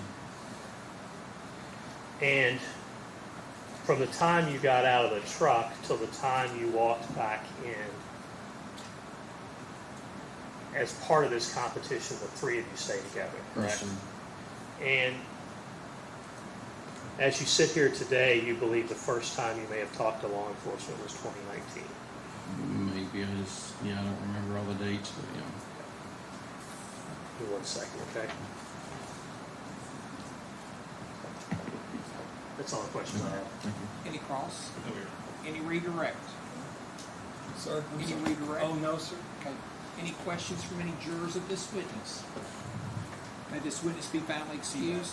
You're found excused. You may go. Thank you. Tell you what, we'll take a 15-minute break at this point. It's 2:13. Ladies and gentlemen, the jury, the same admonitions are in place. We'll let you get up, move around, use the restroom. We'll start back about 2:28. Okay, 2:28. May go to the basement.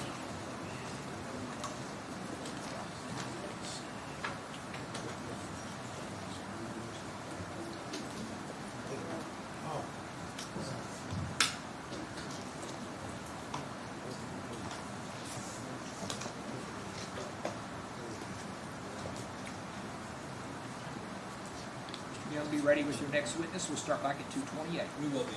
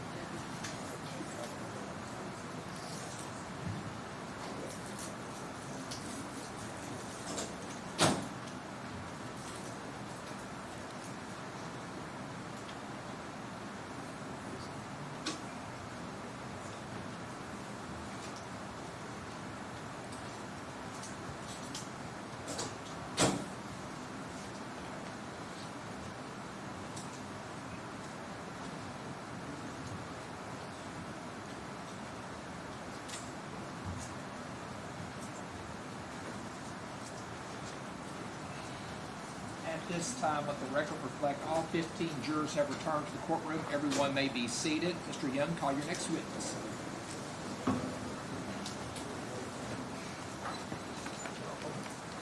Daniel Donahue, Your Honor. Daniel Donahue.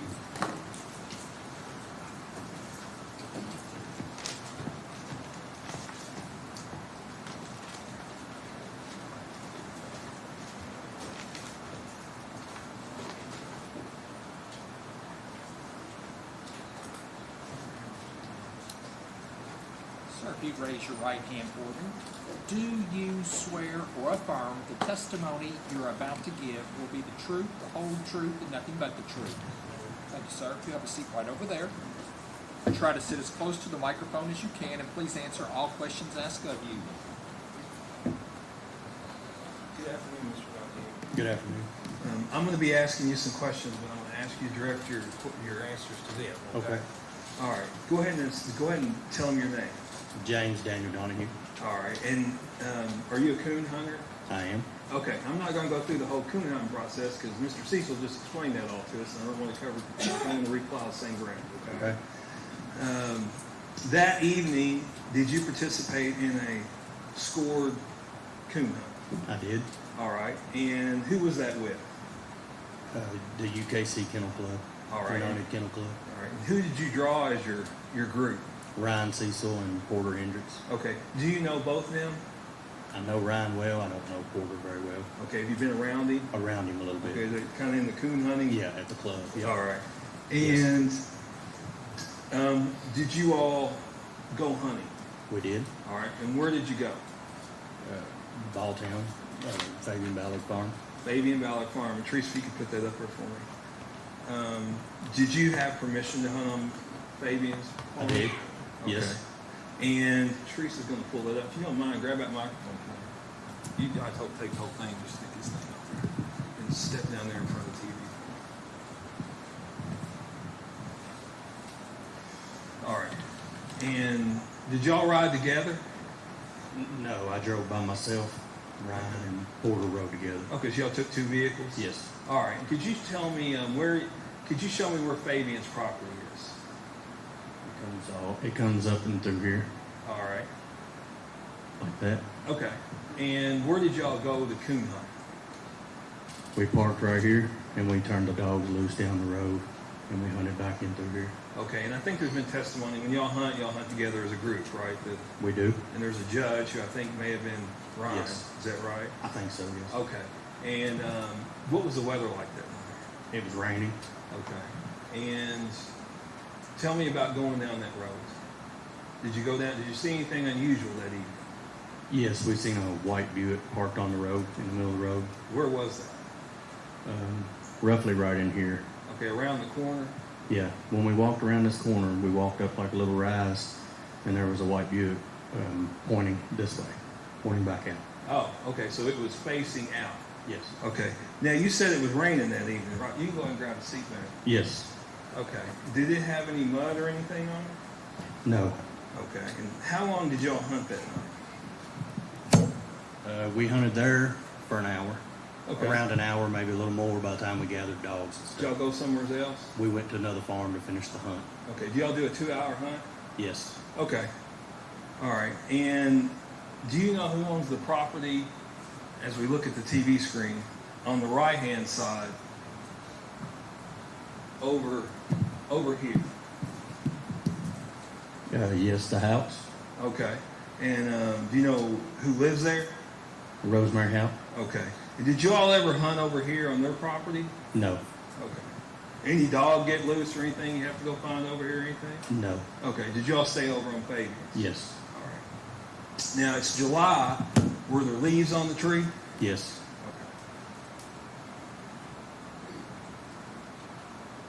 Now you said, did you look in the car? I did. Okay. And I think you testified the car was pretty clean on the outside, correct? Yes. All right. And what color interior did you think it had? Gray cloth interior. Okay. And was there anything in the car? There was like a little fleece jacket and a bottle of water. All right. And did you look at the plate on the vehicle? I did. Do you know what county the plate was? It was Nelson County license plate. And at some point, do you know Casey Ballard? I do. All right. And did you, that night when y'all saw that Buick, did you think any, other than being odd, did you think anything about it? No, not really.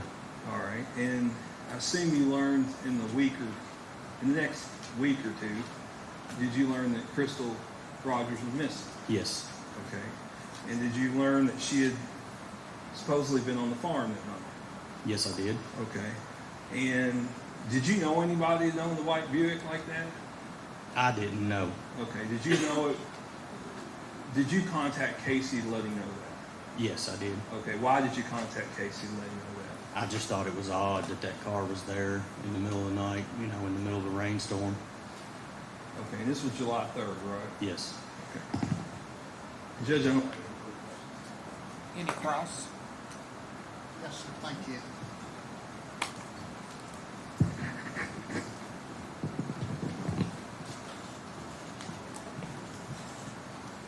Good afternoon, Mr. Donahue. Good afternoon. Sir, we did get, just from the previous witness, some information about how these raccoon hunts work. I believe that you all get paired up randomly with your group that you're going to hunt with that night. Is that correct? Yes. Okay. And you were paired up with Ryan Cecil and Porter Hendricks, correct? Yes. Now, you and Mr. Cecil are friends, right? Yes. And you didn't know Porter Hendricks very well, correct? No. All right. One of the rules of the competition is that when you all go out on the hunt, all of the people need to stay together. The dogs may split up, but the three individuals have to stay close together throughout the entire hunt for it to be qualified hunt. Is that correct? Yes.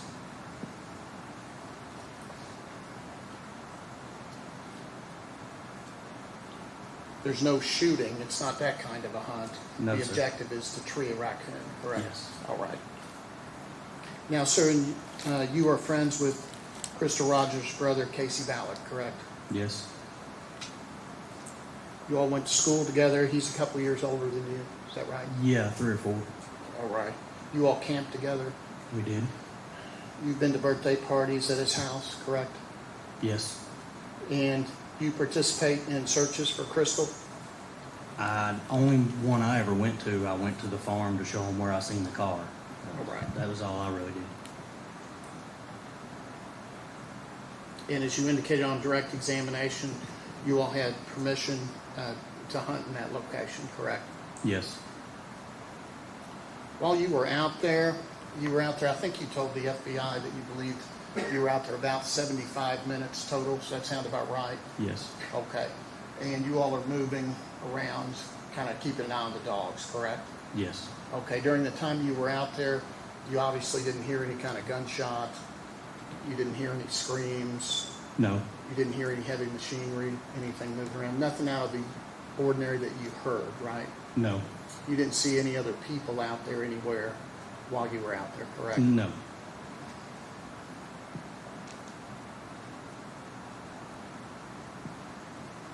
Now, obviously, after Miss Rogers went missing, it was all over the news, right? Yes. The first time that you spoke with a law enforcement officer on this case was May the 16th, 2016. Is that accurate? Could be. And you remember giving that initial statement to the IRS investigators, correct? Yes. And that would have been about 10 months after she went Yes. missing, correct?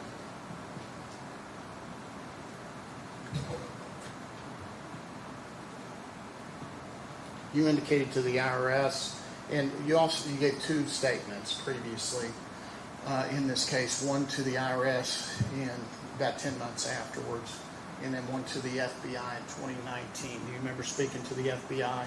Yes. When you spoke to the IRS, you indicated the earlier interview that your memory was that you all got there around 10 or 10:30. You remember telling them that?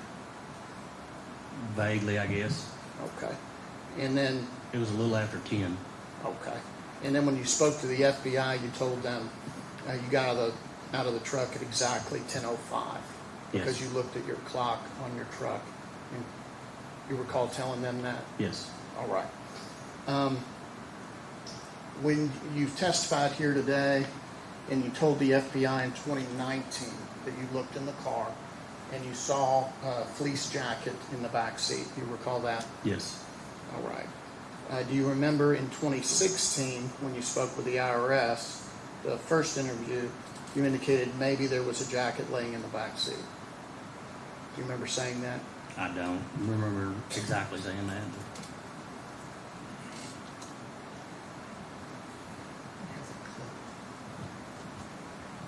We have him listen to it first. We could have him listen to it first, like we did before. I'm just going to let you listen to that portion of the interview. I know it's been a long time, but to help you remember.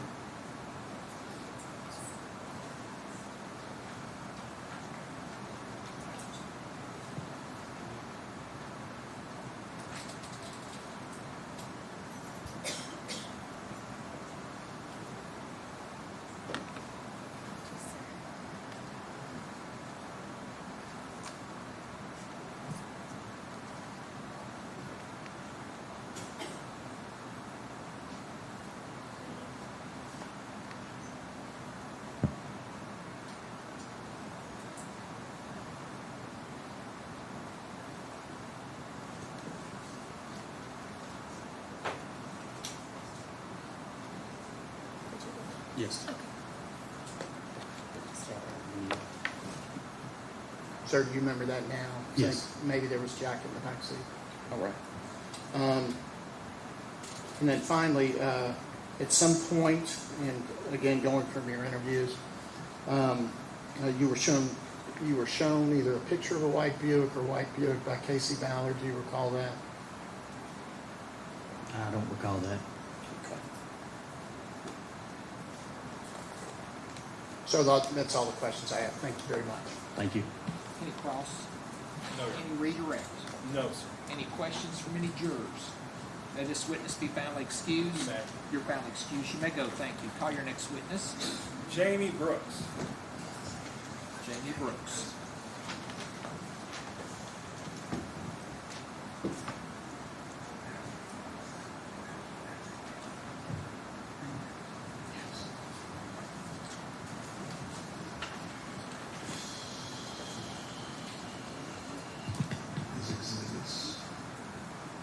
You'll raise your right hand. Do you swear or affirm the testimony you're about to give will be the truth, the whole truth, and nothing but the truth? Thank you, sir. You have a seat right over there. Try to sit as close to the microphone as you can, and please answer all questions asked of you. Yes, sir. Just go all the way up. Go ahead and introduce yourself, ladies and gentlemen of the jury. My name is Detective Jamie Brooks. All right. And do you work in law enforcement? I do. And how long have you worked in law enforcement? I've been employed for about 26 years. Okay. And in July of 2015, where were you employed? With the Jefferson County Sheriff's Office.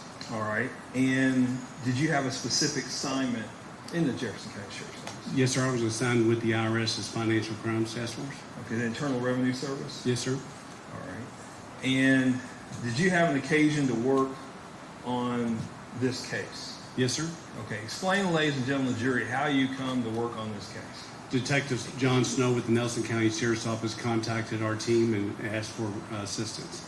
Okay. And were you aware it was involving Crystal Rogers? Yes, sir. Okay. And what year was it that you all began to assist? Yeah, it would have been in the early months of 2016. Okay. And why would you assist the Nelson County Sheriff's Office, the IRS? I'm just asking, why would the IRS be assisting the Nelson County Sheriff's Office? Mr. Snow was wondering to know if there was anything that could have led to any motive or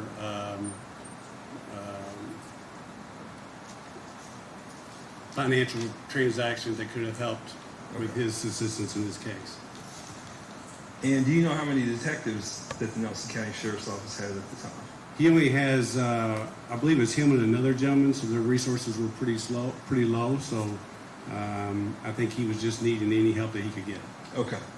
And I'm going to get off subject here just for a minute. Yes, sir. Because it came up the other day. Okay. As part of what you were doing, did you interview a Danny Singleton? Yes, sir, I did. Okay. And that was about something not related to this, correct? Correct. Okay. So I want you to tell the ladies and gentlemen of the jury the circumstances and who all was there during the interview. So during this interview, it was held at the, I believe it was the Hardin County Jail. Present was Danny Singleton, his attorney, I believe his name was John Cook. And then we had another agent with me, his name was Special Agent John Miller. Okay. And I don't want you to talk about what Mr. Singleton's statement was. The jury heard that. And I just wanted to, what I want to ask is, was there any deals or any offer to Mr. Singleton for making that statement? No, sir. I believe we interviewed him in like April 4th or 5th of 2016, and I had no ability to offer any deals for Mr. Singleton. Okay. Did you have permission from the Nelson County Sheriff's Office to do so? No, sir. Or the Internal Revenue Service? No, sir. Okay. So there was nothing offered? There was no offer. Now, you did a myriad of things in this case, right? Correct.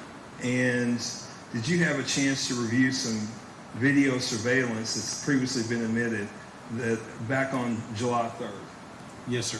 Okay, and specifically, I want to talk about video surveillance around Glenview, where the defendant resided, and were you able to locate some video of the defendant in his vehicle? Yes, sir. Okay.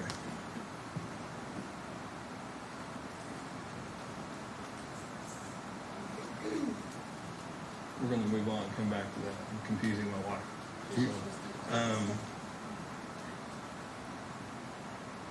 now, are you familiar with the Houck family? Yes, sir.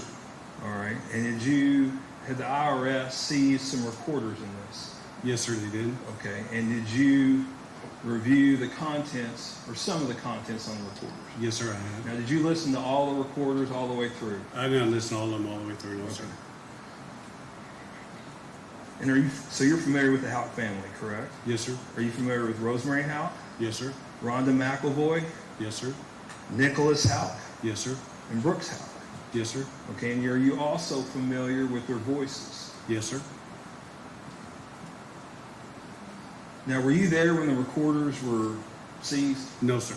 Okay. And the FBI downloaded the recorders, is that correct? Yes, sir. Okay. Have you had a chance to review and listen to those recorders? Yes, sir.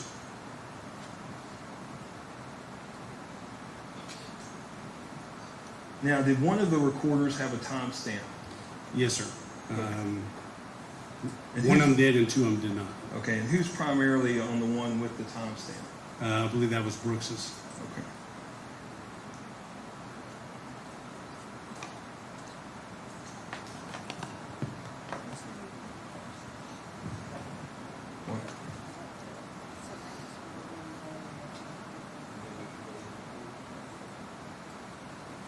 We're going to go back to the surveillance real quick. Yes, sir.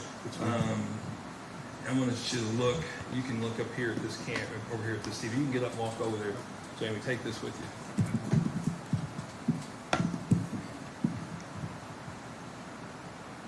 Go stand in front of the jury. Walk over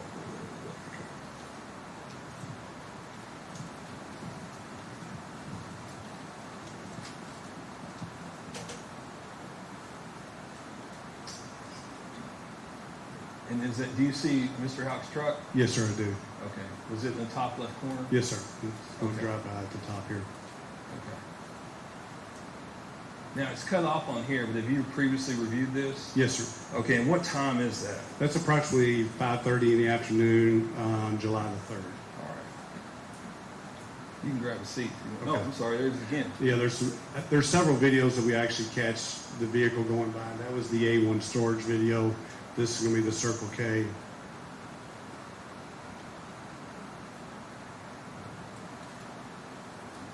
Do you see the defendant's vehicle? Yes, sir. It's the beige colored truck with dark tinted windows.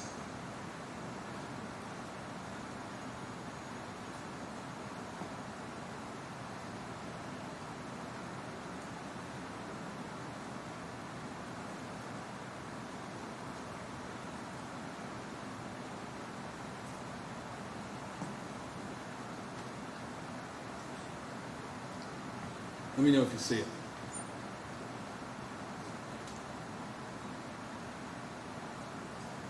It's just the replay of the.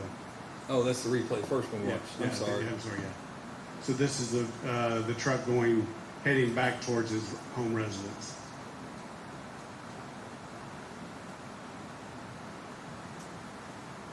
This will be the A1 storage. There he goes. And back at the church. So do you know how long the defendant was approximately gone? I believe about 15 minutes. Okay. You can grab a seat. Jim. Okay.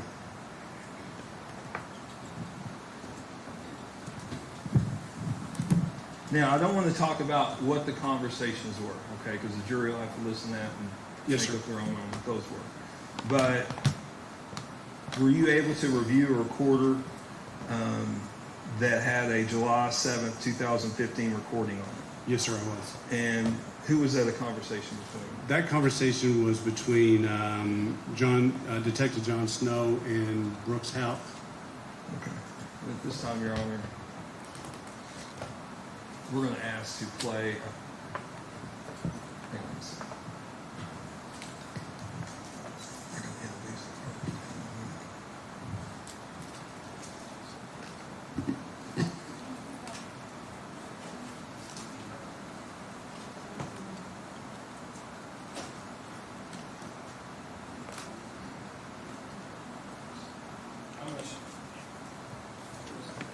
I'm going to show you what's been marked as Commonwealth Exhibit number 59, which is the flash drive that you reviewed that had the recordings on it. Correct. Okay. And as far as you know, do the recordings, are they a fair and accurate representation of the recordings that were downloaded by the FBI? Yes, sir. Okay.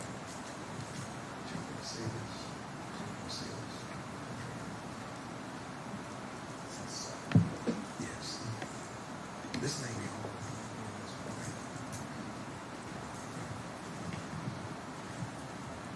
And Judge, I move to introduce into evidence Commonwealth Exhibit number 59. Any objection to 59? I'll show it's introduced at this time. Okay, please. Oh, you gotta use our headphones. I'm sorry.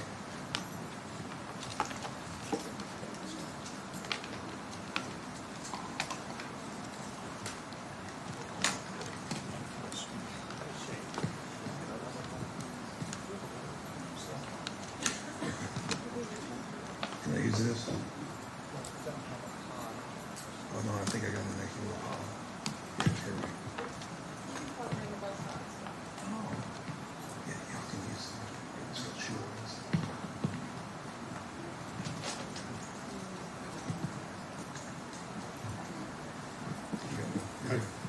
I believe this was. Okay, we're ready to play July 7th. So I'm going to tell you something, and we kept it from everybody essentially until today because we were waiting on some people to get there. But we have someone who told us that they saw her on 49 on Sunday in her car, Sunday between 1 and 2 in the afternoon. Now we don't know how reliable that is. You know, there's been a lot of people calling in saying they saw the car there, they saw the car there.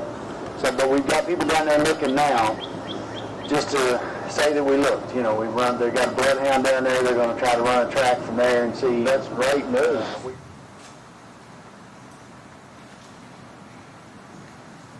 Okay, Detective. That concluded, that was a snippet played out of the July 7th, 2015 recording. Correct. Now, was there also a July 8th of 2015 recording on the recorder? Yes, there was. So I'm going to tell you something, and we kept it from everybody essentially until today because we were waiting on some people to get there. But we have someone who. Okay, and I'm not going to play that, but was that a recording of Brooks Houck's interview? Yes, sir. Okay, and it was on the recorder that was seized, correct? That's correct. Okay. Now, on July 9th of 2015, was there a recording? Yes, sir, there was. Okay, and what was that recording? You can't tell what it was about, but who was it between? Yeah, correct. So the recording consisted of Nick Houck, Brooks Houck, Rosemary Houck, and I believe also Eli's present. Okay, and this was subsequent to Nick Houck's car being seized, is that correct? Yes, it's, Nelson County has seized his vehicle, yes. Okay. His police vehicle. Okay. And if we, the conversations between Brooks and Rosemary, is that correct? Yes, sir. Okay. So they took his collar from him?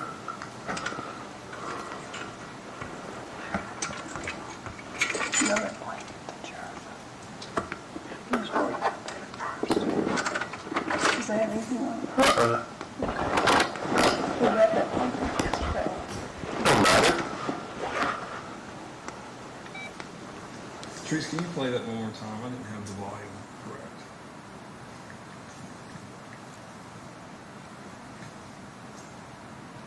So they took his collar from him?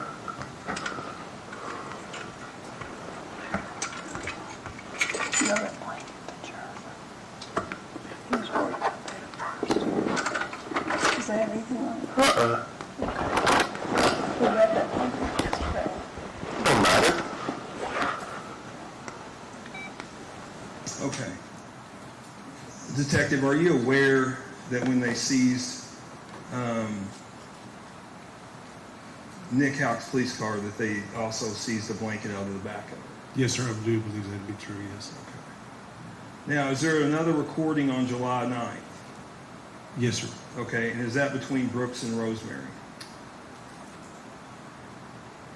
That, I believe it's the same recording, if I'm not. It is the same. It is the same recording, but yes, same. But there's a different yes. snippet? Yes, sir. Yes, sir. Okay. All right. Teresa, if we can play that, please.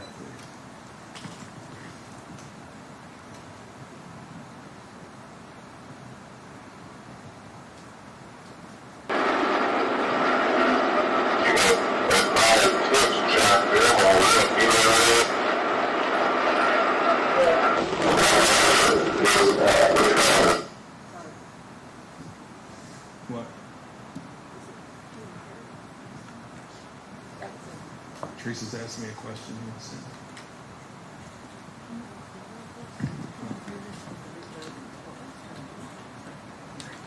Okay, just play it again.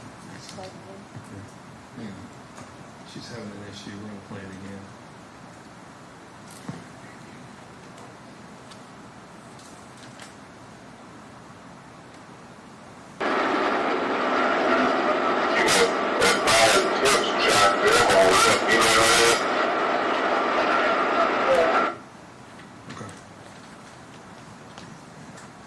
So, detective, on that,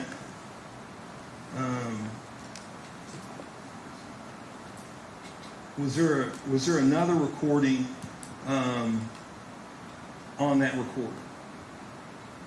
Yes. Okay. And was that of Larry Mock and the grand jury? Yes, sir. Okay, and who is Larry Mock? Larry Mock at the time, back in 2016, was Rosemary Houck's boyfriend. Okay, and are you familiar with Mr. Mock's voice? Yes, sir, I am. Okay.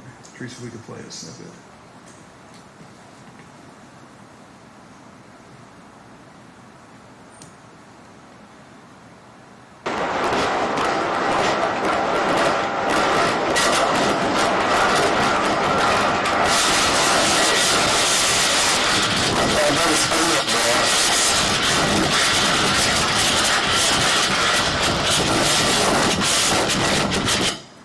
Okay, and are you aware of when, are you aware of when in the grand jury process that was made, when he made that statement?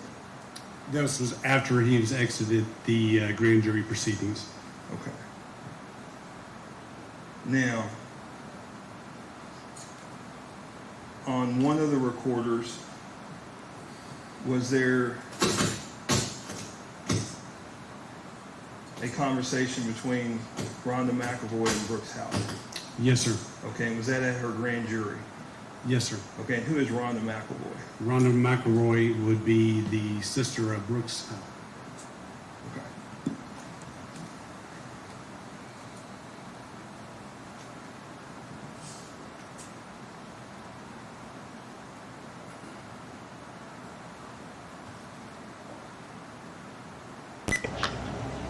All you gotta do It's on. yeah, I'm just gonna do it right now, right? Alright, and then I'll have to fold it. It says D up there, so D something. Put it right in here.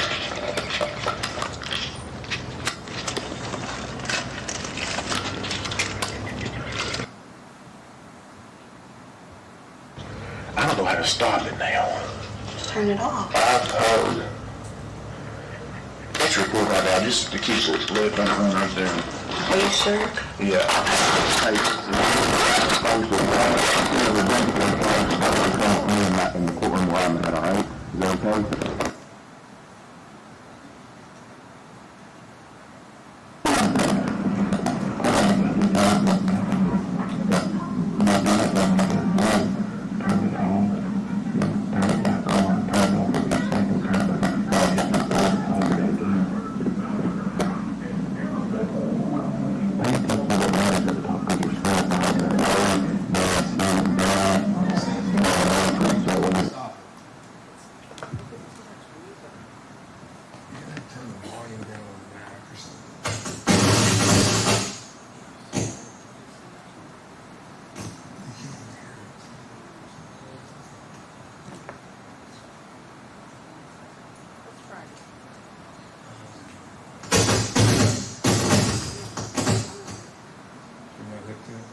We're not hooked to it. That's what.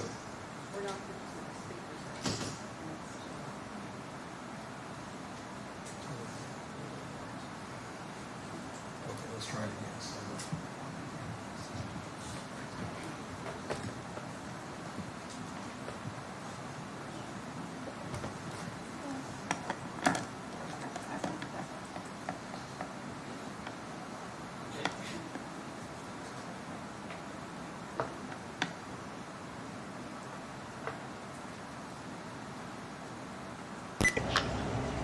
All you gotta do, It's on. yeah, I'm just gonna do it right now, all right? Alright, and then I'll have to fold it. It says B up there, so B something. Put it right in here.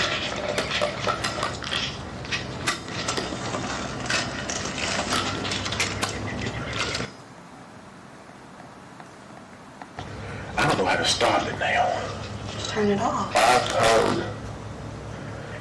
Let's record right now, just to keep it left on the phone right there. Are you sure? Yeah.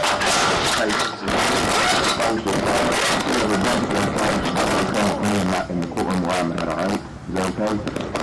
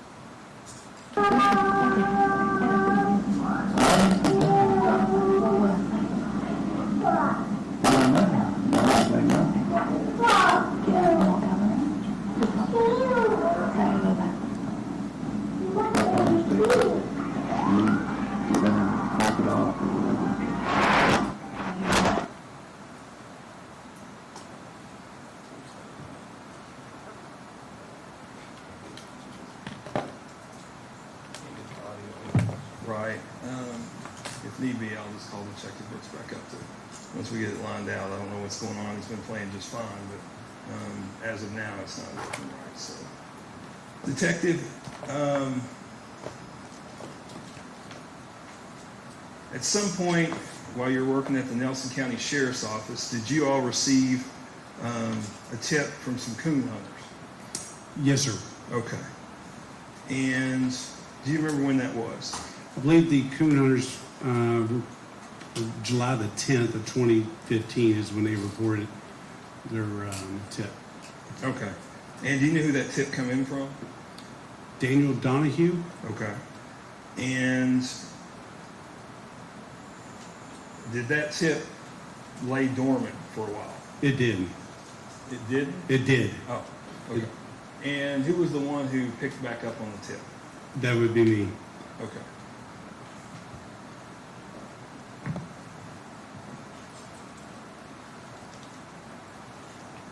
Now, did you have a conversation with Tommy Ballard about the tip? I personally did not. Okay. At some point, were you aware that Tommy Ballard put a Facebook post up? Yes, sir. Okay. And did you read the Facebook post? Yes, sir. Okay. And what was the Facebook post concerning? A white Buick. Okay. And was that it? Just the description of white Buick? Yes, sir.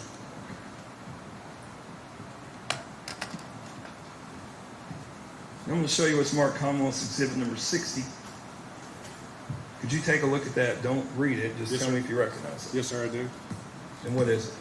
This is the post that Tommy Ballard posted on one of the Crystal Rogers websites. And is there a date on that post? I believe it's April the 28th, 2016. It Okay. looks like it's early morning hours. Okay. And does this fairly and accurately represent the Facebook post that you saw? Yes, sir. Okay. Judge, I move to introduce into evidence Commonwealth's Exhibit number 60. I sure it's introduced at this time. Judge, can I publish that? Thank you.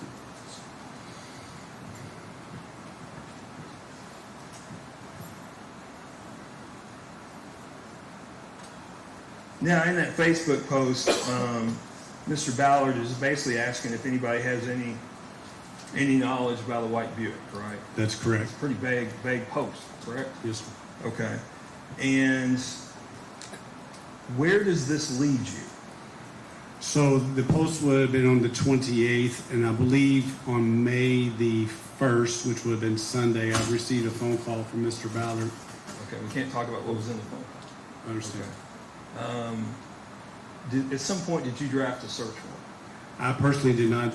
That was drafted up by John Snow. Okay. Did the Nelson County Sheriff's Office draft a search warrant? Yes, sir, they did. Okay, and where was that for? That was for a white Buick that belonged to Anna Whitesides. Okay, Miss Whiteside, do you remember where she resided? I believe on Pulliam Avenue, I believe. Okay. And did you go to her house? I did go to the house with Detective Snow. And what day was that? That would have been on May the 4th. Okay. So he posted this on April 28th, correct? Yes, sir. You talked to Tommy on May 1st. Yes, sir. And then you all show up at Miss Whiteside's house on May the 4th. May the 4th. And who is Miss Whiteside? Miss Whiteside is the grandmother of Anna. I'm sorry. Anna Whiteside is the grandmother of Brooks Houck. And Nick Houck. And Nick Houck.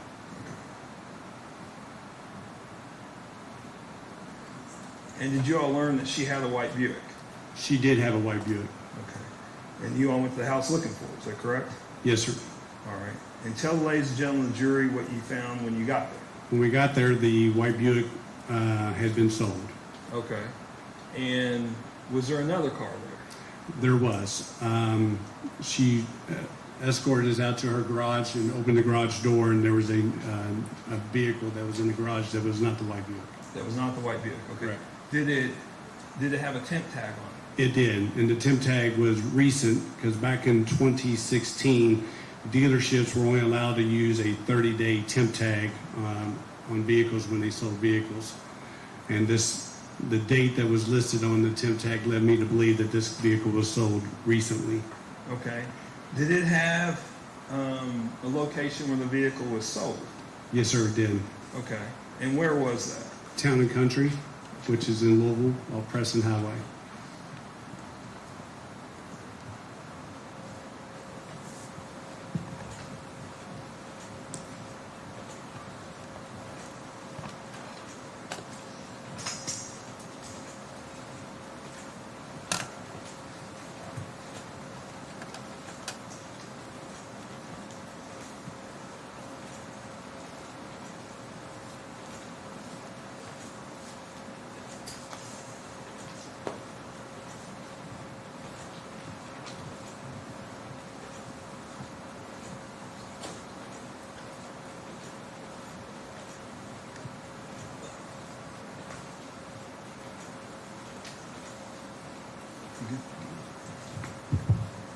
Detective, I'm showing you what's marked as Commonwealth Exhibit number 61. Before I get there, did you all go to Town and Country? We did. What day did you go there? We left Anna Whiteside's house and I immediately drove straight there. Okay, and I'm going to show you what's marked as Commonwealth Exhibit number 61. Could you take a look at that for me? Yes, sir. Just look at it yourself and flip Okay. through the pages. Do you recognize that? I do. That is the vehicle agreement of when she traded her vehicle in and bought another vehicle. Has her picture of her driver's license, insurance card, and 2 copies of checks that were written for the new vehicle. Okay. And is this fairly, did you all seize this? Yes, sir, we did. Is it fairly and accurately, is it a copy of what you all seized from Town and Country? Yes, sir, it is. And Judge, I'd move to introduce into evidence Commonwealth Exhibit number 61. Any objection? Be sure it's introduced at this time. All right, so this is a vehicle agreement, it says. Yes, sir. And does it say what date is that? May the 2nd, 2016. Okay, and you said Tommy had posted that on April 28th of 2016, is that correct? That's correct. Okay. And this was for the sale of her, or trade-in of her car, and can you tell me what It is a LeSabre Buick. It's a 2000 model. And she bought a 2012 Mazda 3. Okay.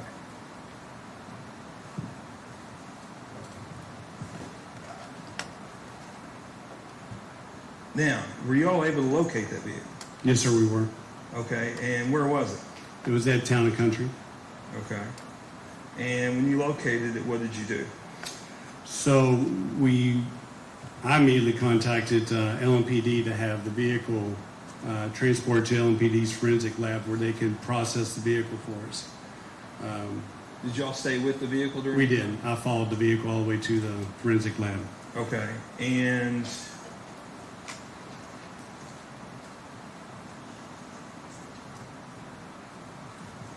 Judge, can I publish 61? You may.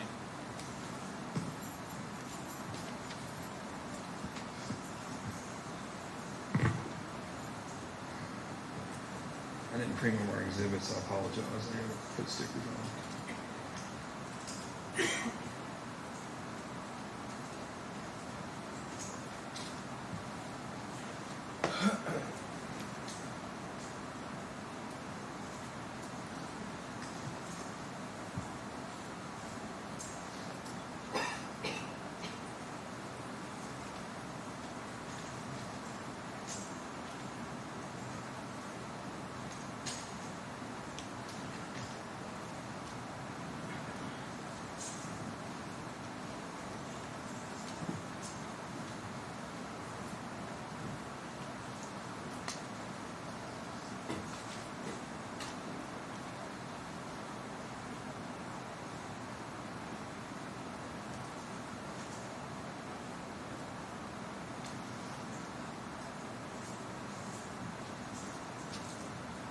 All right, I'm showing the defense counsel the exhibits of 62 through 68.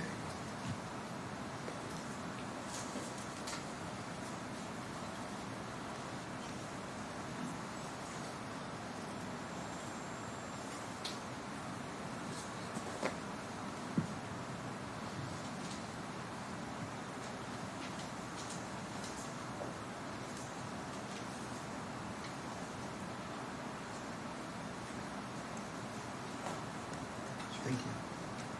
Detective, I'm showing you where Smart Commonwealth is in number 62 through 68. Could you take a look at those for me, please? Yes, sir.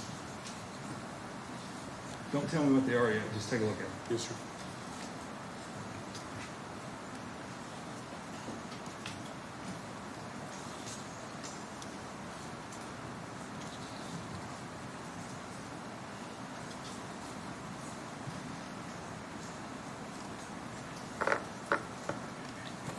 Detective, do you recognize those photos? Yes, sir, I do. And what are they of? They are the photos of the 2000 white Buick that belonged to Anna Whitesides. Okay, and is that pictures of it at LMPD processing? Yes, sir. Okay, and did they process the vehicle? Yes, sir, they did.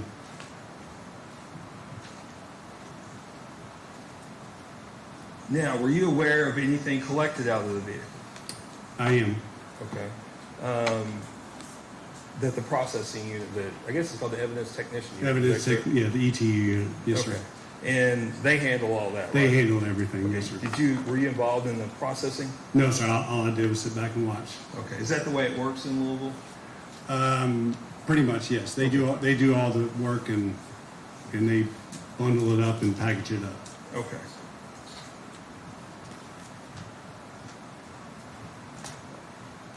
Judge, I'm going to move to introduce into evidence 62 through 68. Any objection to 62 through 68? I'll show that that's introduced at this time. It may be published to the jury. Yes, sir, thank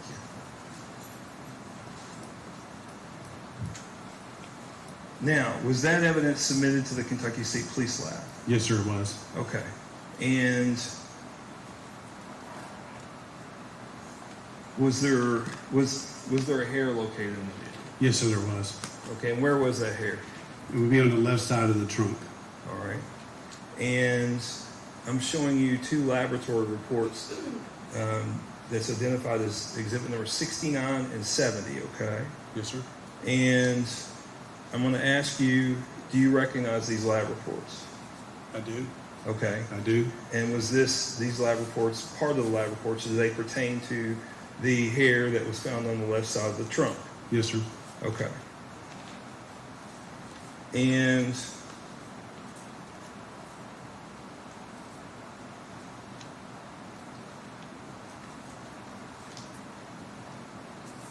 let's start with this one.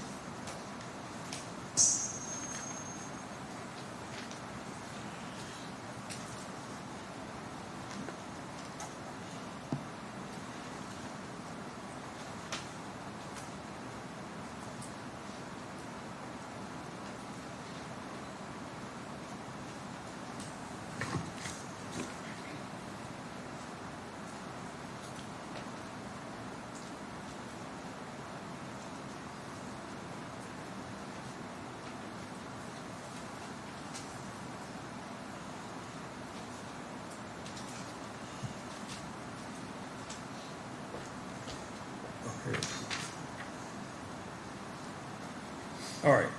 And talking about the hair that was located on the left side of the trunk, under lab number 15C 4142, report number 10, if you could just read their findings as it relate to the hair. The hair that in question is item number 26, correct? Correct. And there was a hairbrush from Miss Rogers that's item number 2, correct? Correct. And then Miss Whiteside, we had a standard from her as well. That was item number 63, correct? Correct. Okay, could you read the findings from the lab? It says the head hair with Caucasian characteristics in item 26. Would that be? That would be the hair that was located in the vehicle.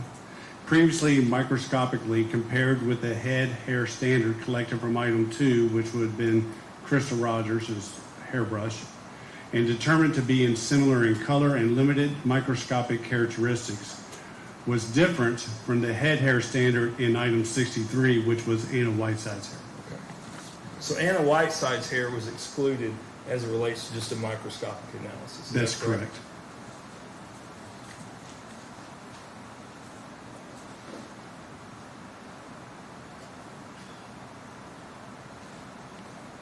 One second, I gotta ask my wife a question.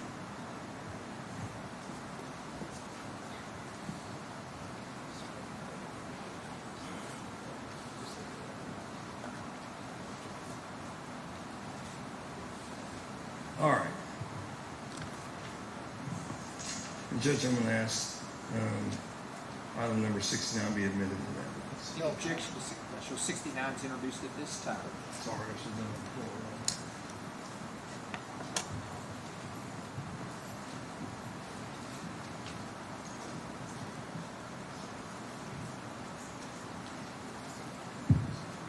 Now, later on, did you go to any other dealerships? Yes, sir. A few days later, we went to another dealership that was nearby, Town and Country, Sternberg dealership. Okay. And while you were there, what were you looking for? We were looking for video surveillance videos that may have captured the sale of the white Buick. Okay. And did they have a video system there? Yes, sir, they did. Okay. And were you able to locate anything on that video system as it relates to the white Buick? Yes, sir. We received some photos of the white Buick where they had attempted to sell the vehicle at Sternberg.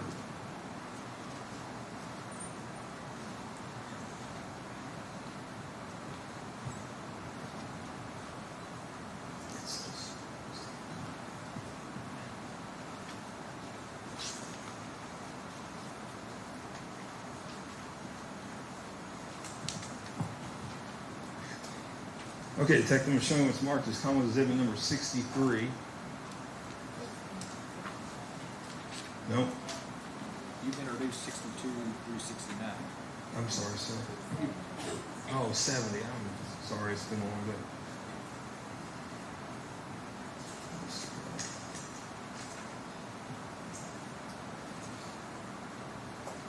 I'm going to show you what's previously been marked as common exhibit number 70. If you would take a look at that for me, please. Yes, sir.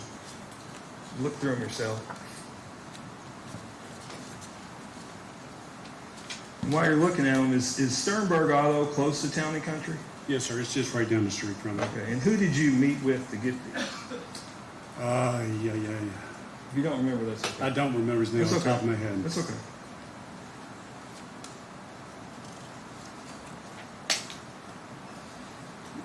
These are the photographs that we collected. Okay. Do they fairly and accurately represent the photo? Yes, sir. Okay. Judge, I move to introduce into evidence common exhibit number 70. Objection. All right. And are these date stamped and time stamped? Yes, sir. It's got May the 2nd, 2016, and this appears to be at 11 o'clock in the morning. Okay. And is that the same day they actually sold the car at Town and Country? Yes, sir, it is. Okay. And Judge, now you looked through these pictures, is that correct? That's correct. Did you notice anybody, or were you able to identify anybody out of these photographs? Yes.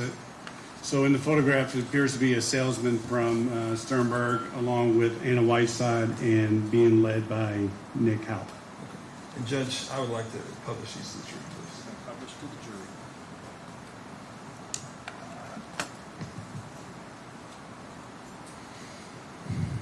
Now, after the seizure of the vehicle and after it was processed, did you arrange for a cadaver dog? Yes, sir. Okay, and what is a cadaver dog? A cadaver dog is a dog that is trained to search for the odor of human decomposition. Okay. And I don't want to talk about any of the results of the cadaver dog search, okay? Yes, sir. But how did you come to meet this fellow? I was working off duty at the fairgrounds in Louisville, Kentucky, and I saw a gentleman walk by, and I can't remember if it was on him or the dog, but one of them had something that they were wearing that displayed that they were a cadaver dog. Okay. And did you speak to him about working on this case?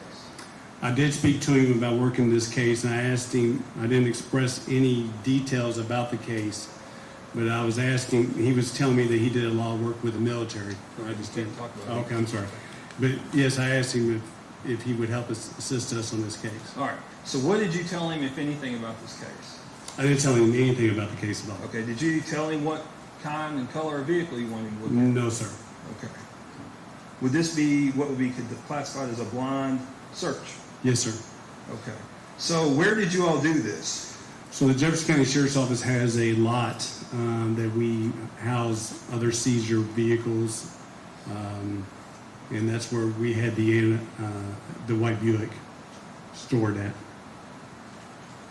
Okay, and so tell me about the setup. Was it the only car in the lot, or? No, sir. There are 12 to 15 other cars, I would say. Or were they right next to each other? No, they were spaced out. There were some that were next to each other, but I mean, for the most part, it's a pretty good sized lot. Okay. Were y'all standing next to Miss Whiteside's Buick? No, sir. Actually, we stayed at the front gate. Okay. And did the handler, just based on your observation, did the handler let the dog go, or was he moving the dog? He let the dog go. Okay. And you all hadn't told him which car it was? No, sir. Correct?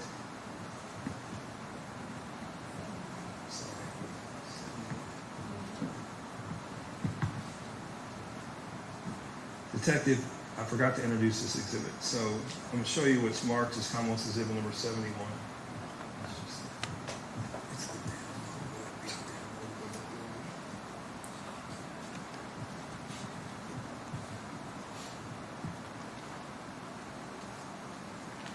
I'm going to show you what's marked as Commonwealth's Exhibit number 71. You had testified previously that the FBI downloaded the recorders. Is that correct? Yes, sir. Okay. Would this be? Take a look at that. Okay.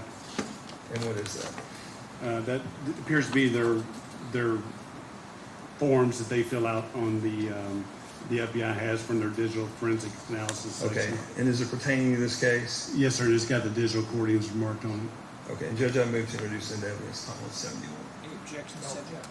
I'll show it's introduced at this time. Thank you. Give me 1 second, Detective. Yes, sir.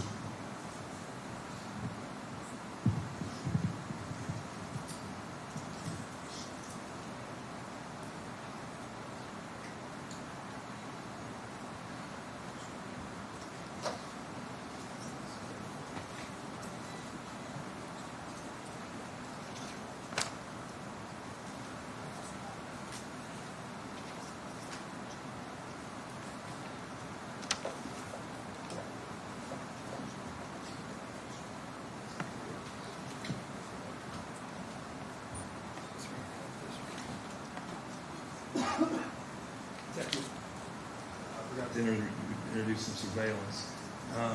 Did you happen to review some surveillance video from Baby and Ballard's from early in the morning on July 4th? Yes, sir. Okay, and was there any vehicle traffic during those early morning hours? Yes, about 3:30 in the morning, there was a vehicle that pulled onto the Rosemary and Brooks House farm. Okay, that Pascal Ballard Road? That's correct. Okay, and we've had previous testimony. That was the only residence on that road, is that correct? That's correct. Okay. Priest, can we play that? If you can stand down there, Jamie, if you want to see.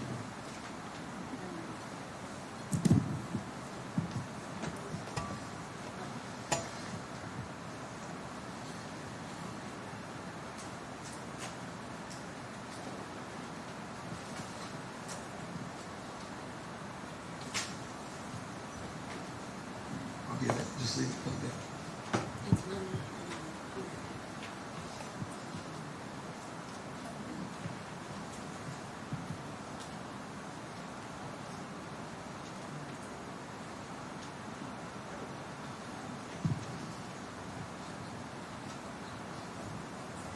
Or is that Lawrence Ballard's?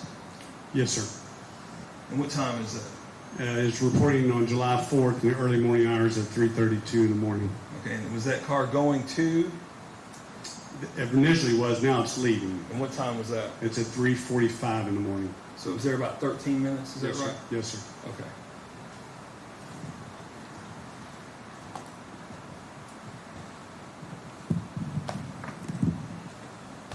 And Judge, I don't believe at this time I have any further questions for Detective Brooks. Tell you what, we've been going about an hour. Why don't we take a break? Yes, sir, that's fine. Thank you. Ladies and gentlemen, jury, we'll take a break before cross-examination. The same admonitions are in place. Do not discuss this case among yourselves. Do not let anybody discuss this case with you. If anybody attempts to discuss this case with you, I need you to immediately report that to me. And you're not to finally make up your mind about the case until all the proof has been presented and instructions provided to you by the court. We've gone to the jury room to deliberate. We'll take a 15-minute break. We'll start back at 15 minutes. You may go to the bus.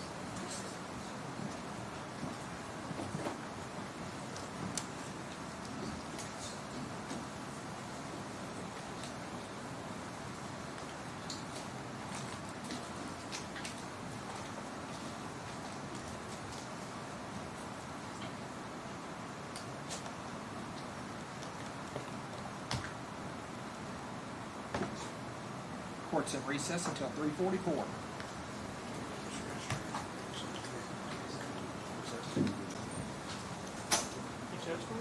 You may.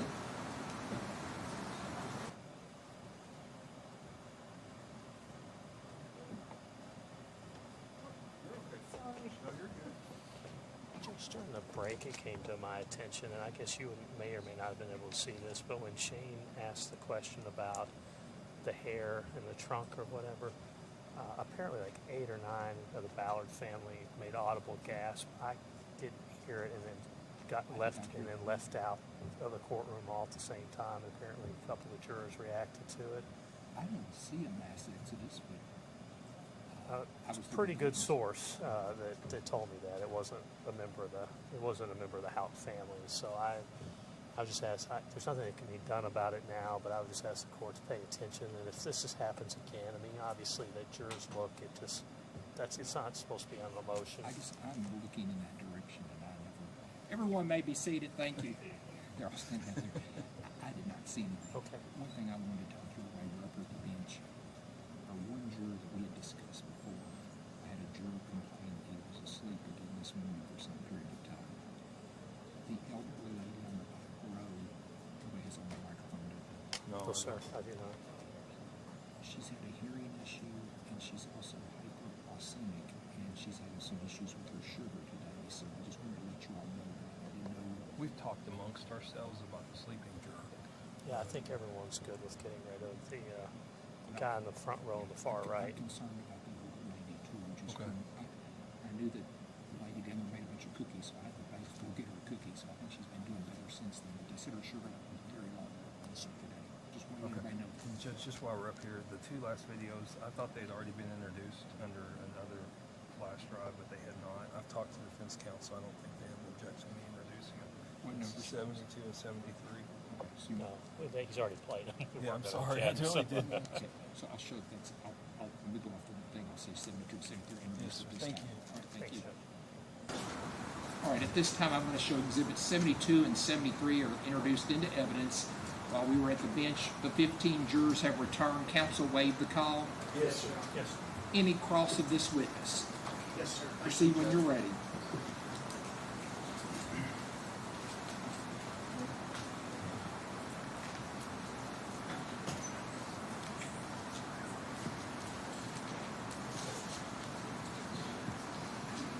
Good afternoon, Detectives. Good afternoon.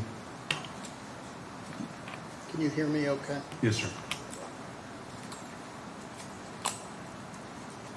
Sir, several recordings were found in the home of Rosemary Houck during the execution of a search warrant in 2020, correct? Yes, sir.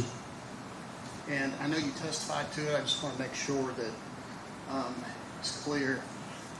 All of the recordings that we heard during your direct examination were recovered during this one search, correct? That's correct.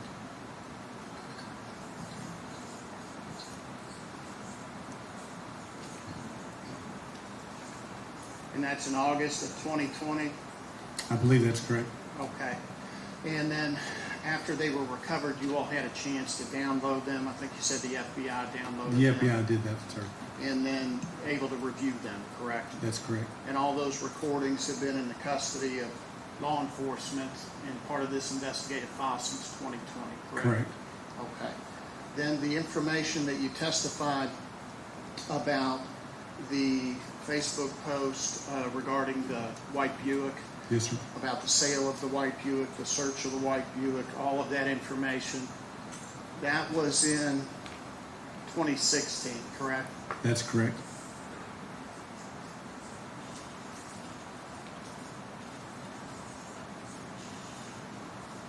Okay.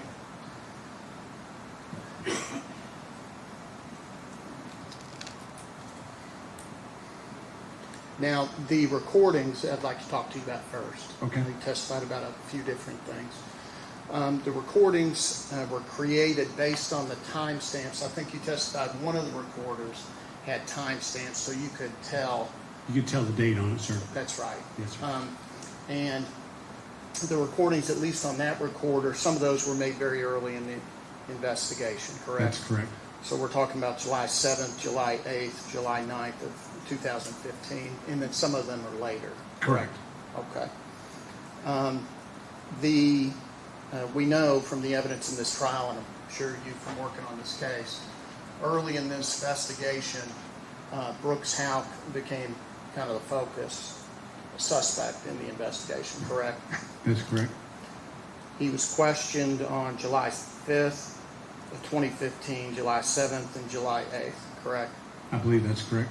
Okay, the farm was visited and then searched on July 6th, July 7th, and July 10th, correct? I wasn't part of the investigation during that time, sir, so I believe you may be accurate in stating that. Okay. I didn't get involved into the case until 2016. 2016, okay. Do you know from your participation in the investigation that Brooks Houck had been advised as early as July 6th not to participate in the searches, not to come to the press conference on the case, things like that? I was not familiar Okay. with that, sir, no. Fair enough. We do know from the context of the tapes that the July 9th recording was made shortly after Nick Houck's police cruiser was taken to be searched, correct? That is correct.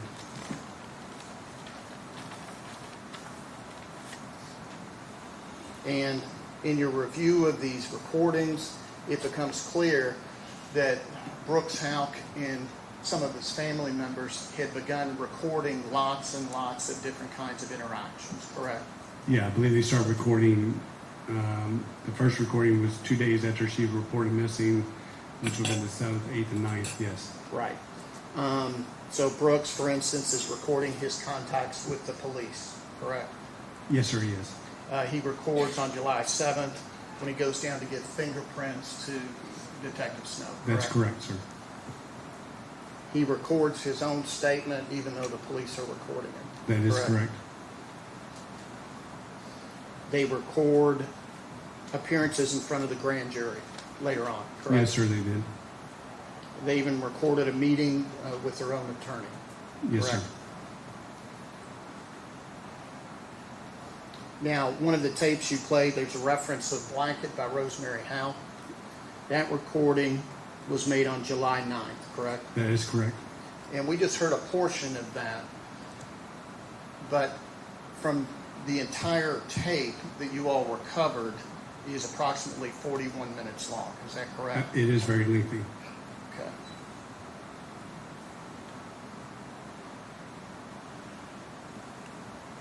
And it appears from the circumstances that that recorder was inadvertently activated. Sir, I can't advise if Mr. Houck inadvertently activated or if it wasn't done intentionally. Fair enough. Yes, sir. Fair enough. When it starts recording, and I'm not going to ask you what anybody said. Yes, sir. But when it starts recording, you can hear the voices of Brooks, Houck, Nick Houck, Rosemary Houck, all talking. Correct. Correct? Yes, sir. And that goes on for roughly 10 minutes or so. And then it switches to where it sounds as if you've got Brooks, Houck, and Rosemary Houck in a vehicle. That is correct. With Eli in the back Yes, sir. seat You of can the hear vehicle. her on the back. Correct. Yes, sir.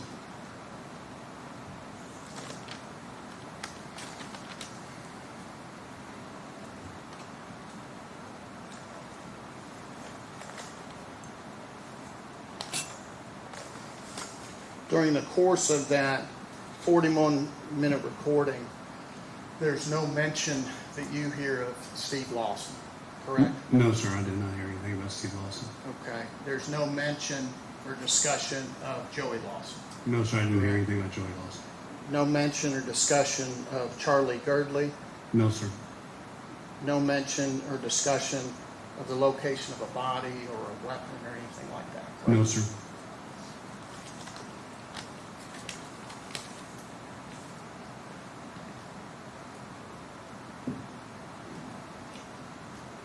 You're also aware from the recordings that, and this has already come into evidence. I'm not going to spend much time on it, but through a different witness. But, Okay. There is a recording when Brooks on July 7th goes down and gives his fingerprints, where he and Detective Snow are having a conversation. Correct. That's correct. And in that conversation, Detective Snow's talking about a tip that came in. That's correct. Correct.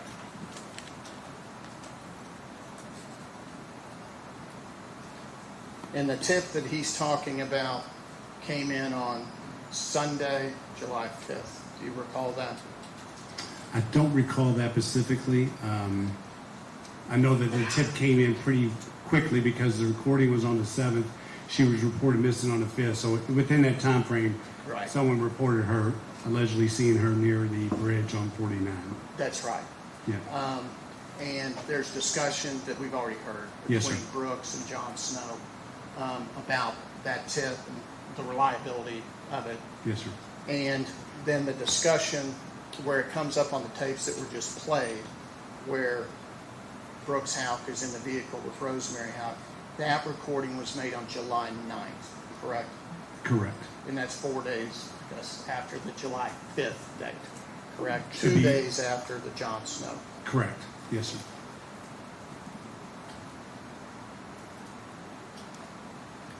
And John Snow indicates to Mr. Houck, keep that to yourself. Yes. I Correct. believe he was implying that not a lot of people knew about it. Right.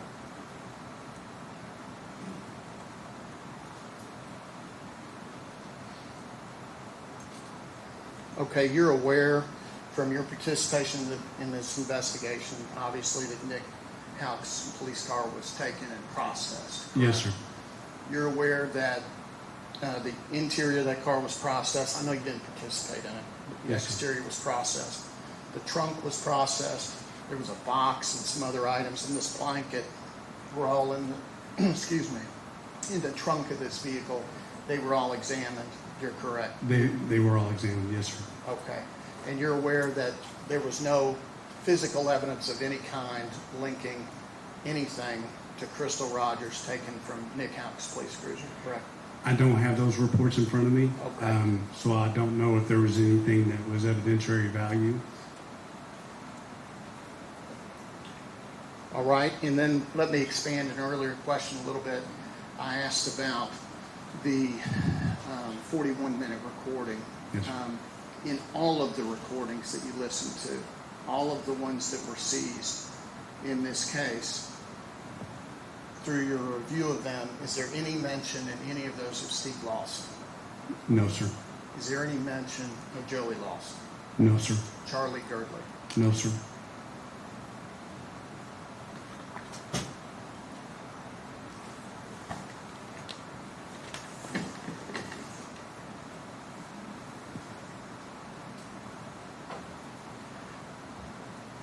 Now, sir, I want to talk a little bit about the white Buick that you testified about.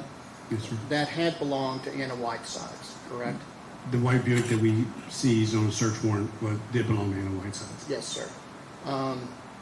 It had been sold just before your all seizure, correct? Correct.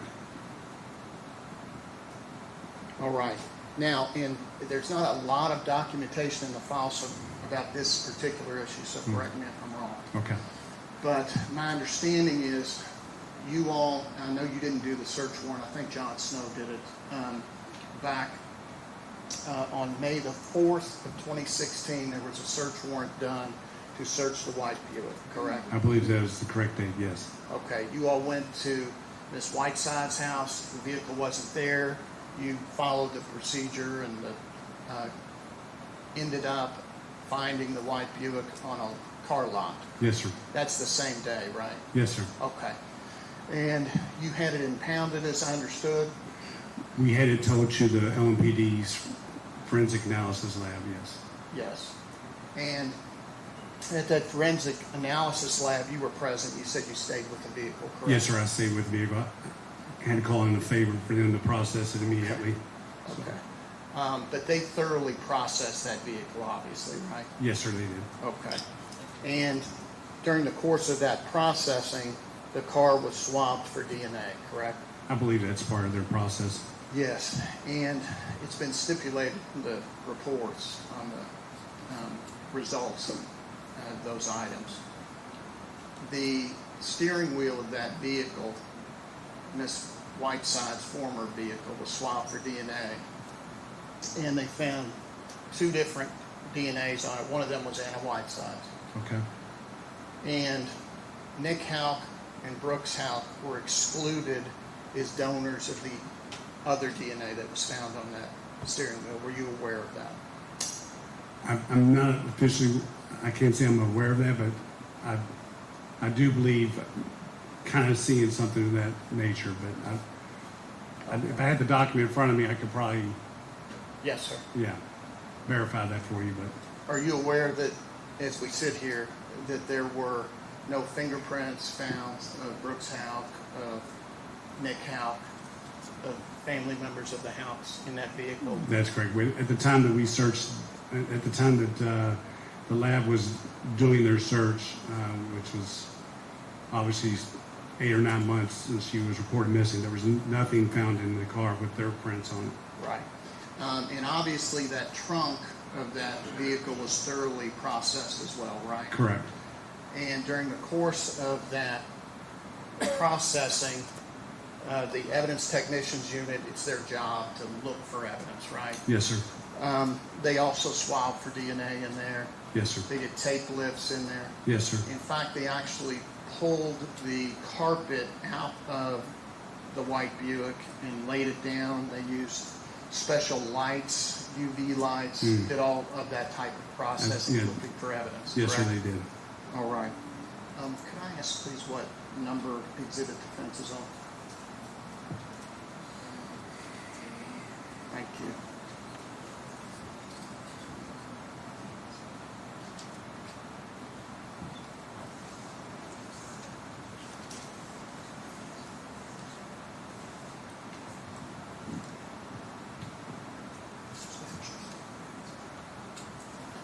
Sir, I'm going to hand you what I've marked as defense exhibit 10, 11, and 12. Yes, sir.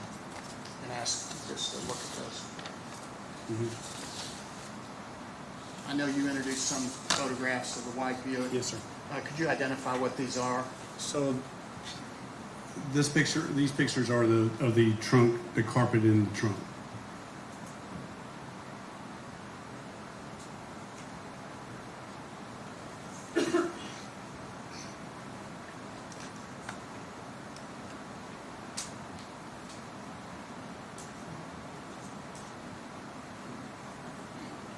Okay. And this one correlates with what I've marked defense exhibit number 11. Yes, sir. Okay. And would this be the carpet here of the trunk of this vehicle? Yes, sir, it was. And this would be the hand, I would assume, of an evidence technician? That is. And they wear gloves when they do their work, obviously, Yes, sir. right? And this is one of the types of chemicals that they spray to look for I evidence? believe it's called luminol. Luminol, I believe so. right. Which will luminesce on blood. Yes, sir.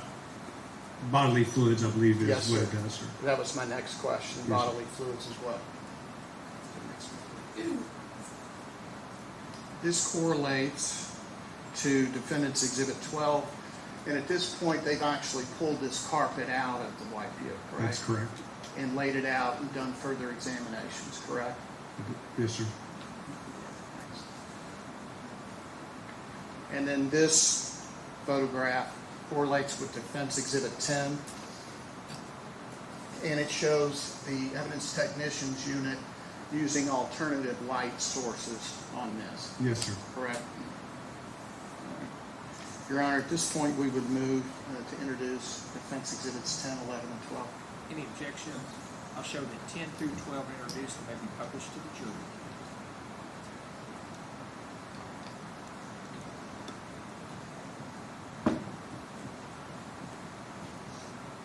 Now, sir, from your knowledge of this investigation, you're aware that no blood, body fluids, tissue from Crystal Rogers were found in this vehicle or in the trunk, correct?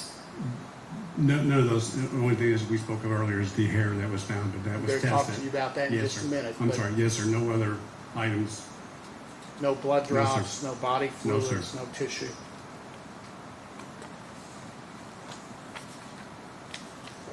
Now, and do you have those lab reports in front of you still I do not. that were just introduced by the Yes, sir. Commonwealth? That's what I'm going to do. Yes, sir.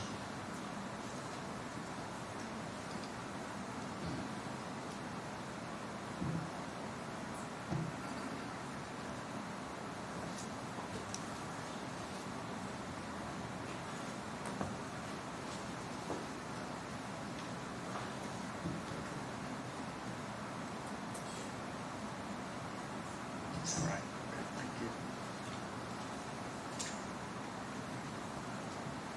Cheaters. No, I'm sure it does.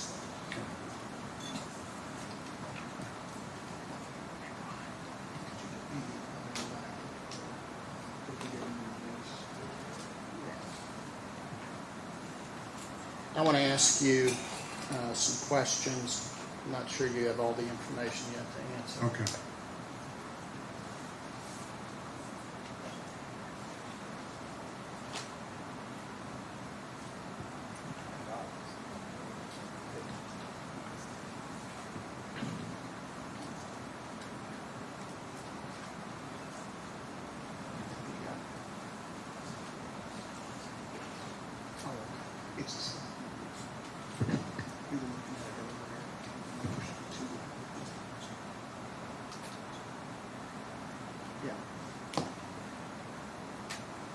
I'm sorry, Your Honor, you just.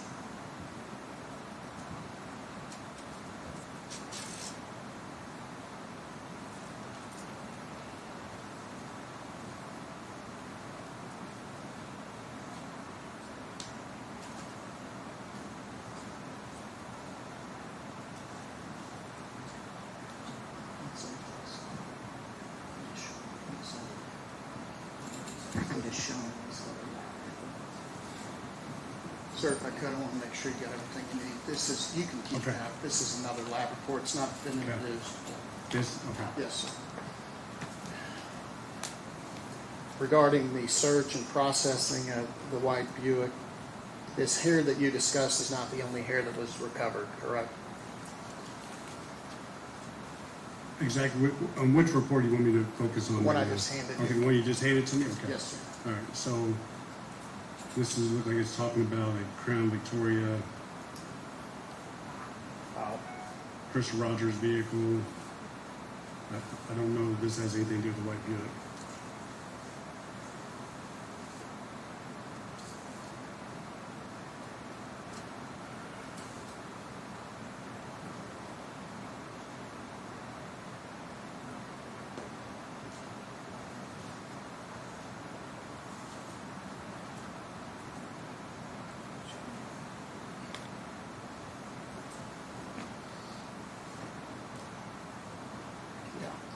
I'm sorry, they are on here.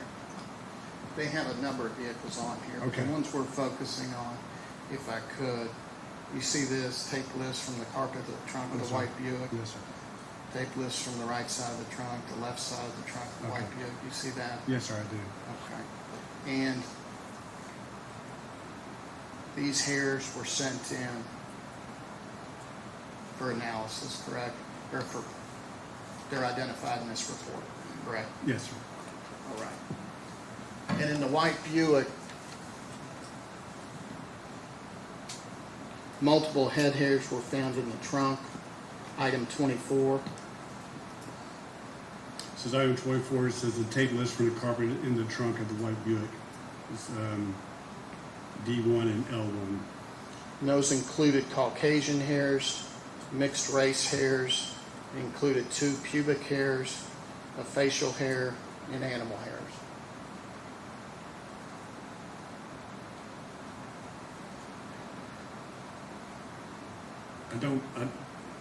I don't see that I don't see this on the report that you're talking about, where it's specifically talking about item 24.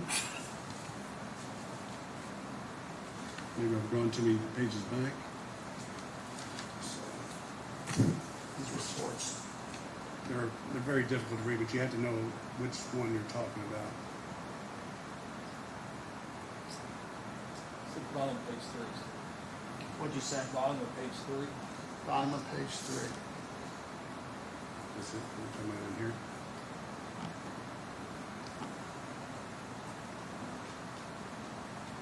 Okay, let's do it together here. Okay. All right. 6 head hairs with Caucasian characteristics found in item 22.1. Let's see what 22.1 is. 22.1 was hairs collected from 22, which is a white Save-A-Lot box cutter. I think that's not the white Buick. 2 head hairs with Caucasian characteristics found in item 23. Okay, yes. 18 head hairs with Caucasian undetermined racial characteristics or mixed racial characteristics found on item 24. Okay, that is the white From the Buick. white Buick, Yes, sir, correct? it is. 2 pubic hairs with Caucasian characteristics. 1 facial hair with Caucasian characteristics found on item 24. Correct. And that's from the white Buick, correct? Yes, sir. Yes, sir.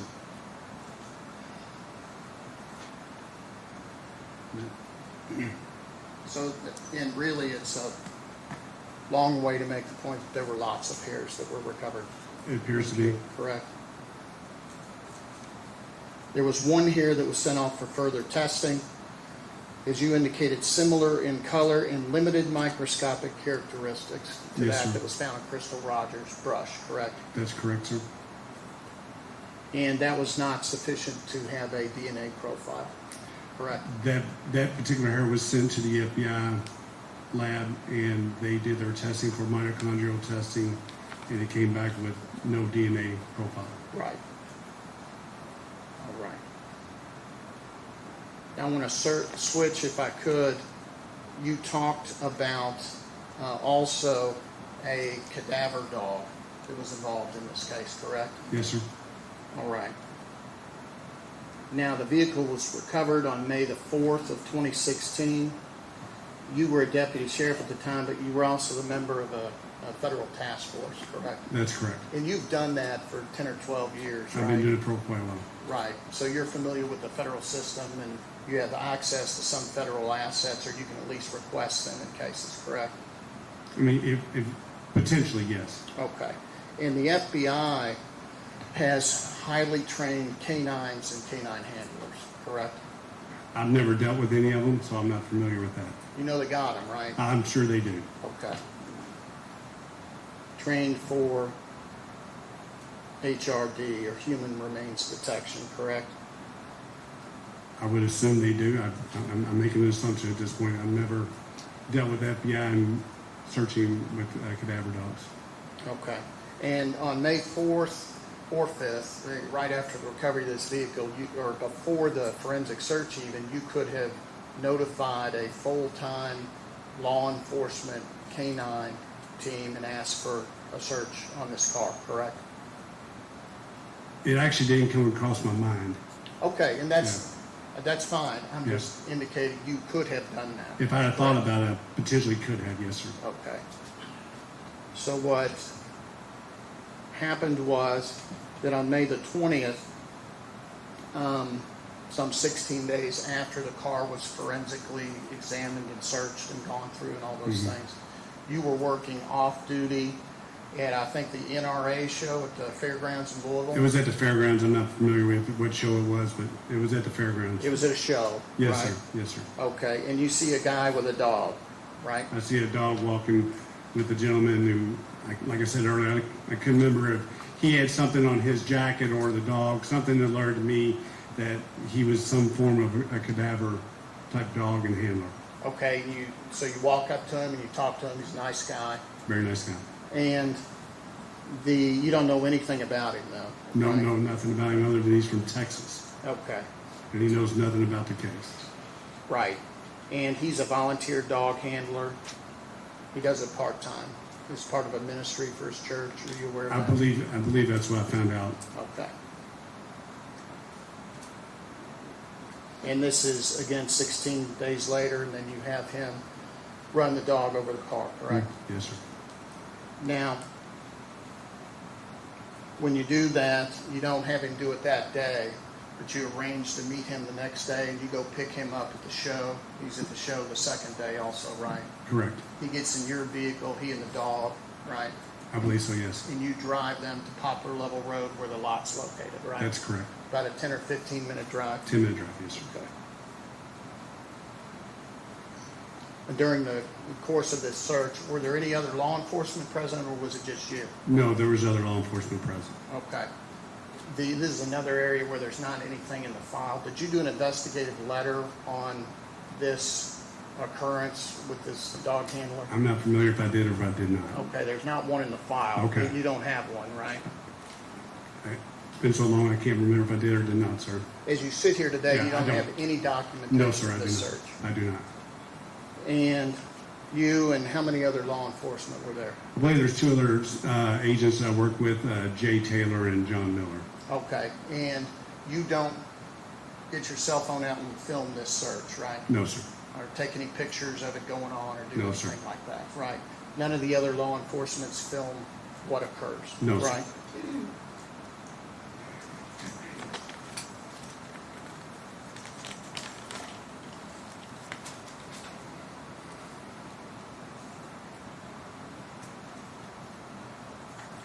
There were multiple other cars on the lot, and this is a police impound lot, right? Yes, sir.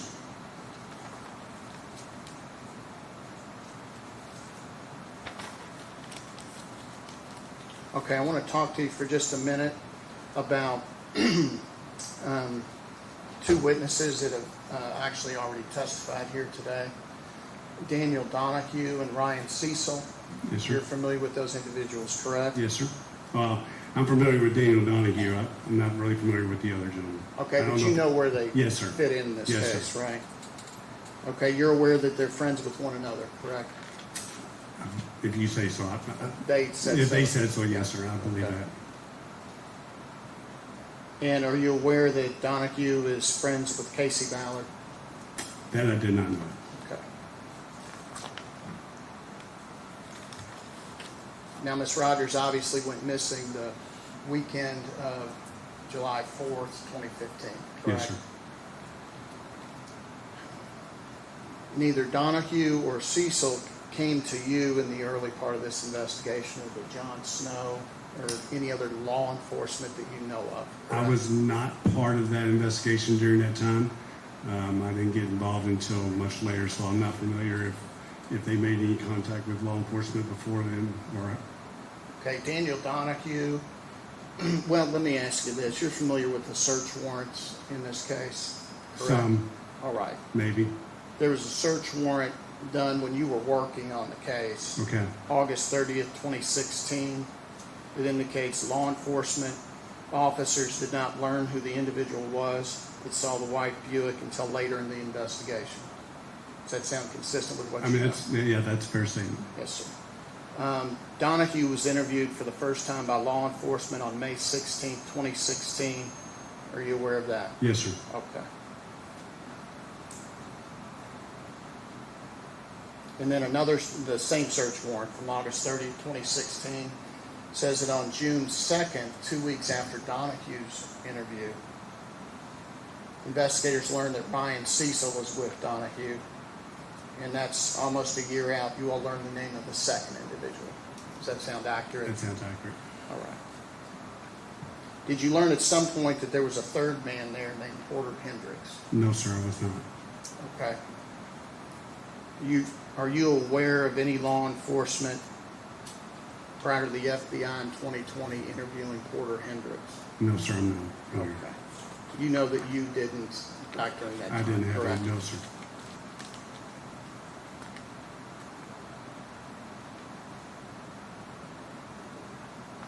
All right. And then this last video that was played of the vehicle 3:30ish in the morning going up and traveling back that Pascal Ballard Road. Yes, sir. Obviously familiar with that, correct? Yes, sir.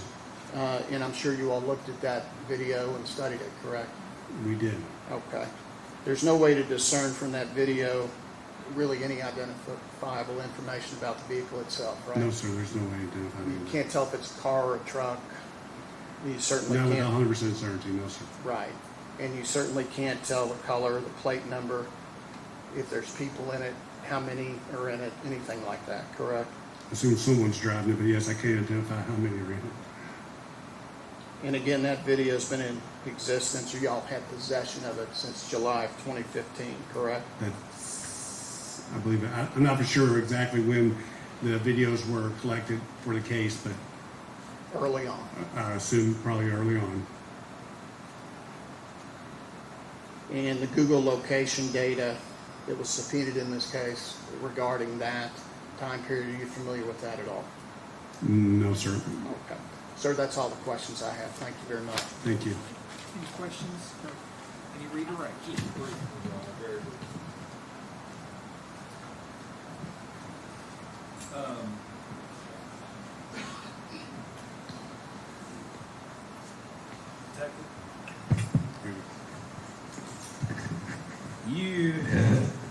Did you review the video while you were at Stivers?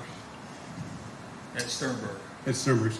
I can't remember. Yeah, I've reviewed it, yes. Yeah, that's yes. all I'm asking. But I can't, but we did not get it downloaded. No, I know, but did you watch it? Yes, sir, I did. Okay, do you know if Nick and Anna drove in separate cars or if they drove in the same car? They drove in the same car. And what car was that? The white Buick. Okay. So the fact that Nick's DNA wasn't found in the car, he actually had been in the car, correct? That's correct. He had been in the car on May 4th. That would be correct. The same day you had it processed, correct? Yes, sir. Okay. Well, yes, sir. Yes. So, no, the video was May 2nd. We processed it on You're May right. 4th. Yeah, I apologize. You're exactly right. And you had said you were going through the file, is that correct? And noticed there was a tip about a white Buick, is that correct? That's correct. Okay.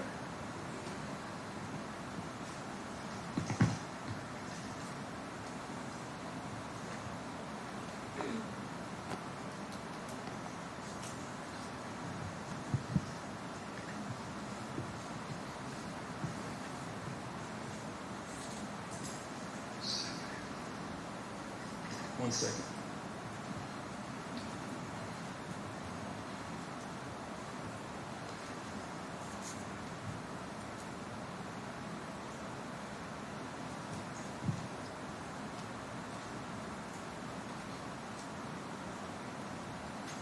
Hold on.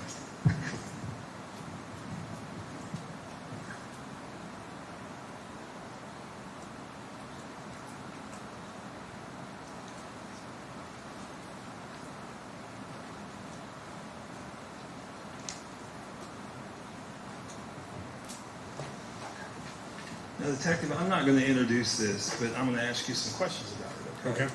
Could you take a look at that? Yes, sir. Do you recognize that? I believe this is one of the tips that came through. Is this the tip you saw? Yes, sir. Okay. And is it dated? At the top of the date is July the 10th, 2015. Okay. All right. And is that the tip about the Buick? Yes, sir, it is. Okay. And does it have someone's name on it that provided the tip? Daniel Donahue. Okay. And Judge, I don't have any further questions of the detective for this time. Mr. Shore, any recalls? Anything else? Any questions from any jurors of this witness? Will this witness be found excused? You're found excused. You may go. Call your next witness. Thank you, sir. No. I'm not finally excusing him. I'm sorry. No, I have to replay some. Once we get the audio figured out, I'll replay it. You're So- subject to recall. So you can't stay in here, take it. Keith Stivers, you're on. Keith Stivers.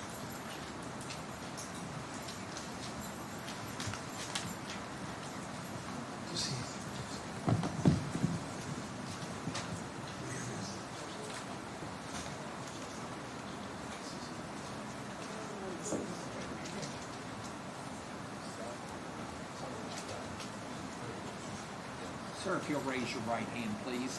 Do you swear or affirm the testimony you're about to give will be the truth, the whole truth, and nothing but the truth?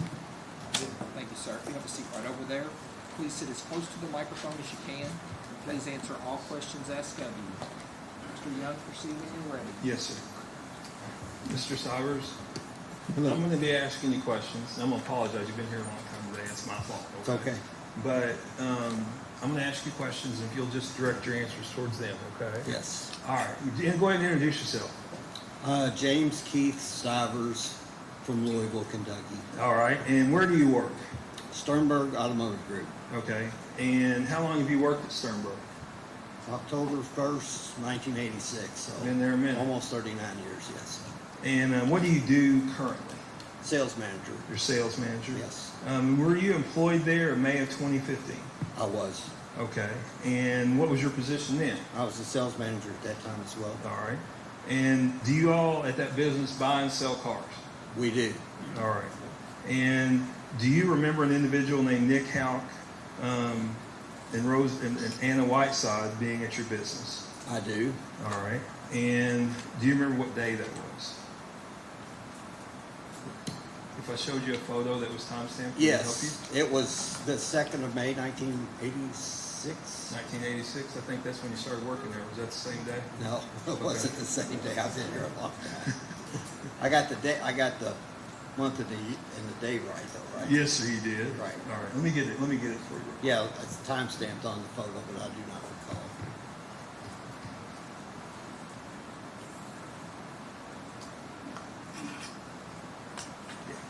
How about 2016? Does that sound better? Yes, sir. It does. I'm going to go ahead and show it to you I'm though, since sorry. I went and got Yes. it. This is Commonwealth Exhibit number 70. Can you make that out down there? That's, yes, 5/2/2016. Okay. And what were they doing there? Do you know? Mr. Houck said he was looking for a car for his grandmother. Okay. And do you know what kind of car they arrived in? Yeah, Buick LeSabre, a white Buick LeSabre. Okay. And was there anything unusual about that transaction? The salesperson, Jason Painter, came to me and said, I've got an odd request. The people want to trade their car in and get a different vehicle, but they're not going to give us access to their car. What do you mean access to the car? They didn't want me in the car, in the trunk, under the hood. Okay. Didn't give me the keys to do an appraisal, which All right. I was not able to do, obviously, without being able to get in the vehicle. Yes, sir. Have you ever had that before? Somebody didn't want you in the car? Well, maybe a specific person, maybe I have a baby in the back seat, my wife doesn't want to get out in the heat, but no, that was very, very unusual. All right. And did they buy a vehicle from you? They did not. Okay. All right. And Judge, I don't have any further questions. Mr. Any cross? Just one, Judge, but I gotta steal this from Steve. Here you go.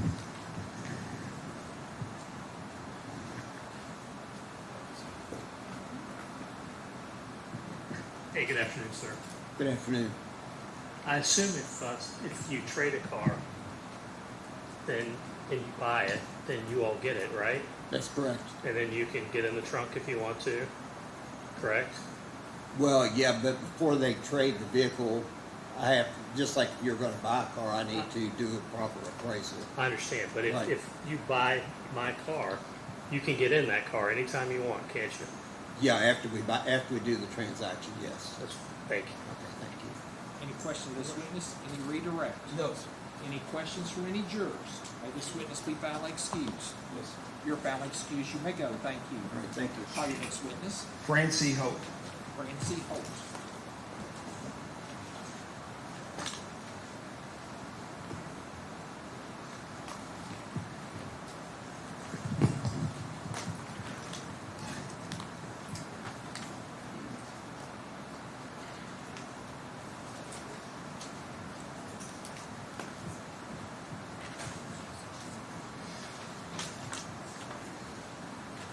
If you'll raise your right hand, please.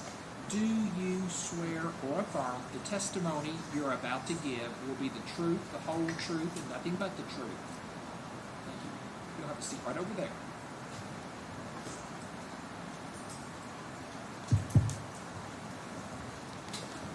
Try to sit as close to the microphone as you can. Ms. Holt, I'm going to ask you questions. If you just direct your answer towards them, okay? All right. Could you go ahead and tell them your name, please? Frances Holt. All right. I'm going to scoot this a little closer to you. Okay? There you go. And do you live in the Nelson County area? I do. All right. And are you retired? I am. Okay. What did you used to do? I worked at Town and Country Bank for 40 years, and after that I drove a bus for Nelson County for 11. And you're still with us. Yeah. So, are you familiar with the defendant, Brooks Houck? I am. All right. And are you related to him? I am. Okay. And is that, what's your relation to him? He's my nephew. All right. Are you familiar with the defendant, Joseph Lawson? No. All right. And are you his paternal aunt? Does that make sense? Was your brother his dad? Yes. All right. And your brother was Eddie Houck, is that correct? That's correct. Okay. And I'm not going to get into the whole family dynamics, but were you close to Nick?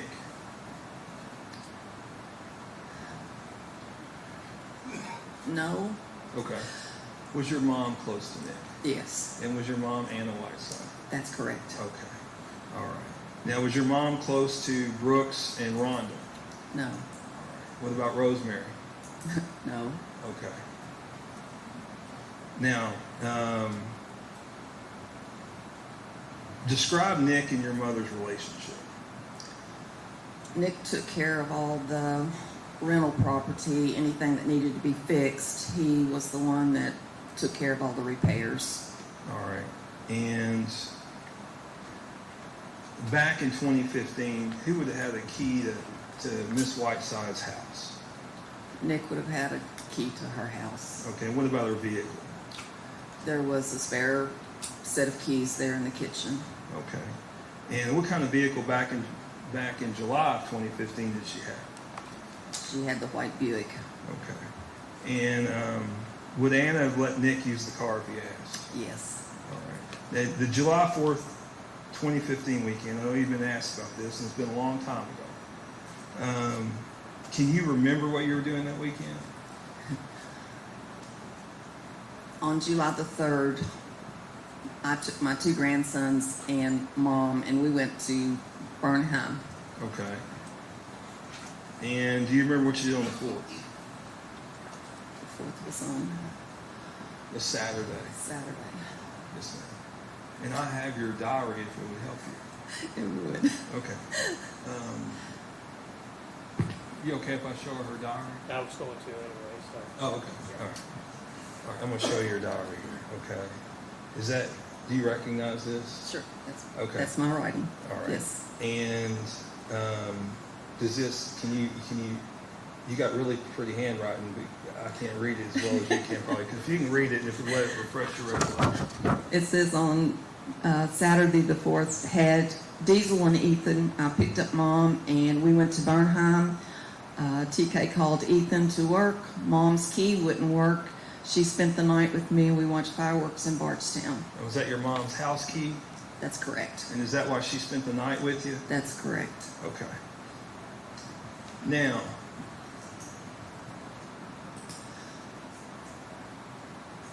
do you remember talking to Nick Houck the night of July 4th? That night when we went to Mom's and we couldn't get the key to work, then I tried to call Nick and I could not get an answer. All right. Did you go to Nick's house? We did. Okay. About what time was that?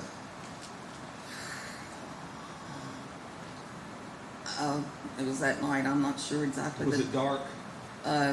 Yes, I believe so. Okay. We stayed and watched fireworks that night also. Oh. So would it have been after the fireworks? Probably. Okay. All right. Now, we've spoke before, and do you know if Nick had your mom's white Buick there? I do not know that. Okay. All right. Ms. Holt, I appreciate you being honest with me, and thank you very much for being patient. Any cross? Very briefly, sir.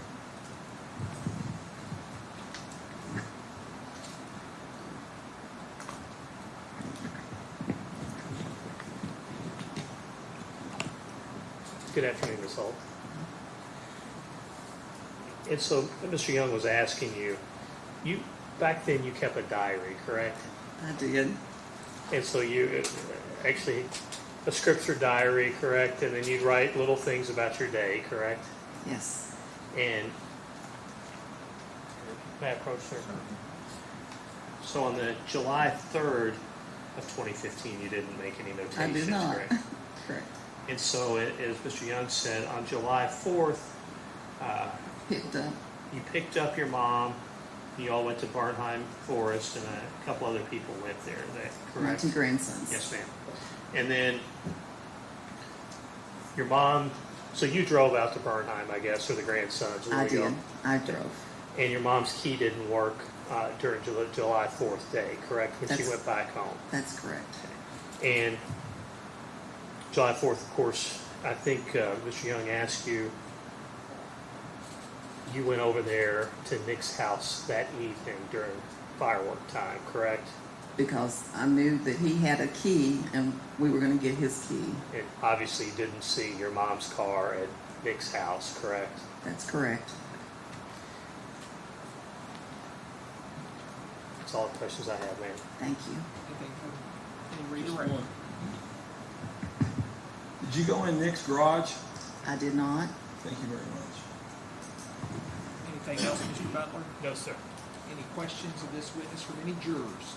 May this witness be found excused? Yes, sir. If you're found excused, you may go. Call your next witness. Shannon Norton.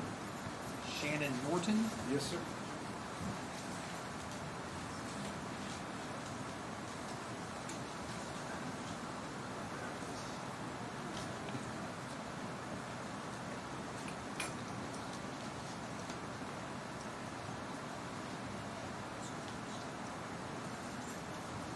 You'll raise your right hand. Do you swear or affirm the testimony you're about to give will be the truth, the whole truth, and nothing but the truth? You'll have a seat right over there. Try to sit as close to the microphone as you can, and please answer all questions asked of you. Mr. Young, proceed when you're ready. Would you please introduce yourself, ladies and gentlemen of the jury? My name is Shannon Norton.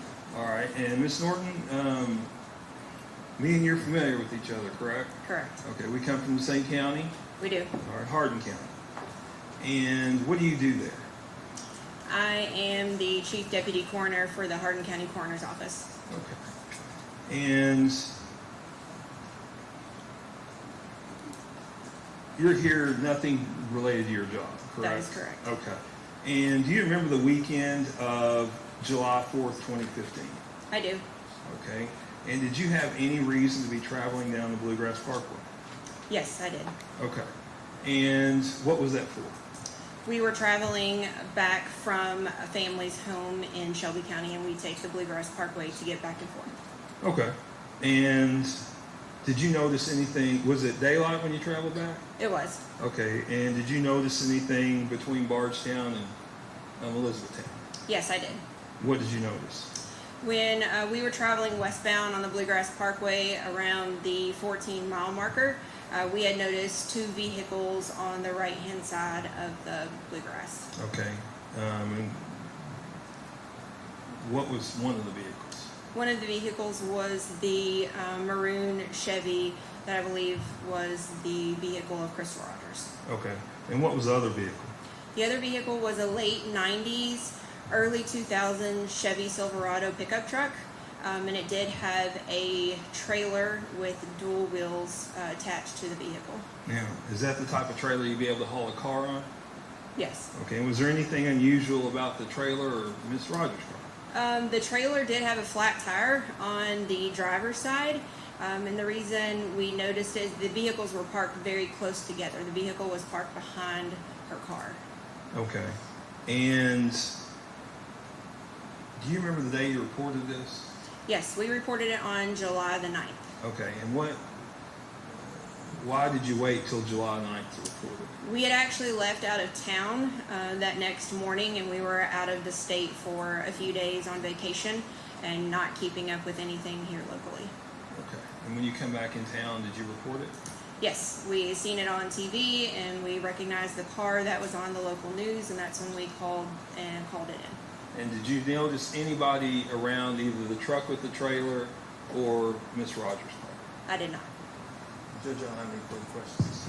Any cross? Maybe, Your Honor.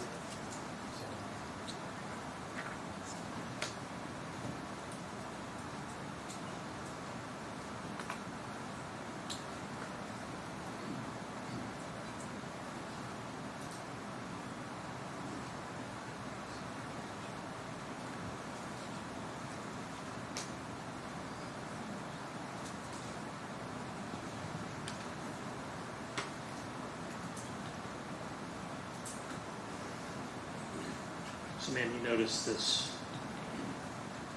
You noticed the maroon car, and then you noticed a Silverado that was in the vicinity of it, if I'm correct. I'm sorry?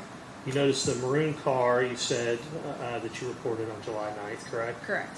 And then from looking at the call detail report that was called in on July 9th, that there was a Silverado or some sort of extended cab vehicle near it, correct? Yes, a Chevy Silverado.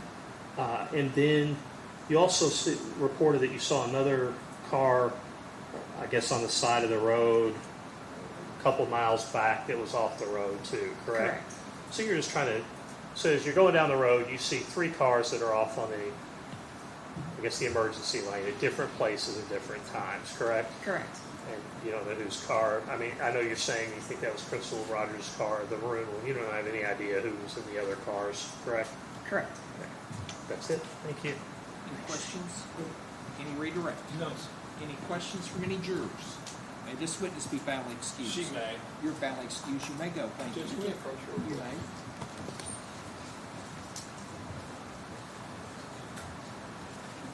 Here, the white noise. What date was she driving on the road? July 4th. That's what she said.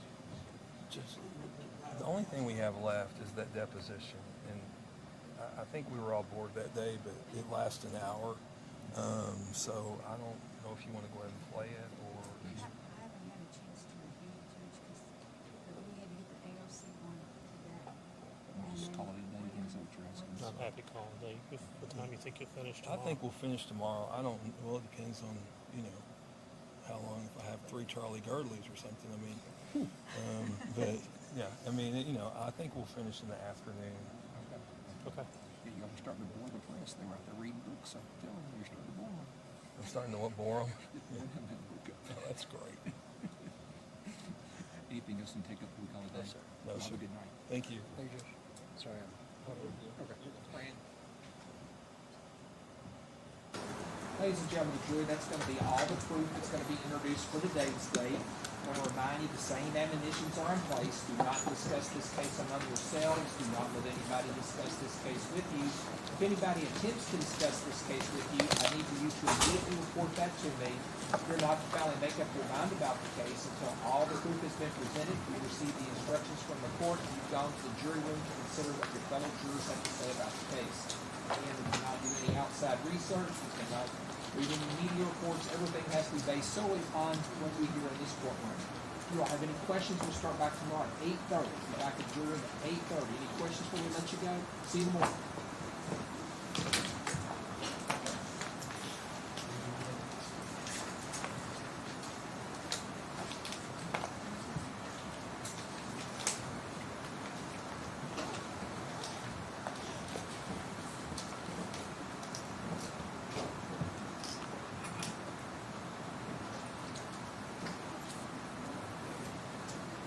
Court is in recess until 8:30 in the morning.